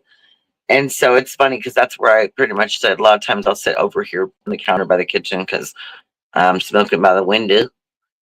That's my 5 seasons temporary porch. Anyway, so but so yeah, that's funny that we're in the kitchen. Um, boy, I'm telling you, found this fox fur cover that can go over. Well, when I was trying to get it for was to go over the futon couch, right? And then it was labeled weird. It was on Temu. It was like 2-seater, 3-seater, 4-seater, and I'm trying to visualize the measurements. Which way is it this way? Which way is it that way? Right? Because it's not from the USA, it was really hard to understand the way they were measuring these things. And I order stuff like that on Amazon, and when it comes to that kind of stuff, I will stick to that in the future. But this looks so cozy, right? And it was probably one of my free gifts that I was going to get anyway. But I thought 2-seater, you know, look, the futon's not that big. But when it came, if I stick it over the couch to where it'll actually cover it, like say front over the seat and then over the back, right? It's not big enough. But if I turn it the other way, it's enough to go across the seated part of it. But you know what I mean? It's just weird. So I have a special recliner cover because, you know, we have dogs, and we had gotten a new heated recliner. And and it has like the pockets. So when it goes over the arms on the side, it has the pockets. So you can, you know, put all your goodies in there. And so I had washed it the other day, and I thought, oh, I don't even have, you know, what am I going to put on this? Well, because that cover is sized so weird, it works over hanging it over the chair, and it's so soft. Oh my gosh, that's why I kept falling asleep on that doggone thing. You know, Mary Jane says, oh, I got the wrong couch cover. The first time I tried to order one, it was for the cushion. The next one was a complete covering, right? So I was just like, well, I know she's lurking, Becca. I know she is. I feel it. Feel it. But what was I gonna say? I don't know. I'll have to make another try at it. But honestly, right now what I ended up doing was taking this king size blanket that I had once bought to put over my couch when my sectional wouldn't all fit in here. So we had just parts of it in here. And I needed something wide enough until I could get couch covers to cover it. And so what I did was I put it around the futon because it was big enough because the futon's really small, and tucked it in and tied it because it was too long, and just kind of made a temporary cover. It's like a animal print, so it looks good in the living room. But I put the dog's beds on it so that they don't damage it, you know what I mean? Because it's not waterproof. I do cover. I kept the covers when I sold my couch, but they're both like a love seat size. because I had them on a sectional. So the sectional has 2 sections that are like about the size of love seats. So I bought those, and they're waterproof and pet proof. You know, they're like great to keep your furniture in good shape with the animals. And I tried to put one on the futon. Well, it's just not meant for a futon. If anybody knows about futons, they sit a lot lower than a regular sofa does. And I literally, before I went on the cruise, not planned on buying no doggone futon, but my son was staying here still, and I was tired of him having to sleep on this fold out thing on the floor, right? So I thought I'll get a futon, something he can sit on and relax. It can lay down as a bed. It'll be great. And then I got home from the cruise, and then he moved in with his girlfriend. So I was like, oh great. So now I've got this thing. What am I going to do with it? Because I'm supposed to be getting a sofa, and I was wanting to wait until tax time to get one. I hadn't found what I wanted yet, so I was still kind of, in between. But now I'm like, well, what am I going to do now? Because what we'd have to do is just take, like I told my husband, take the futon, wrap it up, put it in storage for now. And when I got to looking at the size of it, because it is kind of short, it has like these, it's weird. It's got like these removable pillows. They can either be on there if you want them to or off. And then the middle folds down and has like a armrest / a place to put a drink. So when you can put 3 people on there, but if you pull that down, it's like a 2-seater. Anyway, it's interesting. But I was telling him when we use the van as a camper, this thing would actually slide in there in the sitting up position. I mean, it's not any wider than a twin bed. It's actually, and we could set it in the van, right? Have the dog bed up there so they can lay in their things, right? And then you still have place underneath to store stuff because there's, it's under what, 8 inches off the ground. And if we were going on one of our road trips or camping trips, we could take that and then we just take it out of the van, put it in the tent, right? You got an instant place to sit, another place to sleep. And then what we do is in our van is under the stow and go seats, there's a lot of storage under there. So we have like our air mattress and a flat wagon under there. But we just blow up an air mattress right inside the van because it's got electrical outlets, and we sleep right in the back. And you got this little cart that sits back there that's low enough to stay underneath the back window so it doesn't obstruct your view when you're driving. And it was like one of these like office pieces of furniture. It's real small. It's got like a pull-out drawer that could be for files, and then it's got a cabinet door that opens. It's pretty deep, and then it's got a top, and then an underneath that's open, so you can put like anything on it, right? So it's the perfect thing if you're laying in there and you want to watch a movie. You just pop a laptop or something up there, and you got an instant spot for that. And even though my husband's very, very tall, 6'5", we just push our seats all the way up in the front, and he just, yeah, we both fit in there. And we've even camped in there with the 3 dogs. And it's the way to go, because I'm telling you that if you can convert what you're driving into a sleeping space and then back into a spot to travel, you literally like save so much money, because you're not buying lodging is one of the most expensive things. It outweighs the gas and everything on the trip. And so, and I'm telling you, we've done it. Like what we do is, so we sleep in the van and we travel in the van. But when we're at a site or we're camping out, we set up a tent. And in that tent's where our sitting area is, a place to chill with the dogs, get out of the sun, just chill, right? And then I also have a toilet tent. They call it a toilet or shower tent. And then that we set that up with the toilet, because I mean, depending on where you're camping at, some places have facilities. If you're camping off grid or you're not in like a campground or near a toilet, it's nice to have something right there. So we do, portable toilet. We compost it, and it's just a real simple process, but it beats like trying to run in the middle of the night to find a toilet. Anyway, so there's that. And we just make kind of a little spot out of it, you know what I mean? And 2 people sleep in the van. If it's me and Corey and the kids, then 2 of us sleep in the van, 2 of us sleep in the tent. And then the dogs, well, they always sleep where I'm at, because we didn't want to divide them up, because we were afraid they'd be whining in the middle of the night, nobody get no sleep. So but yeah, And so, yeah, but I mean, just, and when we had the kids, we did go to like a regular campground and tried to go to one where they had things to do for the kids. But if you just go to even, something cheap or reasonable, whatever you want to call it, um, or even like the problem with like this state is there's not a lot of places you could go for free off grid and just camp without getting charged. Everybody owns everything. So out in the desert, out in Arizona and Nevada, you can do that easy. They call it open range. That's like open area where nobody owns the property. And if you want to, like, it's not like you can go just like stay there all the time, but you can camp there if you want to. As long as it's all off grid, because you got to have your own RV or your own electricity supply, whatever. What we have is it's like a jackery. They call it a power station. Um, we got a small one. We're going to upgrade and get a 500 watt, but right now we have a 300 watt. And but it's great. It's got the USB ports, it's got your plugins, it has the solar panel hookups where you can charge it off solar panels. And I just recently got a hell of a steal online, $150 solar panel kit for $50 instead of 150, and it was brand new in a box. So I'm really excited about that because we can literally like throw that right up on top of the van.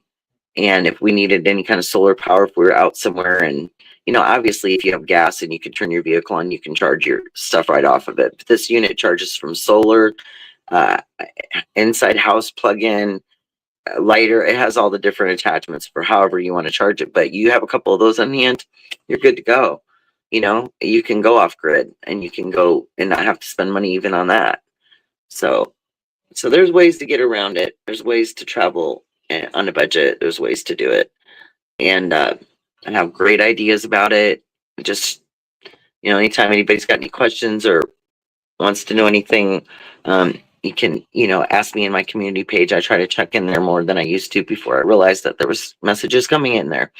But yeah, you guys can hit me up there or ask me anytime on the live in chat, and I can give you some advice on, basically how to travel on a budget, because we've always been on a budget, and I've tried to travel as much as I can, because like most of my life I didn't. I was working and taking care of kids and doing the whole mumble jumble of life, and they're just, other than family trips here and there, it wasn't ever any major travel.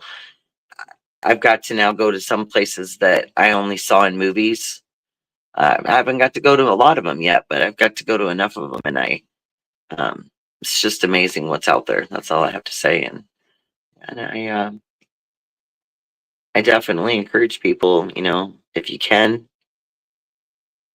travel, go somewhere, find a place that you can find peace, since there's so little of it in this world now, because that peace is something we need to be able to continue to be strong and keep getting her done. I'm telling you.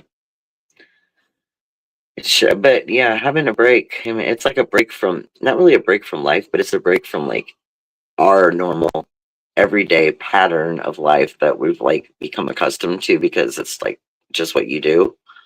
And the ability to pull away from that is really the only way you can really um even come close to having any kind of peace of mind, because it's just like that whole normality thing is like just off your shoulders, off your chest. um the 10 days on the cruise, well, at home I have the dogs, the husband, more chaos, a lot of just, there's always, your own expectations of yourself. Got to do laundry, cook food, shop, pay bills. You got all these things you got to do, check them all off. But if you're taking a break from that and you're not doing that normal everyday routine, that constant drag of what we all dread, it's really nice to just step away from it and just breathe.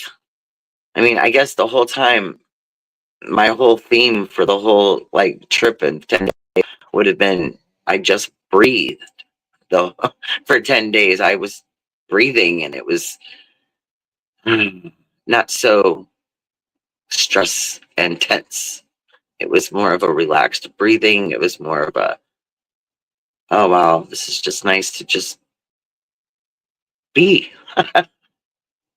And so I don't know, but yeah. that's kind of the way it has been for me for a long time.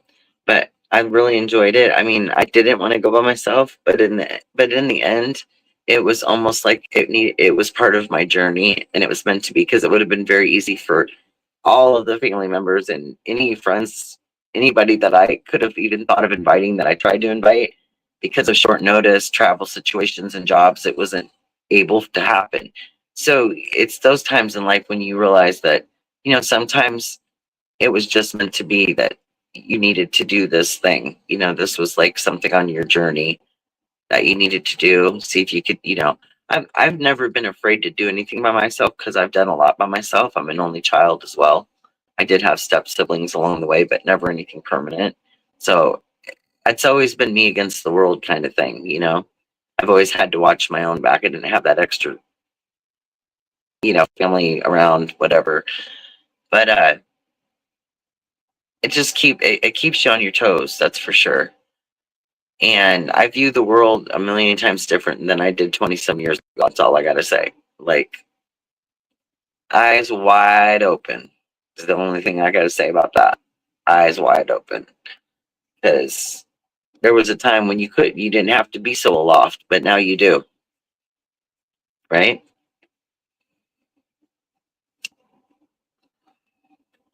And the thing that I was thinking about the other day is, I remember that it was fun when back in the day, when temperatures weren't so crazy, but when you had snow, that you actually looked forward to the snow because you wanted to sled or go ice skating. But it wasn't so like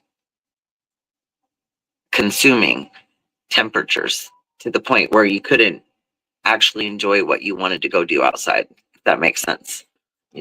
I just remember that. I remember just the world the way that it was when I was growing up, compared to like my first set of kids and then my second set of kids, and the eras they were born in, and the changing of everything was just so drastic from like when I was younger.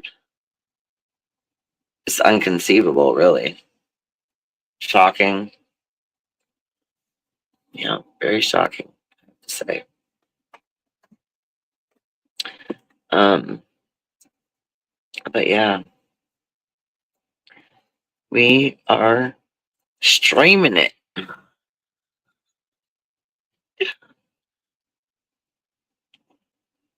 Beachy, if you're out there, you should come up here and play the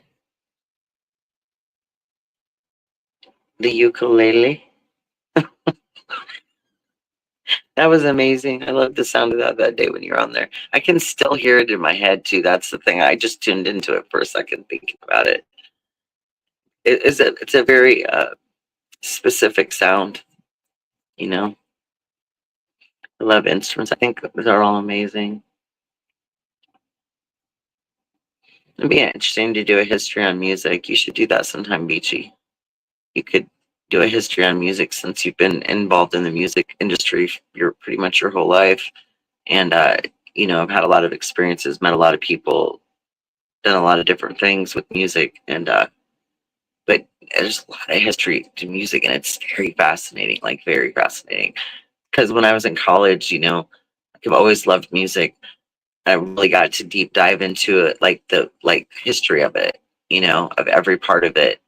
And I didn't think I was going to like that class once I realized it wasn't like hands-on music like in high school when it's choir and all that exciting stuff. It was a whole different um, way of teaching it. But knowing like the history of it means a lot, because it gives you a clearer vision as to what, like, wow, like just the way that everything is connected over time, and how much, as the world has changed, the music has changed with the world. Like, it's more explosive, the world's more explosive, the music's more explosive, like things are faster paced, everybody's anxious, you know what I mean? Like, it's interesting. It really is. They all go hand in hand. They really do.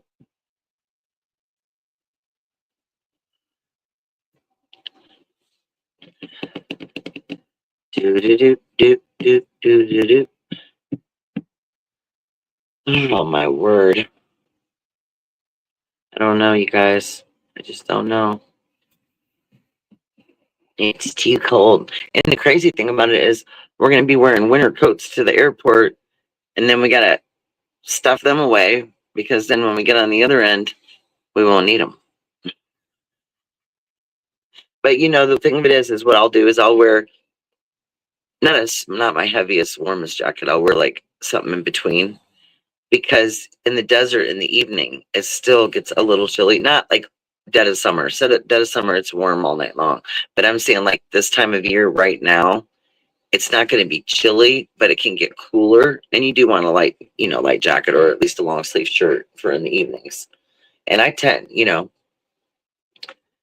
I don't know. I've been out there every different time of year.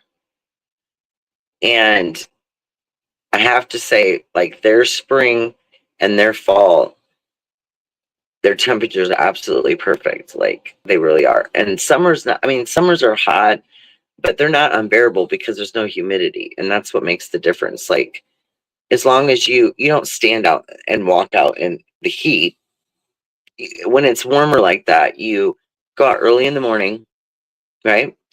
And then later in the evening when the sun's going down. And that's when you go out and do like heavy activities, because then you're avoiding that really high temperature. But because I was able to do that and I wasn't uncomfortable when I was there, I know I could definitely I could handle living there all the time. Because our winters, we're freezing right now. It's probably in the 60s out there, right? So there's that. I think we got up to 8 or 9. I'm not sure what we got for likies, but I don't. But I do appreciate we got a new sub today, and he had come up on panel and chatted for a little bit and introduced himself, and that was really nice. I always appreciate support, don't we all? And especially in a positive form. So I try not to get too worried. I feel like positivity attracts positivity, and it's like when you hit a negative cable to a positive cable, it doesn't work too good, right? Yeah. So there you go. There's 4 other people here, Mary Jane Doe said. That was a message that was a little bit ago, though. Backwards. I was hoping we get some of my people on Facebook that would pop in. Sometimes my son will, but he's of course on his way to work. So, but I'm not sure. Like, I'm gonna have to start like pre-posting, except for when we do like random lives, but so that people get like more of a notification. I know that so I get Leanies and PCTs and maybe a couple others. Sometimes I don't get them. Sometimes I do. It's just weird. And I think what it is I probably do, but if I'm not on my actual phone, then I won't see them. So if I'm watching YouTube, which is pretty much where I spend a lot of my time, like researching stuff and listening to different programs, if I'm on there, then I'll see it go across there. So I'm thinking that my notifications are working. It's just there's times when I'm not in front of the screen that I'm not seeing it announced. But if you go to your drag your screen down and look where everything comes in, the notifications, it'll definitely be in there.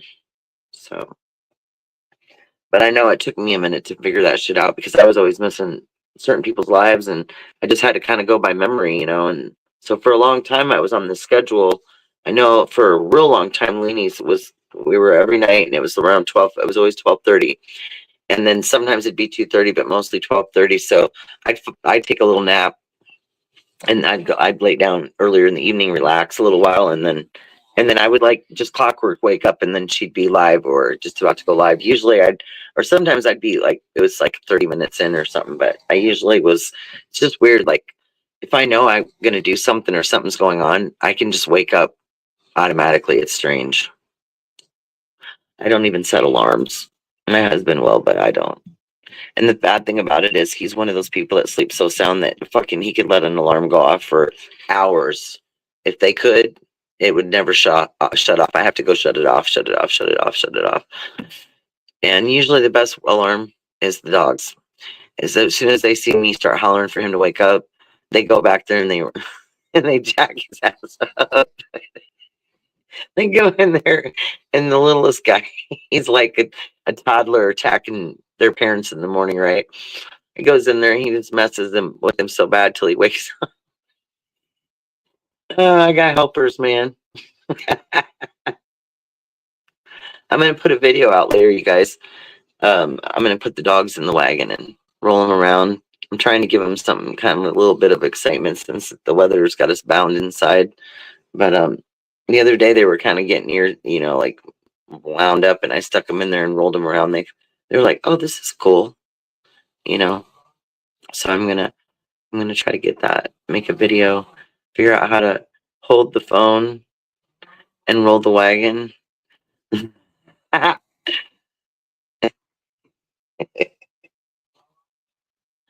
Oh my goodness. I have one that needs a bath. The other two just went to the groomers last Wednesday. And now my big girl, she's the biggest of the three smaller dogs. She needs her bath. It's her time. And she's not really long enough to groom right now. Her hair, she's kind of short haired. The other two, you let them go, their hair go to the ground because they're long haired. But she's shorter haired. She really just gets like this thicker fill of hair around her neck area in the winter. I always find it to be funny, her winter coat, because it's the only place on her where she's like more furry, but the hair is still short. So she's real easy to maintain. I must have been crazy when I got the third dog and thought I should get another one that has high grooming demands, because it's hard for me to do all that kind of crap. And so yeah, but I do trim them and clean them up and do stuff along the way, and then once a month baths, because that's what's recommended by vets and groomers, because you don't want to over dry them.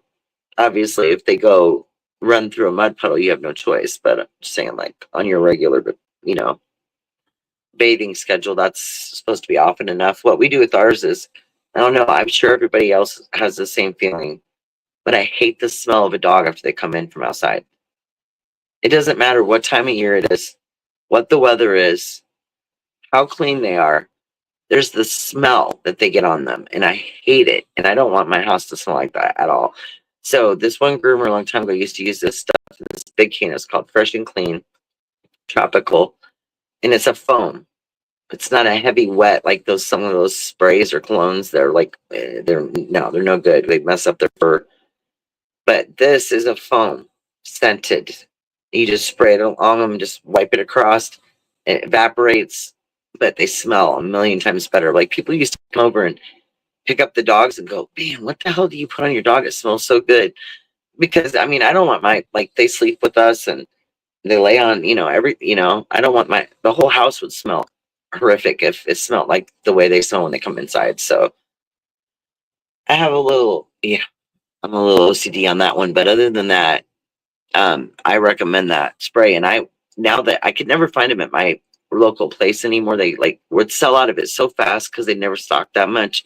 So I started buying it on Amazon, and I can get two big, huge cans. I think they're 14 ounces for $26 now, and they last a long time depending on how many dogs you have. But two cans will usually get us about 4 or 5 months. But yeah, it just takes a little bit just to, and you don't have a smelly dog anymore. So not that anybody asked about smelly dogs, but I just thought I'd share.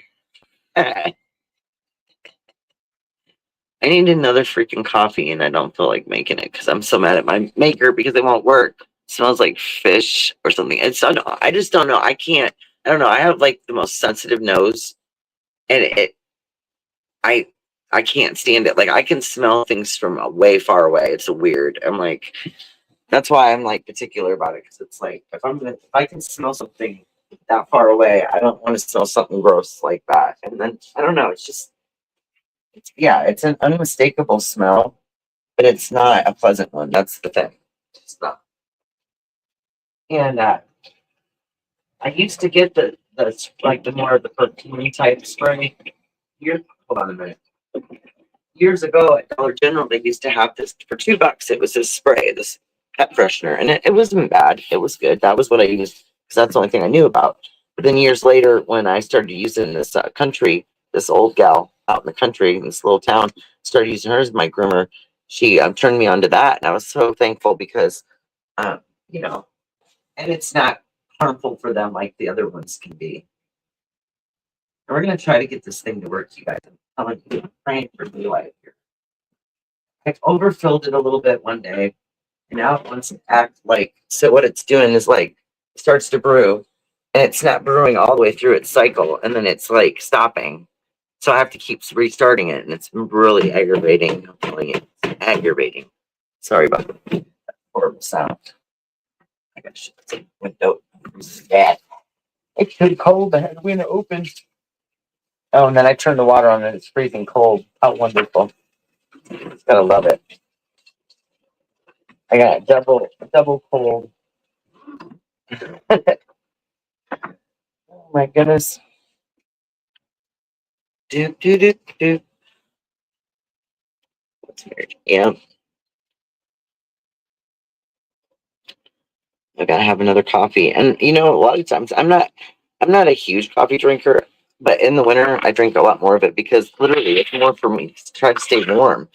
And I'll do warm tea too, but um I'm trying to get off less coffee, more tea because I have some really good teas that are like really great. I got an elderberry that's really good for like colds and respiratory and like sinuses and helps with like phlegm and stuff.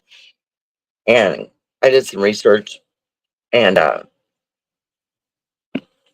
a couple recipes down. One was with elderberry tea and one was with ginger root tea. And they're pretty simple recipes with like honey, cinnamon, lemon juice, some odds and ends like that, but really good for you. One's really good for like weight loss and digestion, and the other one's, like I said, respiratory. They really help. I mean, I've been trying to stay on all this healthy stuff. I'm telling you. Now I have all this fresh fruit I need to cut up today and make some smoothies.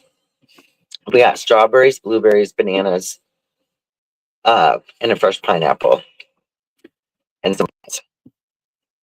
So we're going to make some smoothies. Even though it's freaking freezing outside, it must be crazy. But you know what? It's also dry inside because of the heat. And I don't know about anybody else, but I'm telling you what, I've woke up in the middle of the night before, practically choke, like you feel like you're choking to death because it's so dry in the air. And I have a humidifier. Everybody, okay, so here's how humidifier thing goes. So I got into this whole thing when I was ordering all this stuff on Temu last year. I got all these humidifiers. They're smaller ones, but when you order them, they look a lot bigger on the picture. Let's just say that. Anyway, in these humidifiers, the kid, like one room's really big, but his son's room's not that big. So you fill them with water. Now these ones are like room size, so you got to pretty much fill them each night. But they put moisture in the room, and that was really helping. Especially helped his son who has allergies. I got one for our room, but it's a lot smaller than what I was anticipating it to be. So it works nice to put on like the nightstand, but I don't feel like it puts enough into our big, huge bedroom. So I'm going to get a bigger one for our bedroom. But um, I have a tower size one out here in the living room space that can do a pretty big area. And that one has like a fan on top, so it really pushes the moisture into the air. It's got a huge tank on it. And of course, I got that like a long time ago. So then I have more modern ones now because I was looking at them on Amazon and they have like a top fill. And that's a lot easier than me pulling that big tank out and filling it up. So I'm probably going to, for the bedroom, upgrade to something a little bit bigger because he's got asthma and I have allergies and we really need like the room to not be so dry. Telling you. It's not pleasant waking up with a dry throat. And I'll drink a bunch of water before I go to bed. But then all that does is wake you up because you have to go to the bathroom because you drank, a bunch of water. That's what I'll be doing is, oh, I'm going to have some coffee to warm up. And then I'll drink some water before I go to bed. Oh, I might get 2 hours in and then I'm up, it's like, oh, shit. And then it's cold. You don't want to get out of bed and you're like, oh my God, why did I drink all that? So there's that. We all have our plights, right? Well, that's my winter story, and I'm sticking to it.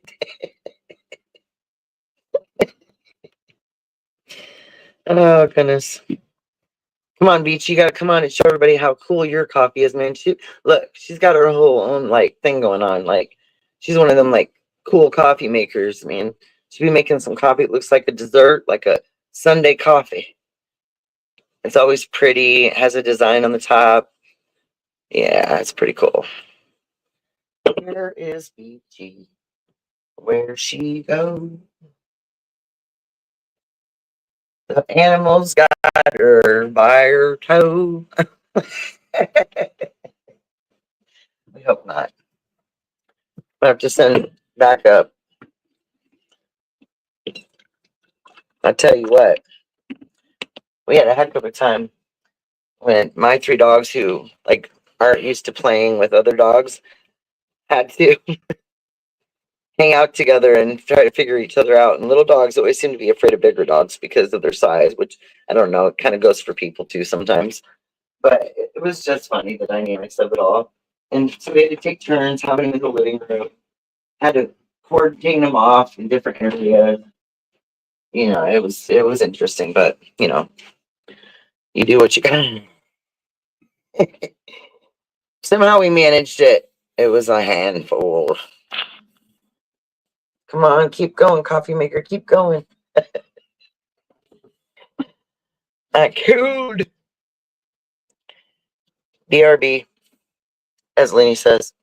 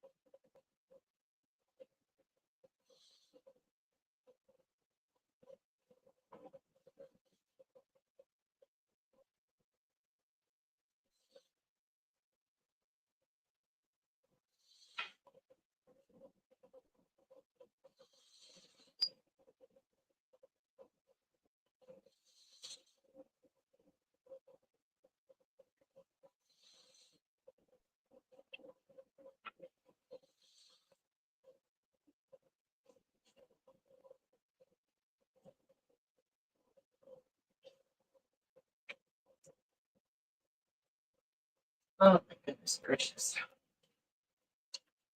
All right. Sorry about that. Took me a minute. Everybody ate, took a nap, and had to do another round. We'll let the dogs out. See how the coffee's coming along, guys. Anybody else having their coffee yet today? 1, 2, 3 cups. This would be just my second. I made the first one last. Probably because it took a little bit to get it done. I'm sure we can do a little surgery on the machine and see what's going on. Probably just run it through, clean it a little bit, and see if I can't get it to. Probably been a while since I've done that, so it's probably about that time. Time to clean the coffee maker, make her work better.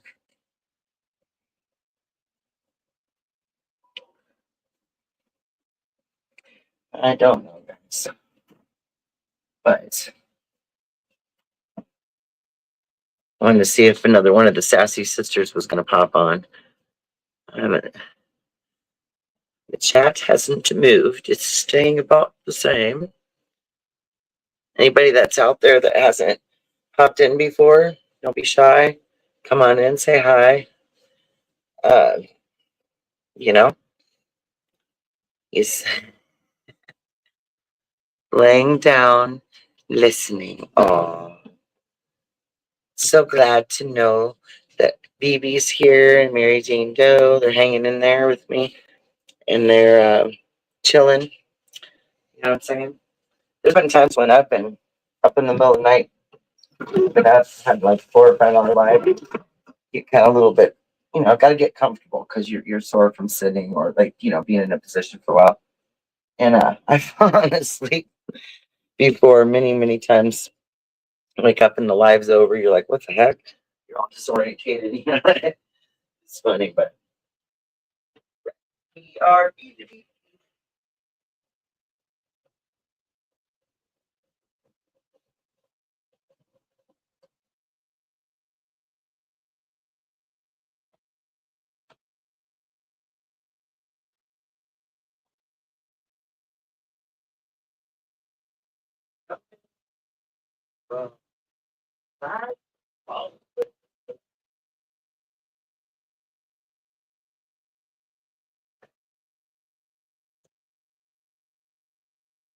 Don't get this. Hold on. Next foot on.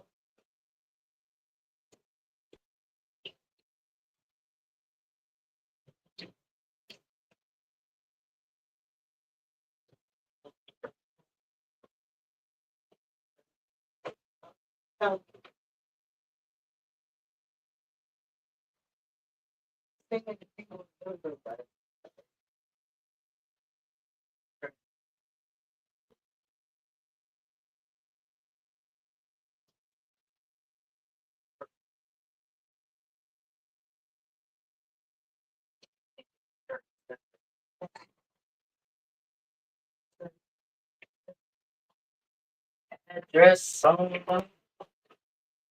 And them old songs. Those old songs are fun.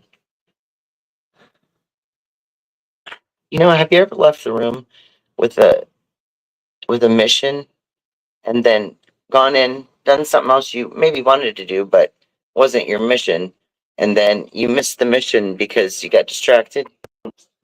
Okay, one more time. BRB.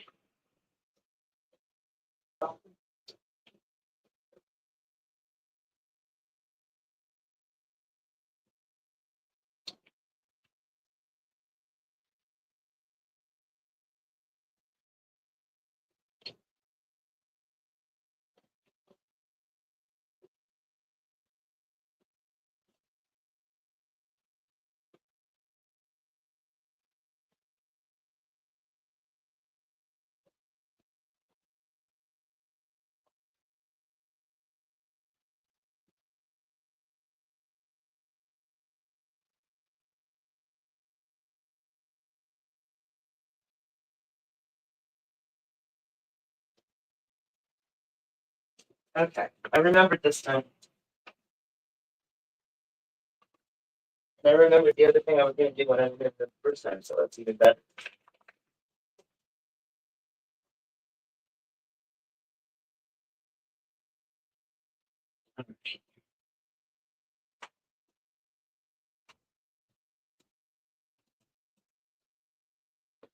I literally need to get my paint shirt on, you guys, and get myself on that hallway and get that sucker painted. The sooner I paint it, the sooner we can put the rest of the wall up and get her done. Like I said, we got all the supplies, everything here. Everything's ready to go. All we've got left to do is just gotta take the key mail holder down and the light fixture off. And then 5 foot from ceiling to down the wall, I'll paint. And then the wainscoting will go on the bottom of that. And then a trim board on top of that. And no, the coffee did not do what it was supposed to. Start it again. Come on, sucker. Come on, water. Sorry, guys.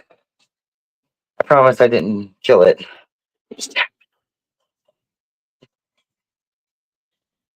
All right, let me go put you. Got everybody out. Hey, you should get up and help me. Running around, running out of breath, running out of breath. Pull up. Yeah.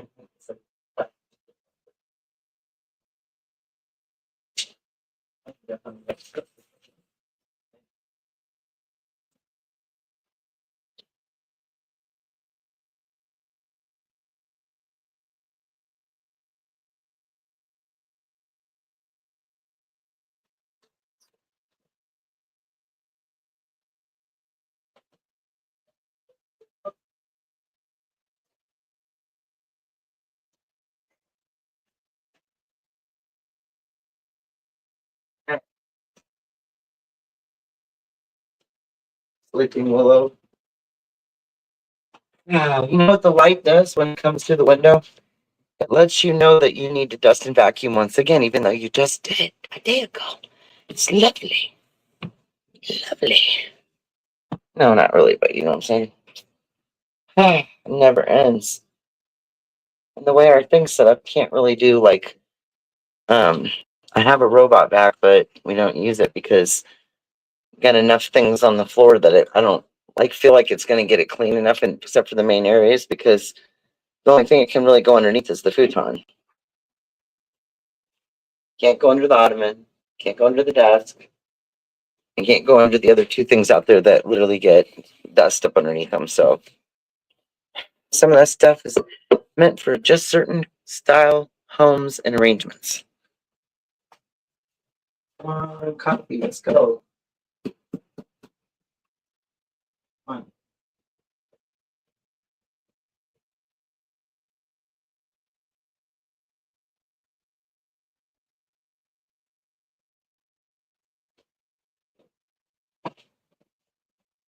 Now this thing's making me mad.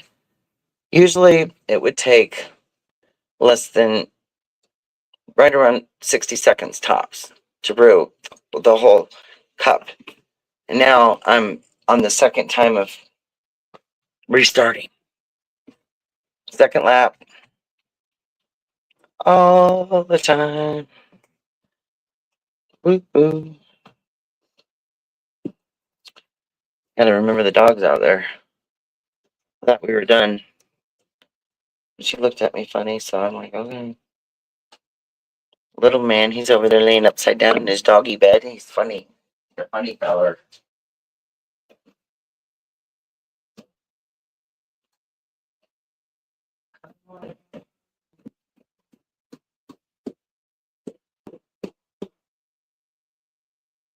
Take it loose. Let it go. Let that water out.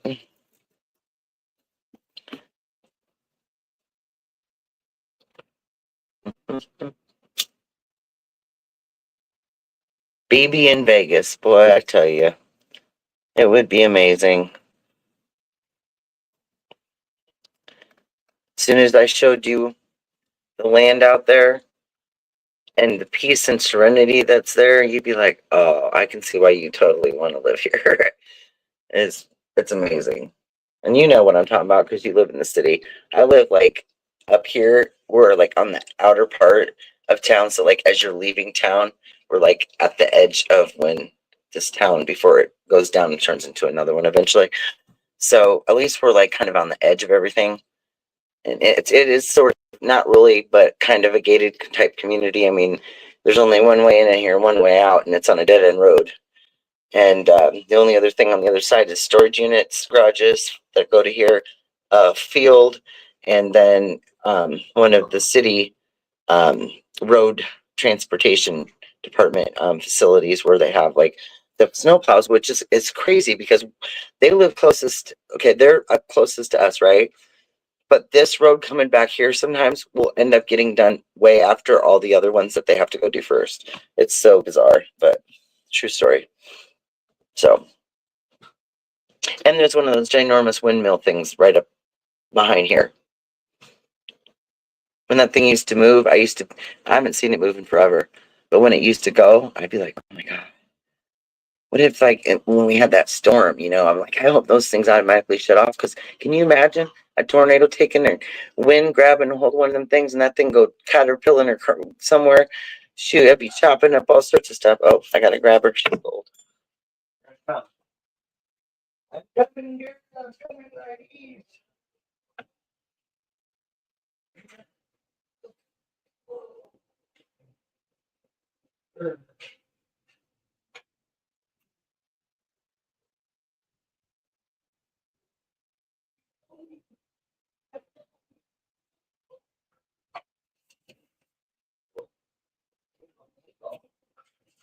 Come here.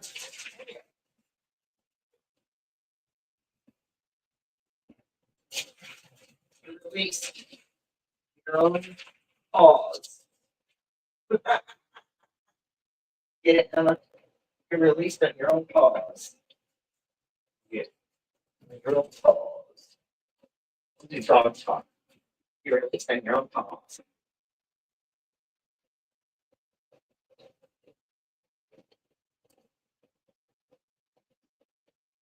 Come over here and get on. Come here and get in your dog's bed. Come here, Emma. No, over here. Get in this one. There you go. That's got enough room for you to curl up in, honey. This one's for the little dog. You're stretching it out. Your big boom. Big boom. It's so funny because there's different size paw beds. And she's literally, since the small one came in, now she keeps trying to get in that one. And I'm like, honey, that one's bigger. I got the little guy, the smaller one. She's like, well, I think it's not. I think I can get in this one too. She does. Yes, she does. Wash my hands again. Wash them every time if I'm doing anything. Cooking, bathroom trip, handling the dogs when they're going on theirs. Gotta do what you gotta do to stay healthy, especially if you have other challenges. Do we have challenges? I think so. More than likely.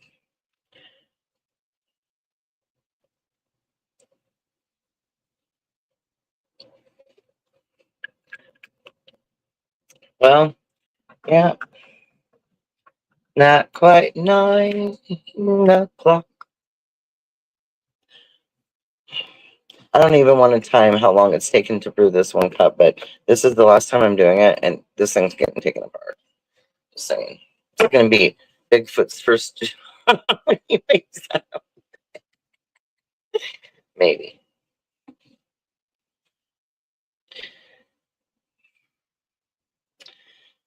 It was so funny because he was sitting here when Lainey was talking about the beautiful flowers and what her husband got her for Valentine's Day and the whole Valentine's Day thing. And I kind of have like the same opinion about Valentine's Day, kind of. And I was like looking at him like, I haven't gotten flowers in forever. But then he reminded me of something that he got me once. But him and his daughter picked out for my birthday, which was like this. It's like a multicolored rainbow rose, and they put it inside of this glass dome in this stuff that preserves it, and it's really neat. Uh, let's go look at it real quick. Let me show you guys. Easier to show than to explain, right? Get the lights on, will you please? Here we go. So what it is it's like it's a rose, but it's in in a glass. See, all different colors. The whole thing, isn't that pretty? It's like a tie dye, and they said it would only last like not more than about 6 months. I've had this for at least 3 years, if not more. It's really pretty though, and but anyway, and that's kind of a nice way to get something because flowers do go bad, but I do love. I haven't had roses in a long time, and they're so pretty on Valentine's Day. The red velvet roses. Oh, love them, love them, love them. But we'll see. Um, I mentioned something to him about possibly, because neither one of us liked the rings that we got originally when we were in a hurry. We were going to get married, possibly, and we just grabbed some quick rings off Amazon just to get by.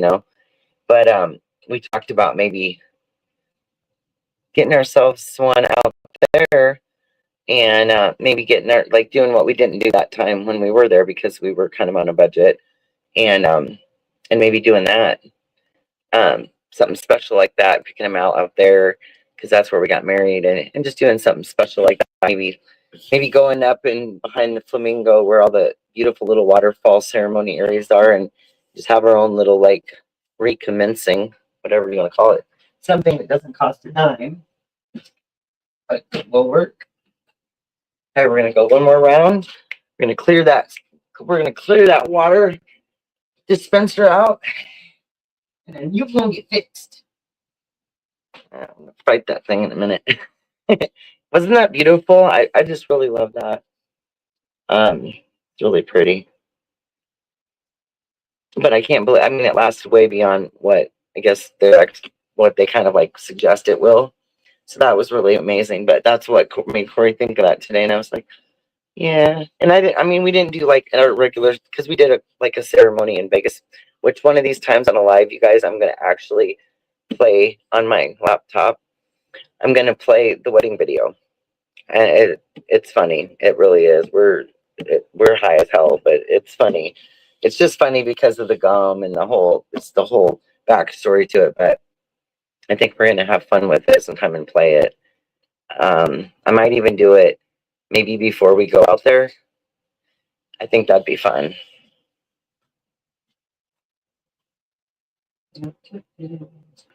Okay, so the little red ball is almost to the bottom of the water reservoir. It's called a reservoir. And so this lock-on thing should be clean. Let's do the can. Come on, water. There's a little ball right here. See? And it's almost to the bottom.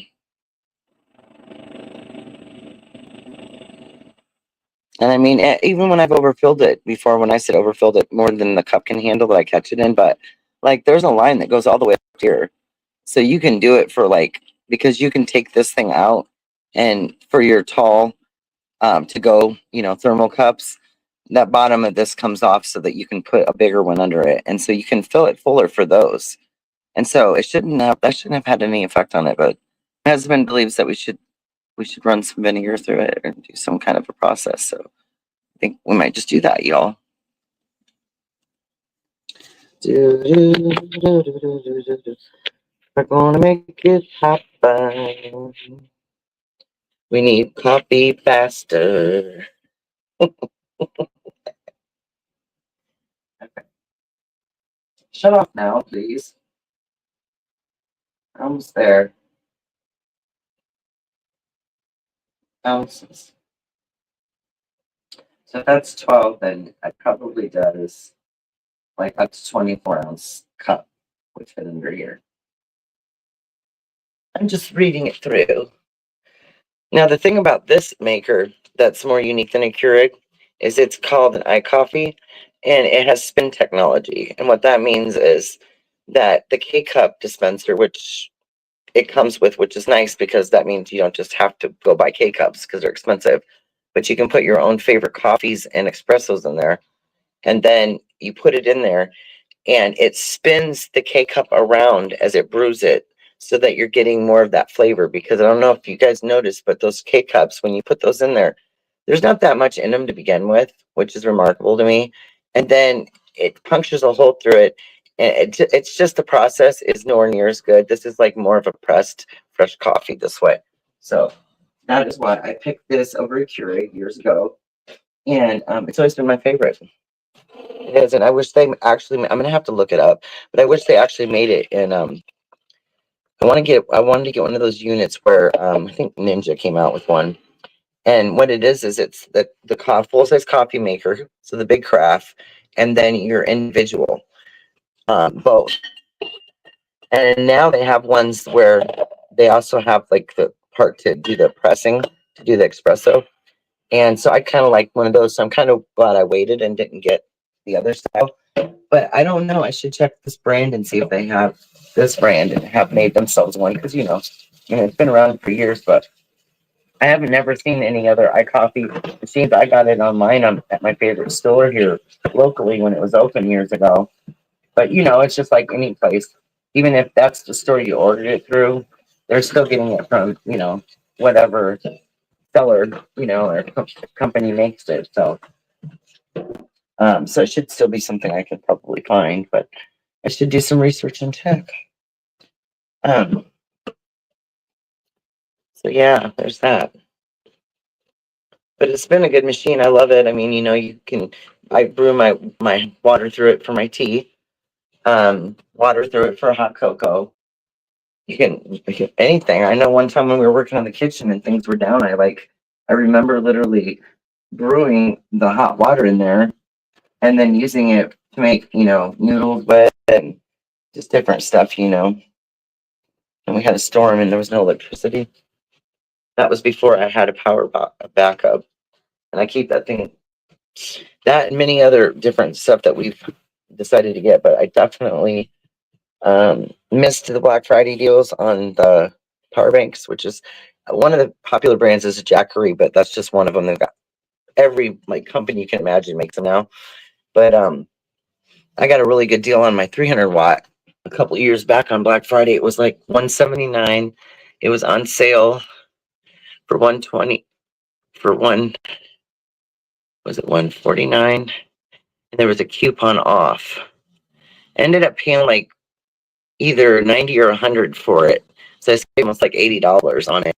And it's just like I literally for a whole week charged as many things as I could off of it. Plugged the vacuum cleaner into it, did all sorts of stuff, right? And it literally stayed fully charged. I didn't have to charge it for 5 days. Now, if I put say, if I was going to use it and I'm going to say we're camping out somewhere and we don't have electrical site and we need to run our portable freezer off of the vehicle, but the vehicle's shut off. Well, then you plug it into that. But that thing and that's going to take more power. But I'm just saying it's amazing how long it'll charge. And then if you want to, you can plug it in directly to the solar panel while it's charging it up. You can still have it plugged in, or you just charge one and then while the one's charging, you put your other one on. So I know a lot of people that do the van life and the camping, they always, a lot of them will always have two of those units depending on what they're running and where they're camping at. But it's pretty cool. Right? I like this one too because it's cool because it lights up. I'm all about lights. I love things that light up. But I like how when it's brewing, it lights up. You can see it. You know what I mean? And I've seen a lot of Keurig machines, and none of them are like that. They're not unique like that. But this coffee is so amazing being brewed like that, spun like that. It's amazing, guys. I'm telling you. Keurig ain't got nothing on iCoffee. Sorry. All right, I'm done. I'm getting silly. Here goes the caffeine. Hopefully Leanie's getting her some rest. I don't know. But I think it's really admirable that everybody in the community literally looks out for each other. And, if someone hasn't been in for a minute or something, everybody, because it just shows humanity that there are still people out there that really care and do really want to know, you bring something special to their life, they want to know if you're okay. And that's a good thing.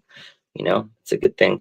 And it also helps people to know that people care about them and think about them, stuff like that. That's cool.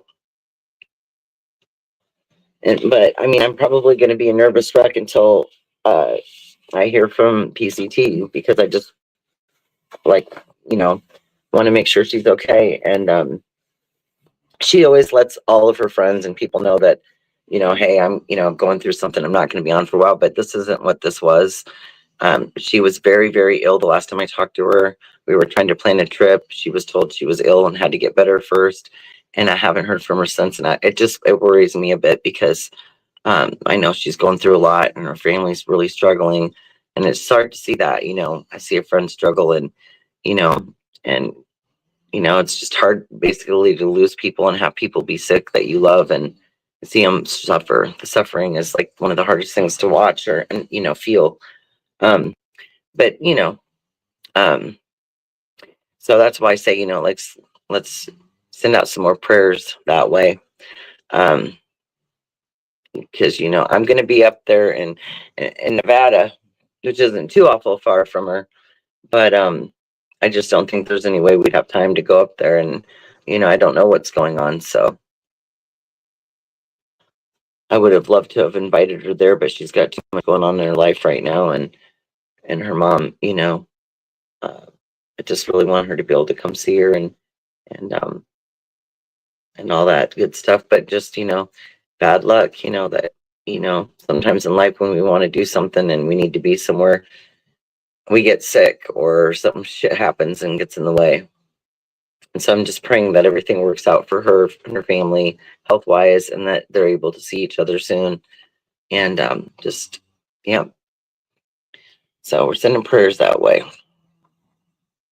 Like a lot of them.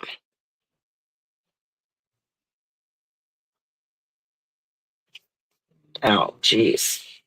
I'm making a mess of myself here. Just dumped ashes on myself and everything else. At least they weren't hot.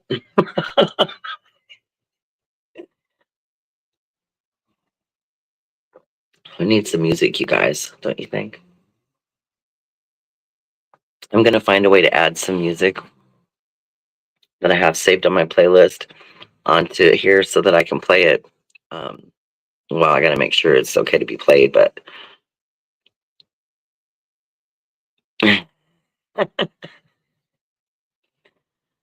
oh my goodness. Yeah, if I was in Arizona or Nevada right now, what I'd be doing is I'd be sitting somewhere by the river, because there's beautiful places to sit all along the river, and just enjoying the water and just watching people out on boats. I'd just be watching that. And the backdrop is all mountains. It's just amazing. This property that I'm going to look at, I want to get it really bad. I do. A couple came open out in the area where I'm very, very fond of, out by Oatman, and really good prices. I want to say around 3,000, and that was around 2 acres. That's a hell of a deal. Taxes under $15 a year, and it's for commercial, residential, or RV. So that's one of the important things, is always make sure. But I just don't. I mean, I could have purchased it a long time ago, many different pieces of land, but I've been waiting it out. Waiting for the right thing to come to the right area where I kind of want to be, and where I'm going to be able to be on like water delivery if we ever actually move out there. If we ever want, would live out there permanently, then we'd want water delivery, because I'm not going to drill. We're going to live off grid.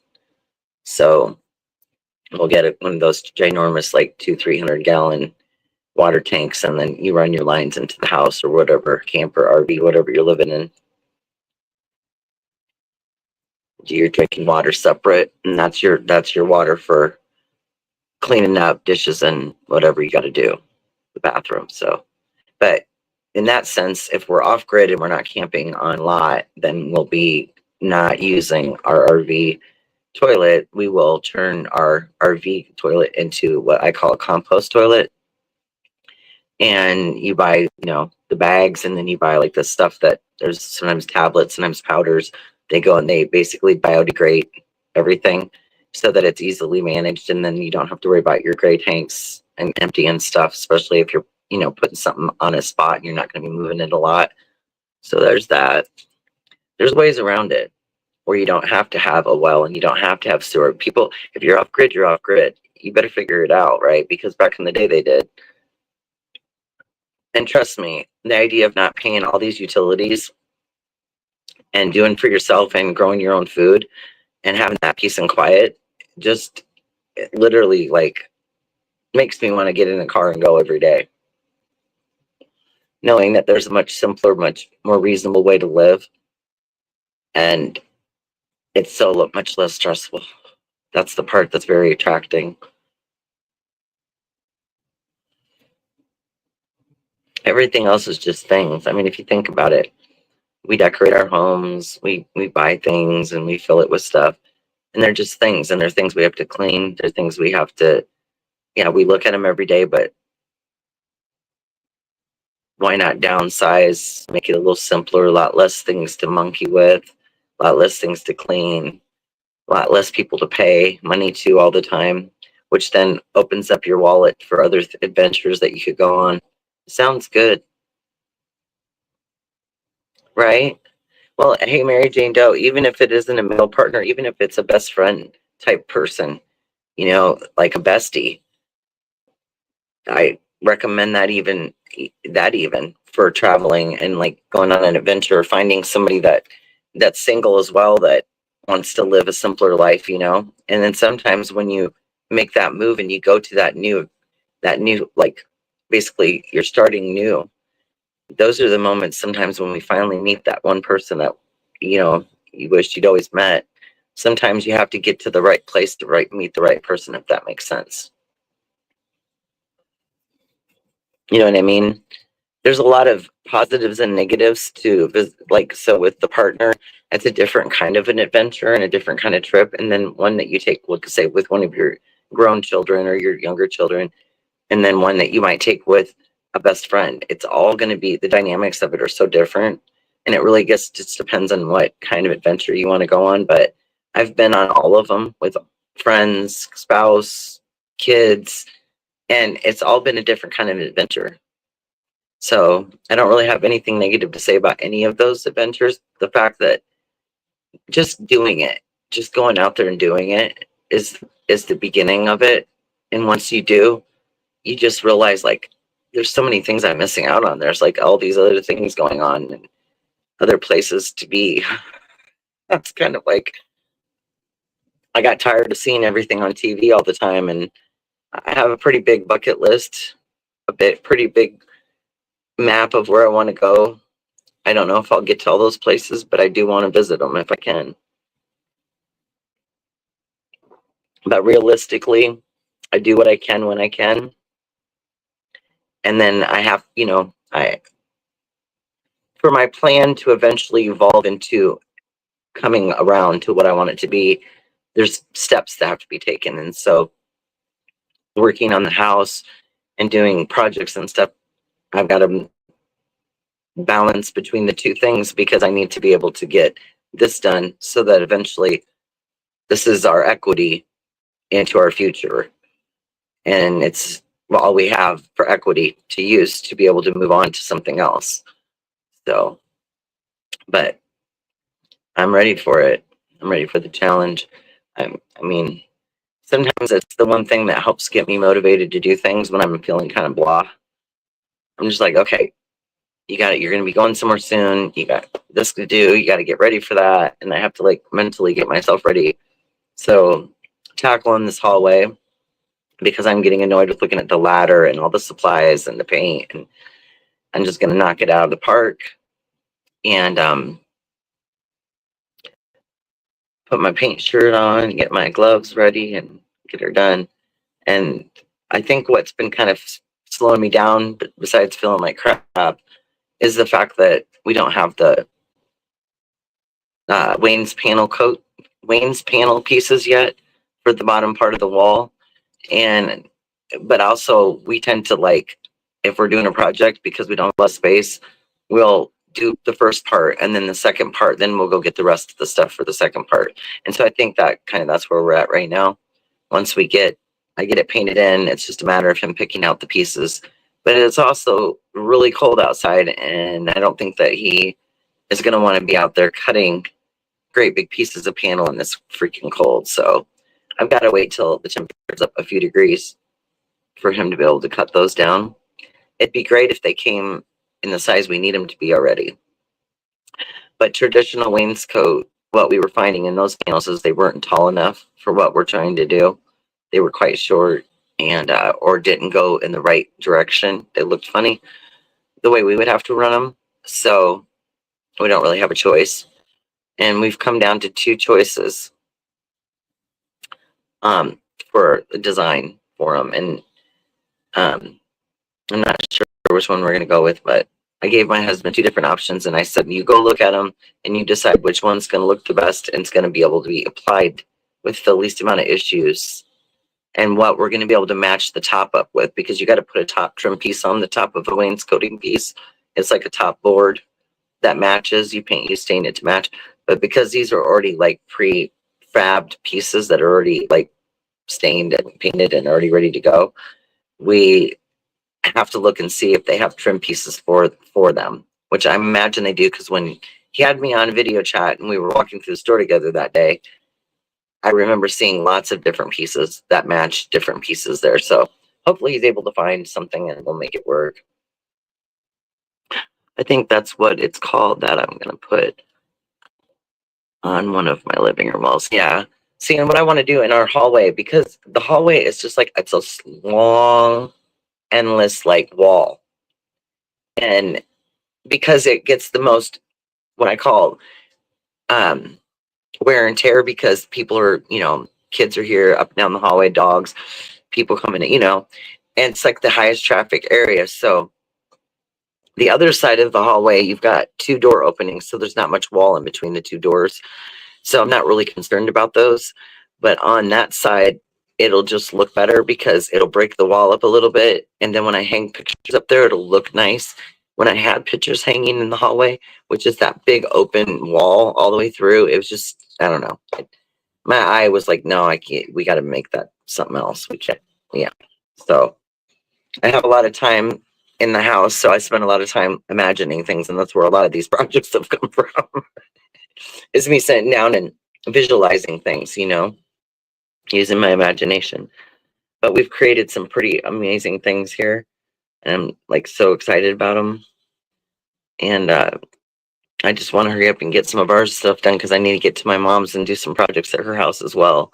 And quite a few of them are the same kinds of stuff we've done here. So she has the same size house, couple, I think there's only like 3-4 years difference, but pretty much set up the same, except for she's luckier because she has like her ceilings are taller. Her house is a little bit taller walls. So I like the way it looks in hers. But for some reason in these older houses, in the bedrooms, they put flat ceilings in them. And then the only part that's vaulted is your living and kitchen space.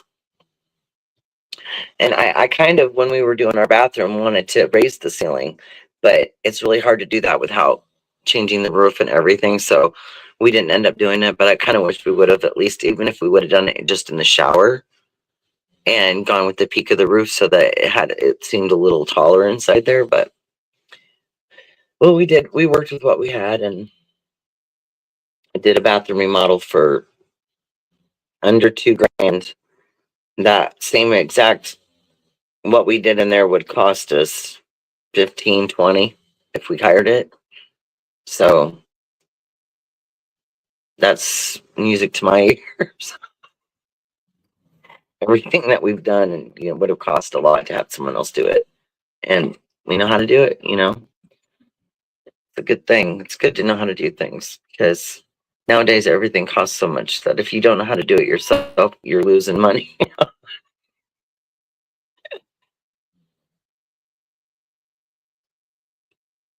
I think just Becca's phone may have died on her, or she's probably on the charger. Probably put her to sleep.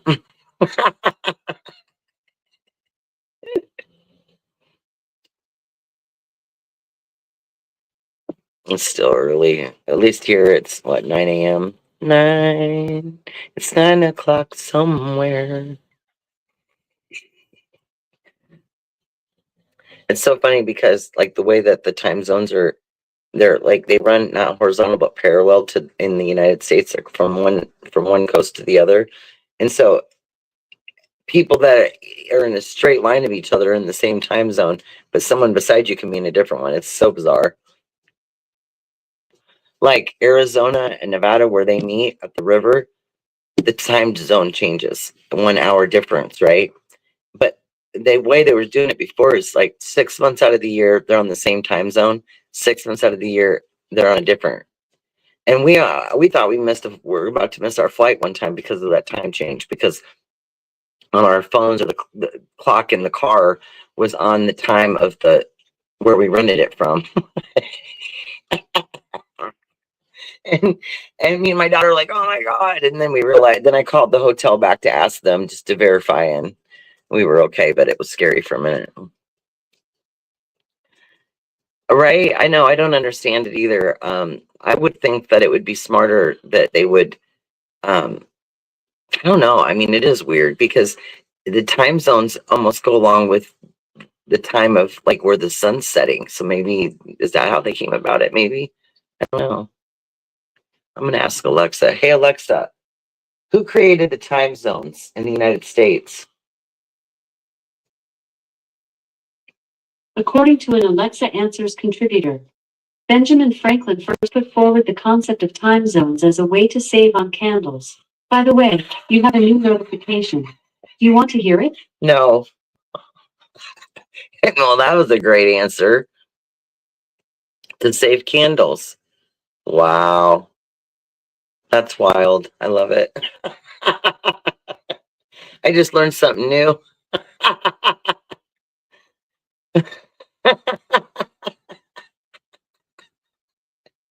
I just learned something new today. That's good. You never know what you're going to find out until you ask, right?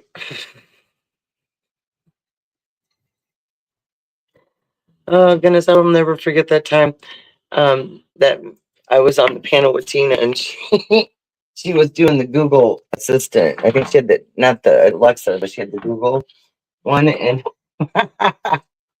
she was asking it what something meant in a different language, and it was talking in Japanese, and it kept saying stuff, and then she kept trying to get it to stop, and it kept going. We were just dying. That was great. That was one of them funny moments that you can stand out, where crazy stuff's going on. The dogs are like, what is going on, Mom? Ready for I can't talk. Ready for a wagon ride, guys. Oh man. I know, and I was so worried that we wouldn't be able to match the paint, because normally I would keep the can or write my information down, and I didn't have it, but luckily I still had a paint pan with that same green in it for my last I must have been touching something up. And so he just took the whole paint pan in there. And the guy at the local store, he's so amazing at matching paint. He's so good at it. And he was able to match it all up. So that made me happy, because I was so worried. I was like, oh my gosh, I don't want to have to change my color. And I originally bought that color a long time back. So, hi Milo, how are you doing? What's he doing, buddy? You don't want to go out in that blistering cold, do you? Hmm. Don't want to do that, do you? I could put your dog coat on. It's pretty warm. The other day I went to put him out and he like turned around and came. He didn't even go out. He just turned around and sat down and said, "Nope, I'm not going out there." It was too cold for him. He's like, so they know about the cold too. Hold on 1 second.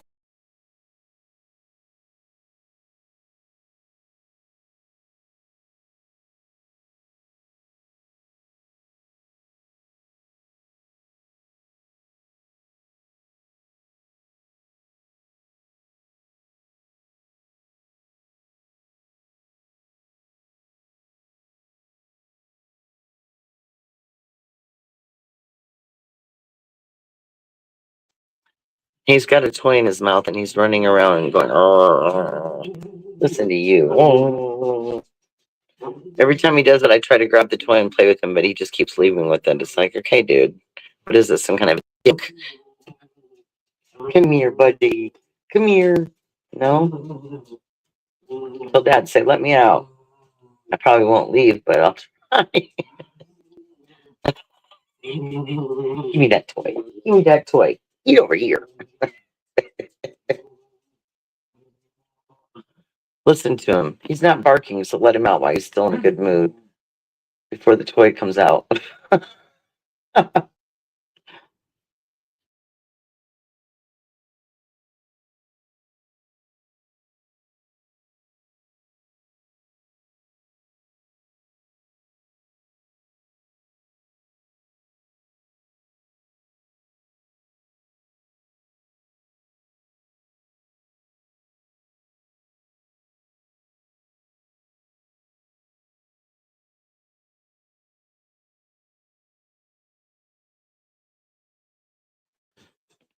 Goodness gracious. He hasn't started barking yet, which is a miracle. Usually he gets mad and he's just. And then he realizes how cold it is and he's like, oh shit. Emma was out and back in seconds. She was like, I am not even. Because you imagine their paws got to be cold. I mean, imagine we went out there barefoot. I get frozen with shoes on. Shoot. I'd be like a popsicle. Mm-mm. Nothing worse than burning hot on your feet or freezing cold, because either one of those, I mean, there's so many nerves in your feet and your fingers, that stuff you can, it's one of the things you feel right away. I think that's why it hurts so bad when we like run into stuff or something slams on our hand or foot. Oh man, it's rough. 5 hours later, Bigfoot comes alive.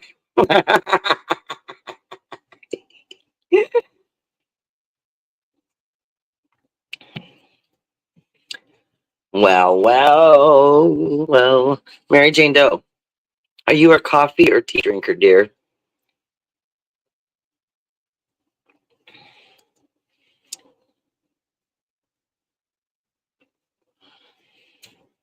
One way or another, I'm gonna drink it. I'm gonna drink it, drink it, drink it.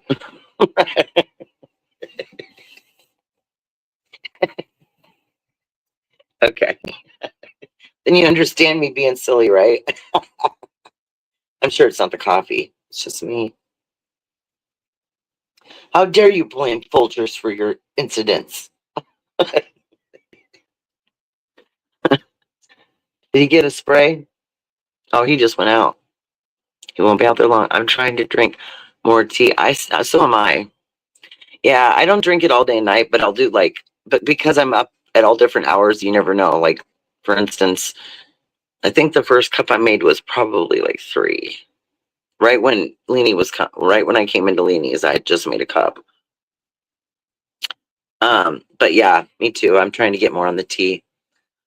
I have tons of it, lots and lots of tea. So recently, I sent my friend Becca some tea bags with some of her gifts, because she loves Red Bull, and I was trying to give her an alternative.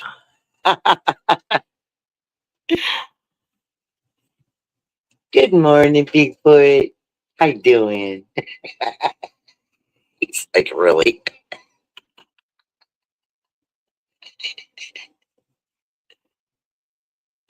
This last time I had to restart it 4 times to get a cup of coffee.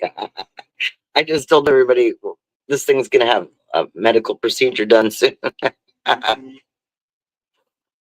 For sure. I was hoping Beachy was in the bushes and would come out and get her mandolin out and crank it up.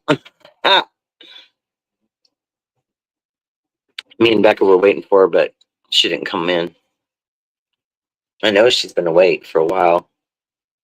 There's no way those animals let you sleep this long. Heck, mine were trying to eat at 5:30. I'm lucky I got to 6:20? Maybe not even. No, I didn't. I don't think we even made it. I think we were right at 6 or around that time when I had them.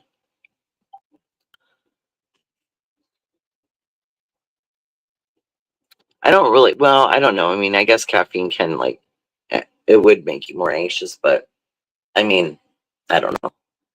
Probably because my heart's racing nowadays, I should probably kick the coffee more and get to the tea. I mean, they all have caffeine in them. A lot of them do, but some of the healthier teas don't.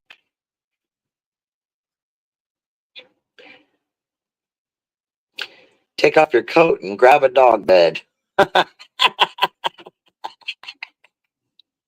You know, like the old saying, take off your coat and stay a while. That's what we're gonna do. Hey, Milo, how are you? Oh, his nose is covered in snow. I wonder why his face looks so funny. Oh, buddy, is it cold and snowy? Oh, I didn't hurt him. I just wiped his little face. Oh, his face was in the snow. What are you snowbirding, buddy? Snowbirding. Call it snowbirding. Now the birds will dig in the snow in the winter to get their food still. Well, he was snowbirding. I looked at him and I'm like, why do you look funny? And it was because it was snow covering his beak. It was on his nose. And then I touched it and his poor little nose was so cold it hurt. Aw. I'm sorry, buddy. You forgive me? I take you for a wagon ride.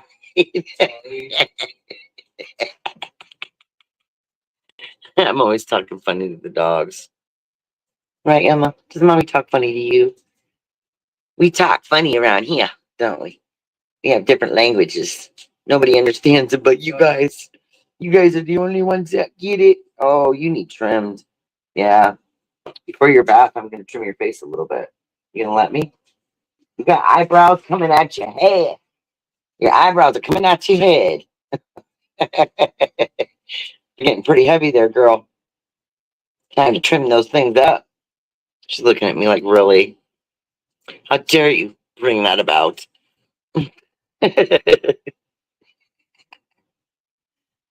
I got one rug that says there's a lot of dogs in here, and the other one says wipe your paws. There's a lot of dogs in here. It's a lot smaller rug than what I was hoping it was going to be. The other one turned out to be the right size, so that's that. Wipe your paws, yeah, for sure. Please do. Can't leave people can't leave their shoes outside anymore because they'll freeze.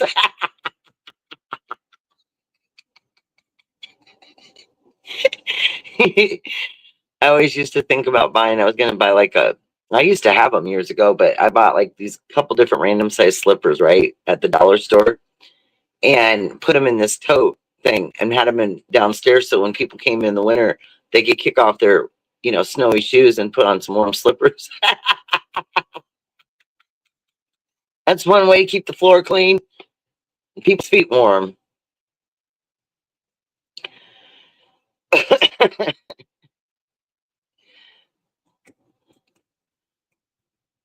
thought if I started singing "Welcome to the Jungle" earlier, that would be the key word, and Beachy would pop in like poof, puff. She's probably thinking, "Man, girl, you're crazy."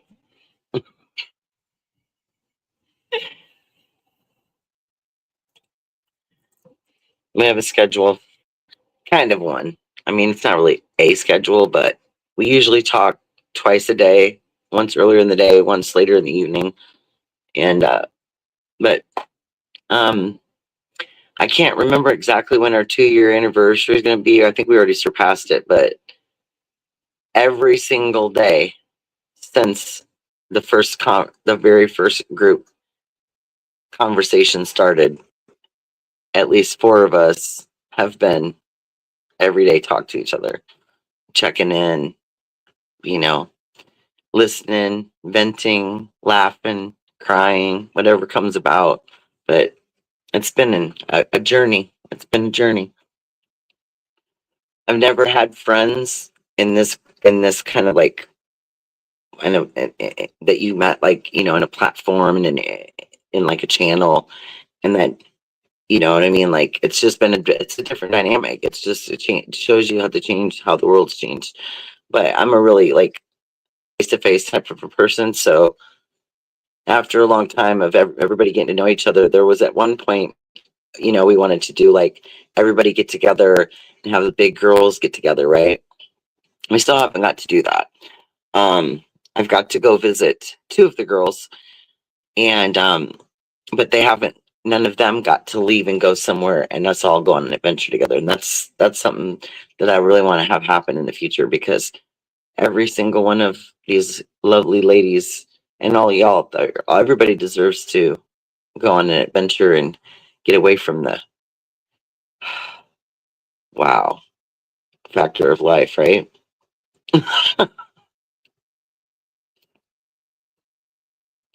So hopefully one of these days we'll get to go and on a girls trip somewhere, and it'll be really exciting and fun. And when I was on the cruise, I saw a lot of couples, and I saw a lot of girls groups and guys groups, people taking this adventure together, and it was great. It was. And I wish I would have spent more time videotaping, but not a lot of people want you to be like videotaping them, so I tried not to get too many people in when I was doing lives and stuff, because you got to get the whole clearance for that. But um I definitely, those were the moments when I was like, oh, you know but it was great because I met a really lovely family while I was on there, and we would always run into each other, so it was almost like it was meant to be. And I would eat meals with them sometimes, and or just go smoke and have a cigarette and visit. So that was fun. It was nice, and we've stayed in touch. I need to actually message them because I haven't checked in for a little bit, but they really helped me out, and got me to the airport the next day, because I was one day uh, come into port, and then my flight was the next day. I didn't want to do it all in one day because that's just too much. But it worked out. And I've got to see Beachy twice. Once in New York, once in Michigan. So I got to go to 2 states I'd never been to. And then I'd never been to Texas before. So I like last year was a big year. I got to go to quite a few places that were maybe some of them were on my bucket list, but they ended up being part of it. They just ended up being on it. And it was great. It was really great. I had a great time.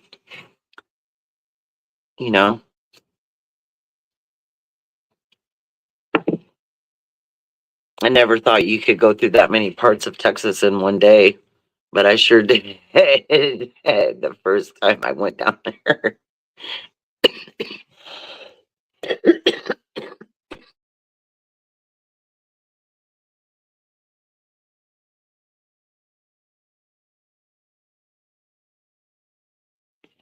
So my flight from Iowa, and I don't know why they do this, why they don't just have a direct flight to Houston.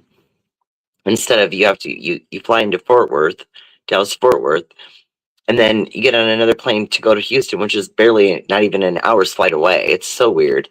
But I couldn't find any direct flights. And then, so basically, I was at that airport. That was my first spot in Texas. And then Houston, middle. And then got picked up, drove to Galveston, very bottom of Texas. So I was literally in one day, I went through the whole state. That was a long day.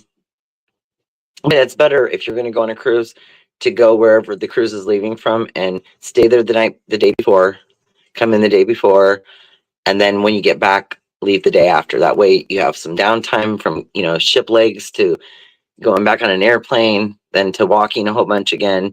And you're not walking on a boat that's moving on water, you're now on land. So it's a big changeover. So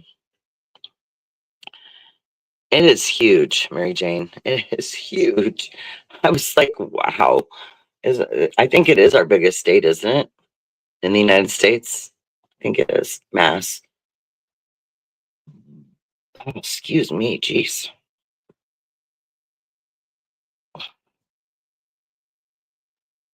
Yeah. And I had no idea like where I was going to stay. I just knew I needed to find a hotel that would be close to the airport with a free shuttle to get to the airport the next day, because then that also saves you money. Then you don't have to Uber or taxi. And but then the people that was on the cruise with me, two of them lived in Houston. And they told me, when I told them where I was staying at, because we were together for dinner later, they said, oh no, you can't stay there. Like, that's not a good neighborhood. And I'm thinking, huh? It looked normal to me. But I had no idea, you know what I mean? And she's like, yeah, but you're by yourself. And no, and so they invited me to stay with them, but I still want, I had already paid for the room and everything, right? And when I first got there, I got there way before check-in. So the guy wouldn't even let me check in unless I paid extra. And I'm like, no, I'll wait. And then I was just going to go hang out with them while I was waiting.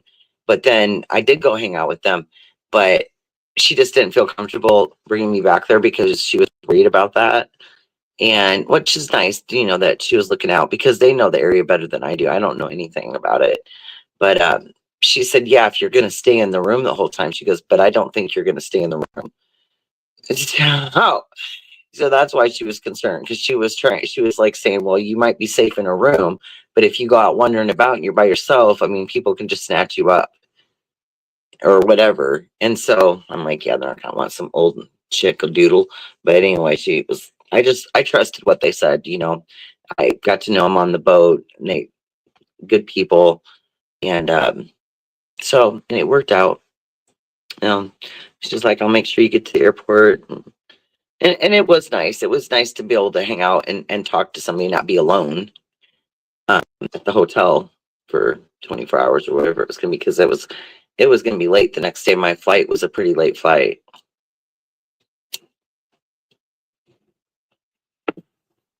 I kind of wish we could have gotten our flight to Vegas out of our local airport, but that airline only flies out of our airport Mondays and Fridays, and it didn't work for my dates that I needed to go for price wise, because I'm cheap. and so so we're going out of the international airport here, so it's the main hub.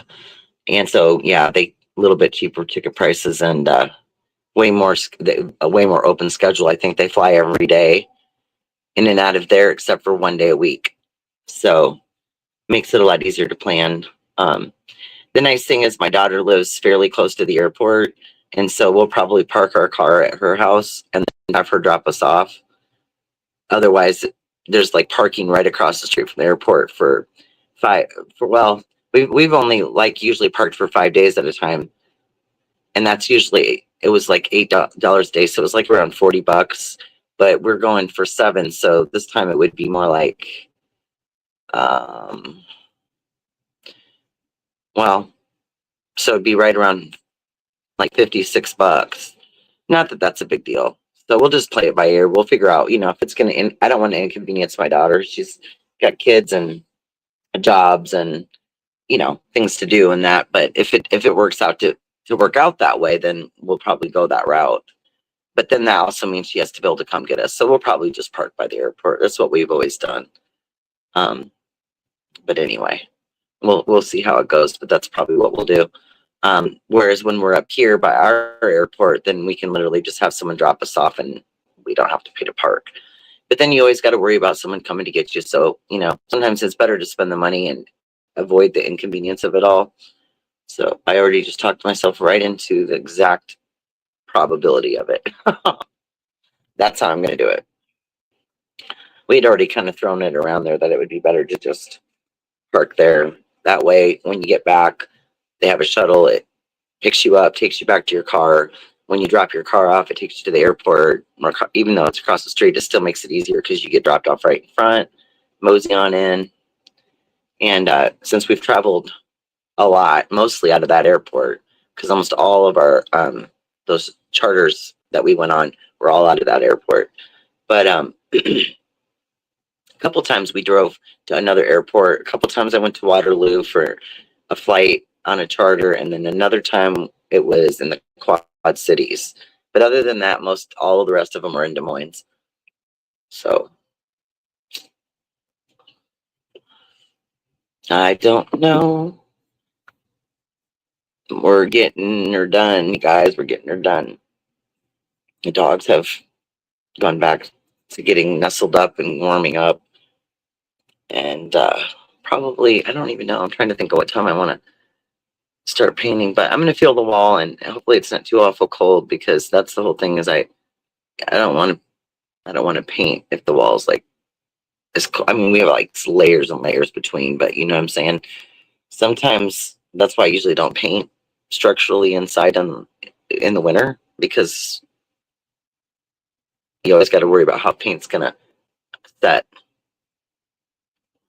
Now I'm curious. I'm going to go feel the wall.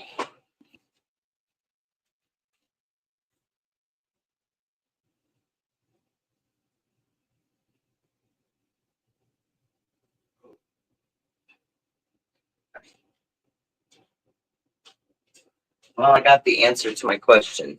It's very cold. So I might wait. I can't wait long, but to a little bit warmer day, because I definitely want to have this done before we leave. And so I'm going to have to look at the weather for the next 10 days and see what we're at. But I want to get this done before I leave, no matter what, because I have to have all this stuff cleared out of the way. But it is really cold. I don't know how well that paint's going to dry on that cold wall. Whew. It's cold. That's the one part of the house that we haven't done the external work on yet. We haven't done the new insulation, moisture barrier, plywood, house wrap vinyl yet. So there's all those layers. And so right now, that's one of the older walls. It's basically just the metal siding, some insulation, and then your inside drywall. That's why it's so cold up there. Because we've got other walls where it's been covered, and they're nowhere near as cold. It's interesting, really, how that works. But yeah, and I don't know why. I mean, other than because these are mobile homes and they can be moved, that they made them the way they make them very heavy duty, and so they're not well insulated. Not especially considering the fact that it gets cold here. That always surprised me. I'm like, wow, because the first time he tore out the outside and the inside of a wall here, we got to see just how little there is between your outer stuff and your inner stuff. And I was like, oh, wow, no wonder. So a big undertaking, redoing all that. We've got the front of the house and the part of the corner of one side up at the front that's all been redone and closed in and re-insulated. And then we've got the back done. And then coming up on the side towards our bedroom area, which is all been wrapped and restacked and re-insulated. So, but I really wish we could have had all of it done before winter, because it would be so much warmer in here. The heat wouldn't have to run as much. It's all outside work that needs done, and it's definitely not cheap. The plywood is like upwards of 22, I believe, to $24 per sheet, 4x8 sheet. And one side of our house alone is 76 feet. So the ends were 14 wide. So I only had to order like 14 pieces of siding for it. And they took 4 pieces of plywood, which the 4 pieces were just a little over $100. And then 14 pieces and 2 edges, 2 corner pieces of the siding with the corner pieces added on. It was $225, and then the last order I did had the corner pieces in it. It was the same price, but then when I had to reorder it, I already had the corners, so it was like maybe 167 or something. But I mean, that's just doing the ends. That's because those are the smaller parts. The side 76 feet, that's a lot of siding. And then you have to take out the windows when you start doing it, because when you're putting plywood in and you're expanding out your wall, then you have to take the windows out to make the adjustments. And then what that does is the inside of your window framing then becomes not a nice tight fit against the window, but then there's a space there because you had to, you've expanded the wall out. So we think we've got a plan for that, because I don't want to redo every window frame in here. They're all been redone. I think what we're going to do is we're going to add some white, it's like a sealant, but it's like comes in like this big strip, and you run it around in your windows, and we're going to use that to fill in that little tiny 1/2 inch gap or whatever it's going to be difference, because that would be a lot easier to do it that way than for us to try to redo every window frame and it would be both sides of the house. So the bathroom one window got put back in, and it's got that space now, and it's going to drive me crazy. So we're going to do something with it. But other than our window in our bedroom that we're going to completely replace, and so we'll be redoing that frame anyway because it needs replaced. So that one will fit because we'll have it, it'll be fitted. And the front window, when we remodeled his daughter's bedroom, since we replaced and reframed and did all that, that fits. But these other ones aren't going to fit properly after we get the walls and do the rest of the remodel. So that's what I came up with to put in there, instead of trying to take a bunch of pieces of wood and stain them and try to place them in there to fill the gap. I'm not going to do all that. It's like insanity. So I came up with a plan that's not going to cost a lot or take a lot of time. So there's that to be said about when you start pulling stuff apart and redoing it. There's always other extra things that you don't even think about until you find out. And that was one of them I found out.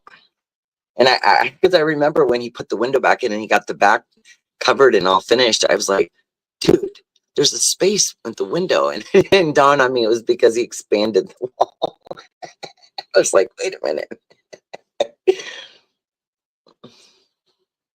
Our little bathroom on the other end of the house, what I would have liked to have done with it is put what they call a pocket door in, because it's so small. And there's just not enough wall in between the two spaces. And we thought about trying to do it anyway, but what the problem is when you're going to run a door, wherever you're going to run it at, the one thing you can't do is you can't run it, you can't do a pocket door, because the pocket door frame that comes like that's designed to put inside of a wall is for a 2x4 wall. It's for a thicker wall. It's not for a wall as thin as so the interior walls in here, it's a mobile home, are a lot thinner than a regular house's interior walls. So there's not room for a pocket door to go in, right? We would have to, it just wouldn't work. The only other option would be to put a sliding rail door, like what we have in the small bedroom and in our bedroom, and put it on the inside of the bathroom. But what would happen with that design, then we wouldn't be able to put a new vanity in there and have it go up against the wall and over. We'd have to have it away from the wall enough for the door to be able to slide in behind it. And that's kind of changing the whole scheme of things. So we decided to just go with the regular door, but the problem is we put house doors in here and it's a mobile home, and the doors were smaller that originally were in here. So the bathroom door, the frame, because that wall is so thin, it actually sticks out into the bathroom a little bit. So I don't really know what we're going to eventually do with it. We're going to have to really put our thinking caps on and come up with an idea. Because I mean, what my plan was for a new vanity in there eventually is just to do the same size vanity that's already in there, but I could see us going with something maybe a little bit smaller. I was just trying to keep the same size because I wanted to reuse the vanity top we already have since it's a nice one still to save money. I was just going to reuse that one. But if I can find a decent one that has the sink already in it and everything, and it's a little smaller, then we could go that route. And then we could do where you do a hanging door. And what you do is you just take the door that you have. Well, we'd have to get a different door completely because it just wouldn't work. But I'd probably get one a lot like the one on his son's door. It's a 6-panel, I think, or a 5-panel, where it's got the squares. That's the design, but it's a door that was just a slab. You buy like a slab door that doesn't have the doorknob cut out or anything for a sliding door. You don't want that. And so, I mean, we could go with something. We could try to do something like that in there, but it'll just depend on what we decide to do in our budget at the time for the bathroom. Because your shower tub, that stuff is always the most money. That's always the most costly. The faucet stuff, all that wet area stuff is the expense. The toilets are cheaper. The vanities aren't bad.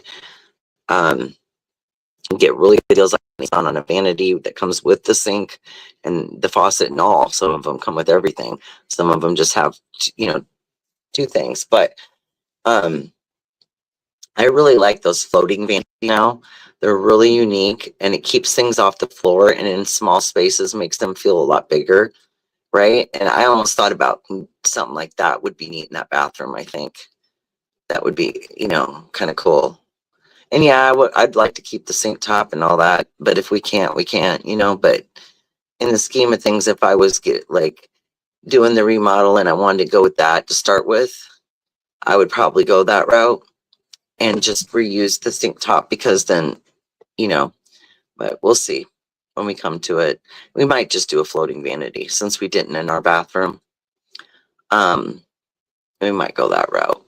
I probably have talked myself into it because I know that I've seen those and the bigger ones are the ones you can get with everything included for a really decent price. So I probably will end up changing it.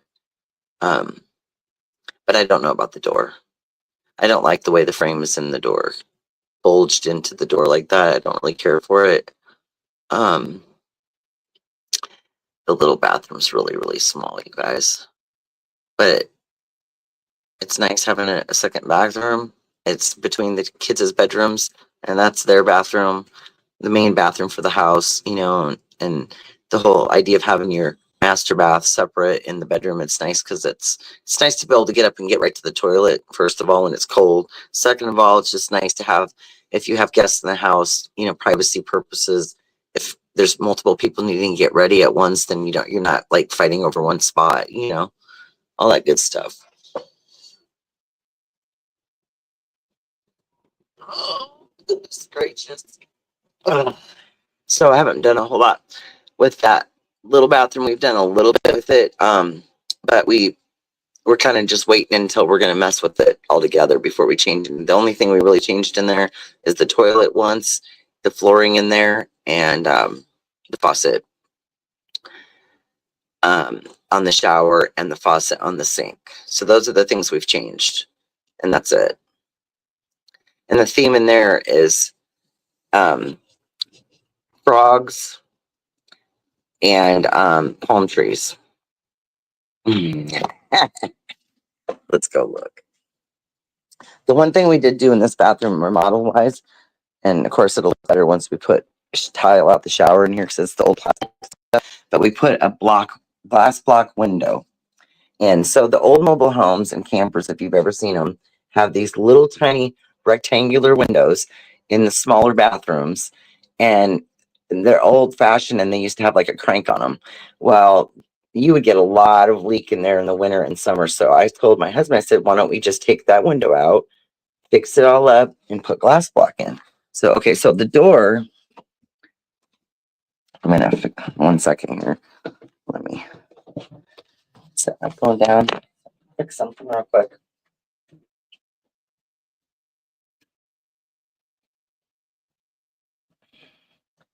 Dogs have messed up my rugs in my bathroom, which is quite annoying.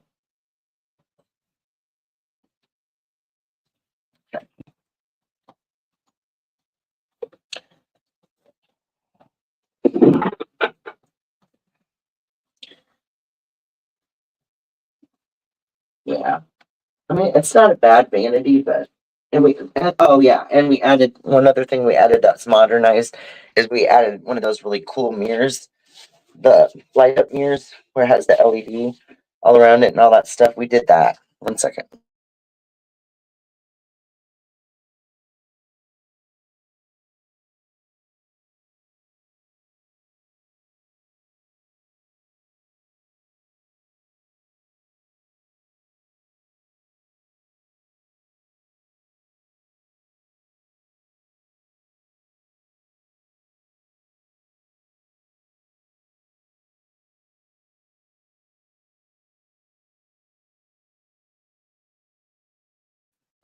Okay, here we go. I have to open my shutter here. Okay, so this is the theme in the bathroom, and this is a funny story. So, on Marketplace, when one of my youngest son got his first apartment, I found this awesome set. It was a full bathroom set. It was the shower curtain. It was an orange trash can, like the accessories on the sink, like your soap dispenser. It was all that, right? And then when he moved out of his apartment and moved somewhere else, he didn't need a curtain. So I remember.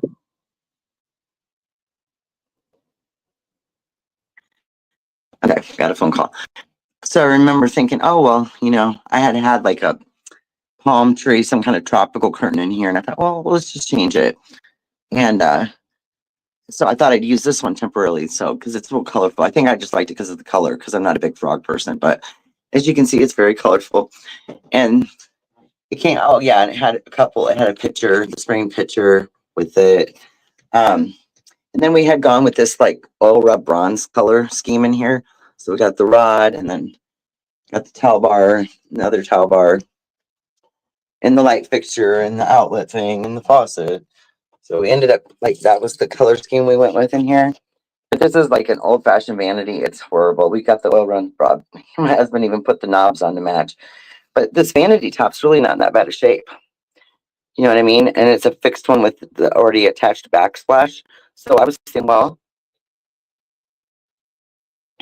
I could literally I could leave it this big, or to make this room a little bit more spacey and move the toilet over a little bit, we could do a little bit smaller vanity, do a floating vanity, and see how I'll show you how the door, what I mean by the door. So see how it sticks out like this?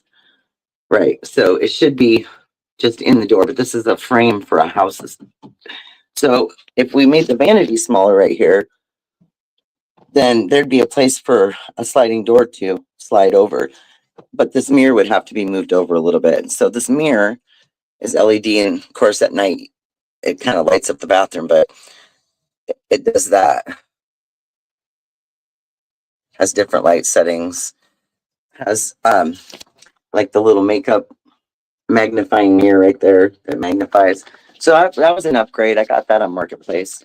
And then just a regular, you know, towel. What do they call them? A towel tower to hold your towels and everything on. Wow, I need to dust. Holy moly. I tell you what, I just was in here the other day, cleaned the whole bathroom, dusted, did all sorts of stuff, and then it just never, it seems like no matter what you do, nothing ever stays clean for very long, you know? I hate that though.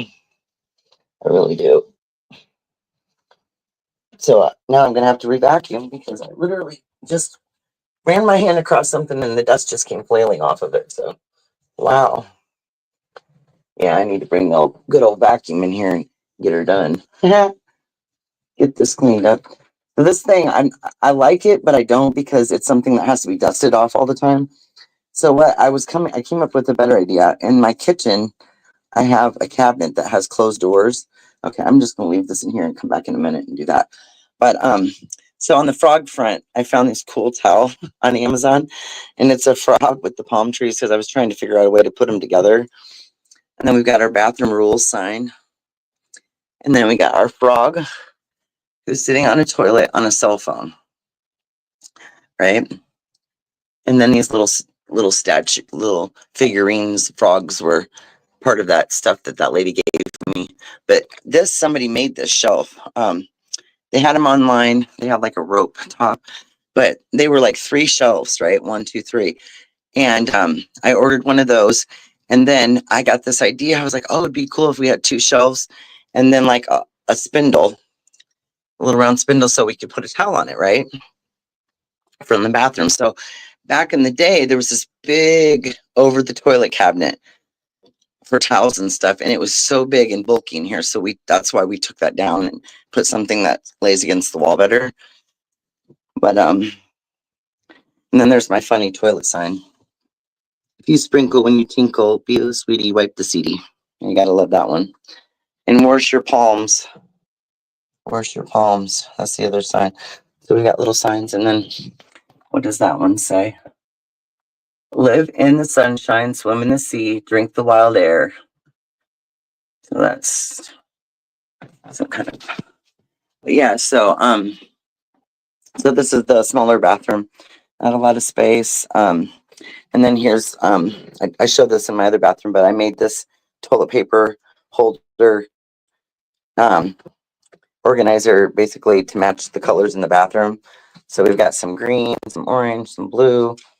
And then, like I said, you can put like whatever up here. I put wet wipes up here usually. I don't have any right now, but this one holds a lot of toilet paper. Like he's even gotten triple rolls, some ginormous rolls, and put them out. We can store a lot of toilet paper. And this is one of the nicest little things I've ever come up with. The ones that I've made before, we always used 3/4 inch pine wood. This is a 1/2 inch because we have leftover wood and my husband insisted on using it. So we went ahead and made it. It's a little bit wider and a little bulkier than mine in our bathroom, but it's pretty neat. I think it is color wise and everything. I'm gonna set you guys up for a second. Where did I do that? But yeah, the shower is just an the old yellow. I call it the old yeller, the old gold looking plastic cup they put in mobile homes, which grass why. But yeah, I have all these really cool colors and things, and I love colors. And so I don't know, light in the front of the tower. It feels weird. There's something on it. Probably dust. That's all everything ever is dusty. Like it seems like I never stop cleaning off stuff. I'll clean a whole bunch of stuff and think, oh, my house is clean. Oh yeah, right. Just wait for it. Something else is gonna come up next. So anywho. So this is oh, sorry about that. Ears. That was almost deafened me, but definitely this bathroom is gonna be fun project. This one has glue down tiles and they're the squares. They're like big squares. And so this is glued down. The problem is we have glue down in here. Out in the hallway, we have the what they call floating where it attaches together, but it's not glued down. And then our living room kitchen area has the glue down because that's what we started with originally, and then we switched. So what we have to do is get new flooring, and we're going to run it from a certain area in the front down the hallway and into the bathroom so that we can get it to all match. Because what happens then is you have to put one of these plates down, plate right here. And that's like basically where the 2 floorings come together. And I don't like that. I don't like having that in the doorway. It's annoying. So, but yeah, so this is the little bathroom and it's colorful. And like, oh, yeah, I'm going to take you guys out and show you the stand, the little cabinet thing that I'm thinking of putting in the bathroom in place of this towel rack. And don't get me wrong, like these are pretty cool. I had 2 of them. I had bought them at it's weird. Think about a grocery store, but I bought them at Aldi's a long time ago, years ago, right? And what I found was that they had they were like, I don't know, on clearance, but they're like 10 and 15 bucks. It was worth getting them. And we ended up using one for a long time. I used them for the dogs. I would store all their different baskets and all their stuff on them. And it was nice. It worked really good. But at the same time, Like I said, it's metal, and so you're always wiping it off because it collects dust. So I don't know, and I don't know if we're gonna stick with the oil rub bronze look when we do finally decide on the bathroom colors for this bathroom.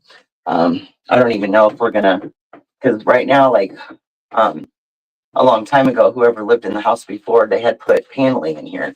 And I hate paneling for a bathroom. It's like one of the worst things you can do to a bathroom. In a wet area is put paneling. But I also, like in our bathroom back there, we did textured walls, then painted them. So it's not waterproof back there, but you use bathroom kitchen paint and it's waterproof. So that's kind of like what protects your walls if you paint them. I just don't know if I want to do textured walls in this bathroom or if we want to do like, I don't know. We have to figure it out. But all this paneling, all this stuff right here has to come down, and it's crap. But I thought about trying to paint over it. You can't. It's in too bad a shape. So this whole room will be at some point remodeled, and we'll take the ceiling out, put a new ceiling, put a new sheet of drywall because it's not. It's like one whole sheet would do this whole ceiling, right? And then since the light fixture to this bathroom is so off kilter, it's literally like positioned way, it's not centered over the vanity at all. So what we'll do is we'll put one here in the center and it'll be a fan light combo. So then this bathroom will also have a fan as well. So that'll be cool. That's the plan for that. Flush that toilet. Throw some toilet paper in there off the floor and dusting the doggone thing off. Okay, so we got that. I think my shelf in here needs to be swept next. It's amazing all the stuff that you need to clean all the time. It's just like I said, there's dust everywhere. You think it's clean and then you move one thing and boom. But yeah, so that bathroom is the last one that needs remodeled. And that's the reason why, it's not terrible, but it ain't like it's not our finished idea. So it's definitely not something that we need to do like ASAP. But it's definitely on our agenda. My kitchen's definitely going for the bathroom because this is the main hub. Everything goes on in this kitchen. I spend most of my time in here, so this is the room that we need to do. Because at the time we could have done the kitchen, but we ended up going back and doing the master bedroom and bathroom and closet first. And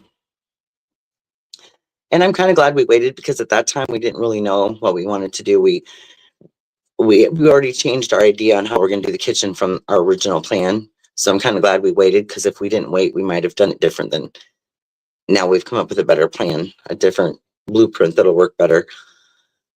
Any freaking knew. Oh, I was going to show you guys that cabinet. I'm a dork. Don't mind me. I'm just clicking on everything, touching my volume. It's all the way. Okay, there we go. Here it is. So it's a multicolored cabinet. Right now I'm using it as a temporary pantry because we took out all the old kitchen out of here.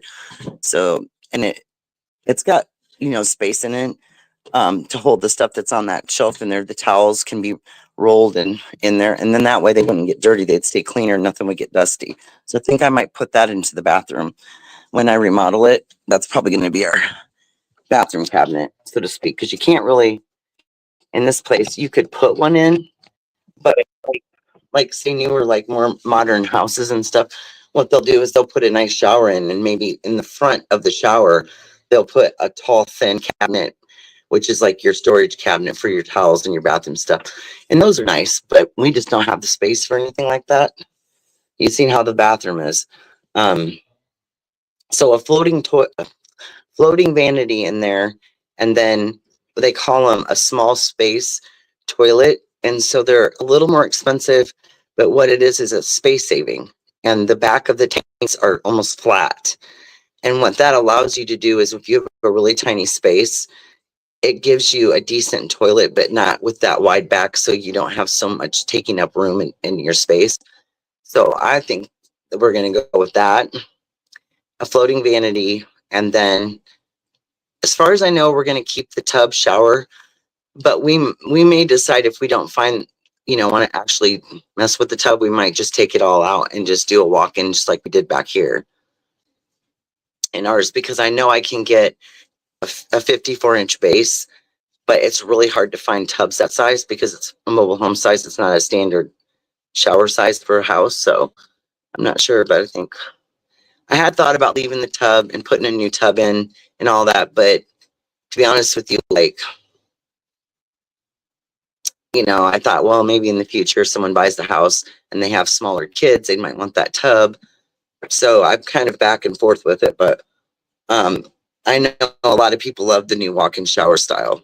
And like in ours, excuse me, they have different depths of tub bases you can get for walk-ins. I went with a 4-inch, 3 or 4 inch, because you know you still don't want water to just come flying out of there. Since if I had a house, I'd have a completely tiled bathroom and it wouldn't matter. But so um, but at least that gives you, at least you can still walk in and out of it, but it keeps it in. The 2 inch is not much of a lip, so I went with a little bit taller one, but it'd be all right to put one back there like that too. It'd definitely make it easier when his kids are here and they're getting in and out of the shower. So we really don't, like, now that they're older, nobody takes baths anymore. They're all on showers now, so we don't really need it. And the tile sets that they have now for bathrooms to redo, whether you're doing a tub shower combo or just a walk-in shower, it's like $450. They have 7 or 8 different patterns, and it's called Duma Wall, and that's what's in our shower, and it's amazing, and it's really reasonable. It's a really good deal, and that comes with all the adhesives and everything. It's like the whole kit, and that's what we bought for back there. I think the only thing we had to add on extra was a few little pieces of trim, because there's trim that goes in there, like that you put in the corners and different places in there. But it was a pretty good deal, you know. It was like just under 300 for the tub base, and then the shower tower was 270 something. So like I said, the shower was the most expensive part of the remodel. It was like $1,000. We built the vanity. The sink top is the smallest one I could find on Amazon, and that was reasonable, like 70, $80. The faucet, yeah, I mean, we bought a new toilet. So, but really, like, the cost of the bathroom remodel wasn't bad at all. The most expensive part is the wet area, just like I said, even like for in here, for in the kitchen. Kitchen's usually cabinets and appliances that cost you the most. But honestly, you could get really good deals on appliances if you're smart about it. You can get bundle deals, or you can buy, like, they sell them on Amazon. They have all different companies that sell through Amazon, really good deals. And if you build your own cabinets, well, not so bad. You know what I mean?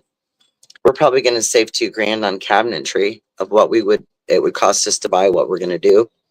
And we can't even buy what the design I want. You have to make it. So if we could just buy it, like a lot of people do that with mobile homes, they go out and buy a bunch of, you know, kitchen cabinets that are for a house and try to put them in a trailer. And sometimes they do okay. And other times I'm just like, I don't like things to be like the standard, like you know, like everyone's got a certain kind of kitchen or what. I like to design things myself and make it your own, you know, because everybody's got unique ideas. And also because we have such a limited space that it takes a really great bit of like configuring to figure out how to get the most space out of storage out of your space and have the least amount of things that get in your way. So like, for instance, a normal kitchen, you'll have your cabinets, right? Well, I've got an open cabinet, open design here. Now, when we do the kitchen, the pantries will have doors on them, and I'll have 3 shelves, floating shelves on one side of the kitchen. You know, that open design they have now. And then the big cabinet where the oven and the microwave will sit will, at the bottom of that, will have a big pull-out drawer, soft close, and then everything underneath the cabinet will be divided up for storage for underneath. But I'm going to have it on a long barn door rail, so the doors for the cabinets won't open on hinges. They'll literally be on a rail system. And so they'll move. And that keeps me from having to worry about something that opens up into the room. It gets in my way, you know, just the whole thing. So we're doing a whole different design. It's going to be amazing. I'm so excited about it. Not excited about all the wood, all the staining I'm going to have to do, but it'll be fun. It'll be fun. I've done some pretty big projects in this house so far. And if I could do those, like that whole entire wall thing that I did in that bedroom where it's basically a complete built-in bookcase, window seat, and closet all in one. If I can make that, I can do the kitchen. No doubt. But ovens take up a lot of room in these mobile homes. We had a beautiful, brand new, gorgeous black GE oven. It was just gorgeous. It had the burner tops. It had the flat skillet piece. It was really nice. And it's just too bulky, too big for this space. And I love the old style with the wall ovens, and that's all that style starting to come back into kitchens. They're really putting it in a lot now because it's space saving completely. And that allows that whole space that an oven takes up, that's all storage that I can implement into this kitchen. So amazing. Yeah. Goodness gracious. Are we hanging on? I think I'm gonna close this down and let everybody get on with their day, and I gotta get myself organized here. I was hoping I was gonna paint, but I think that wall feels pretty cold, so I think I'll just wait until it warms up a bit. Hopefully that, when I say warm up a bit, I mean like positive temperatures possibly.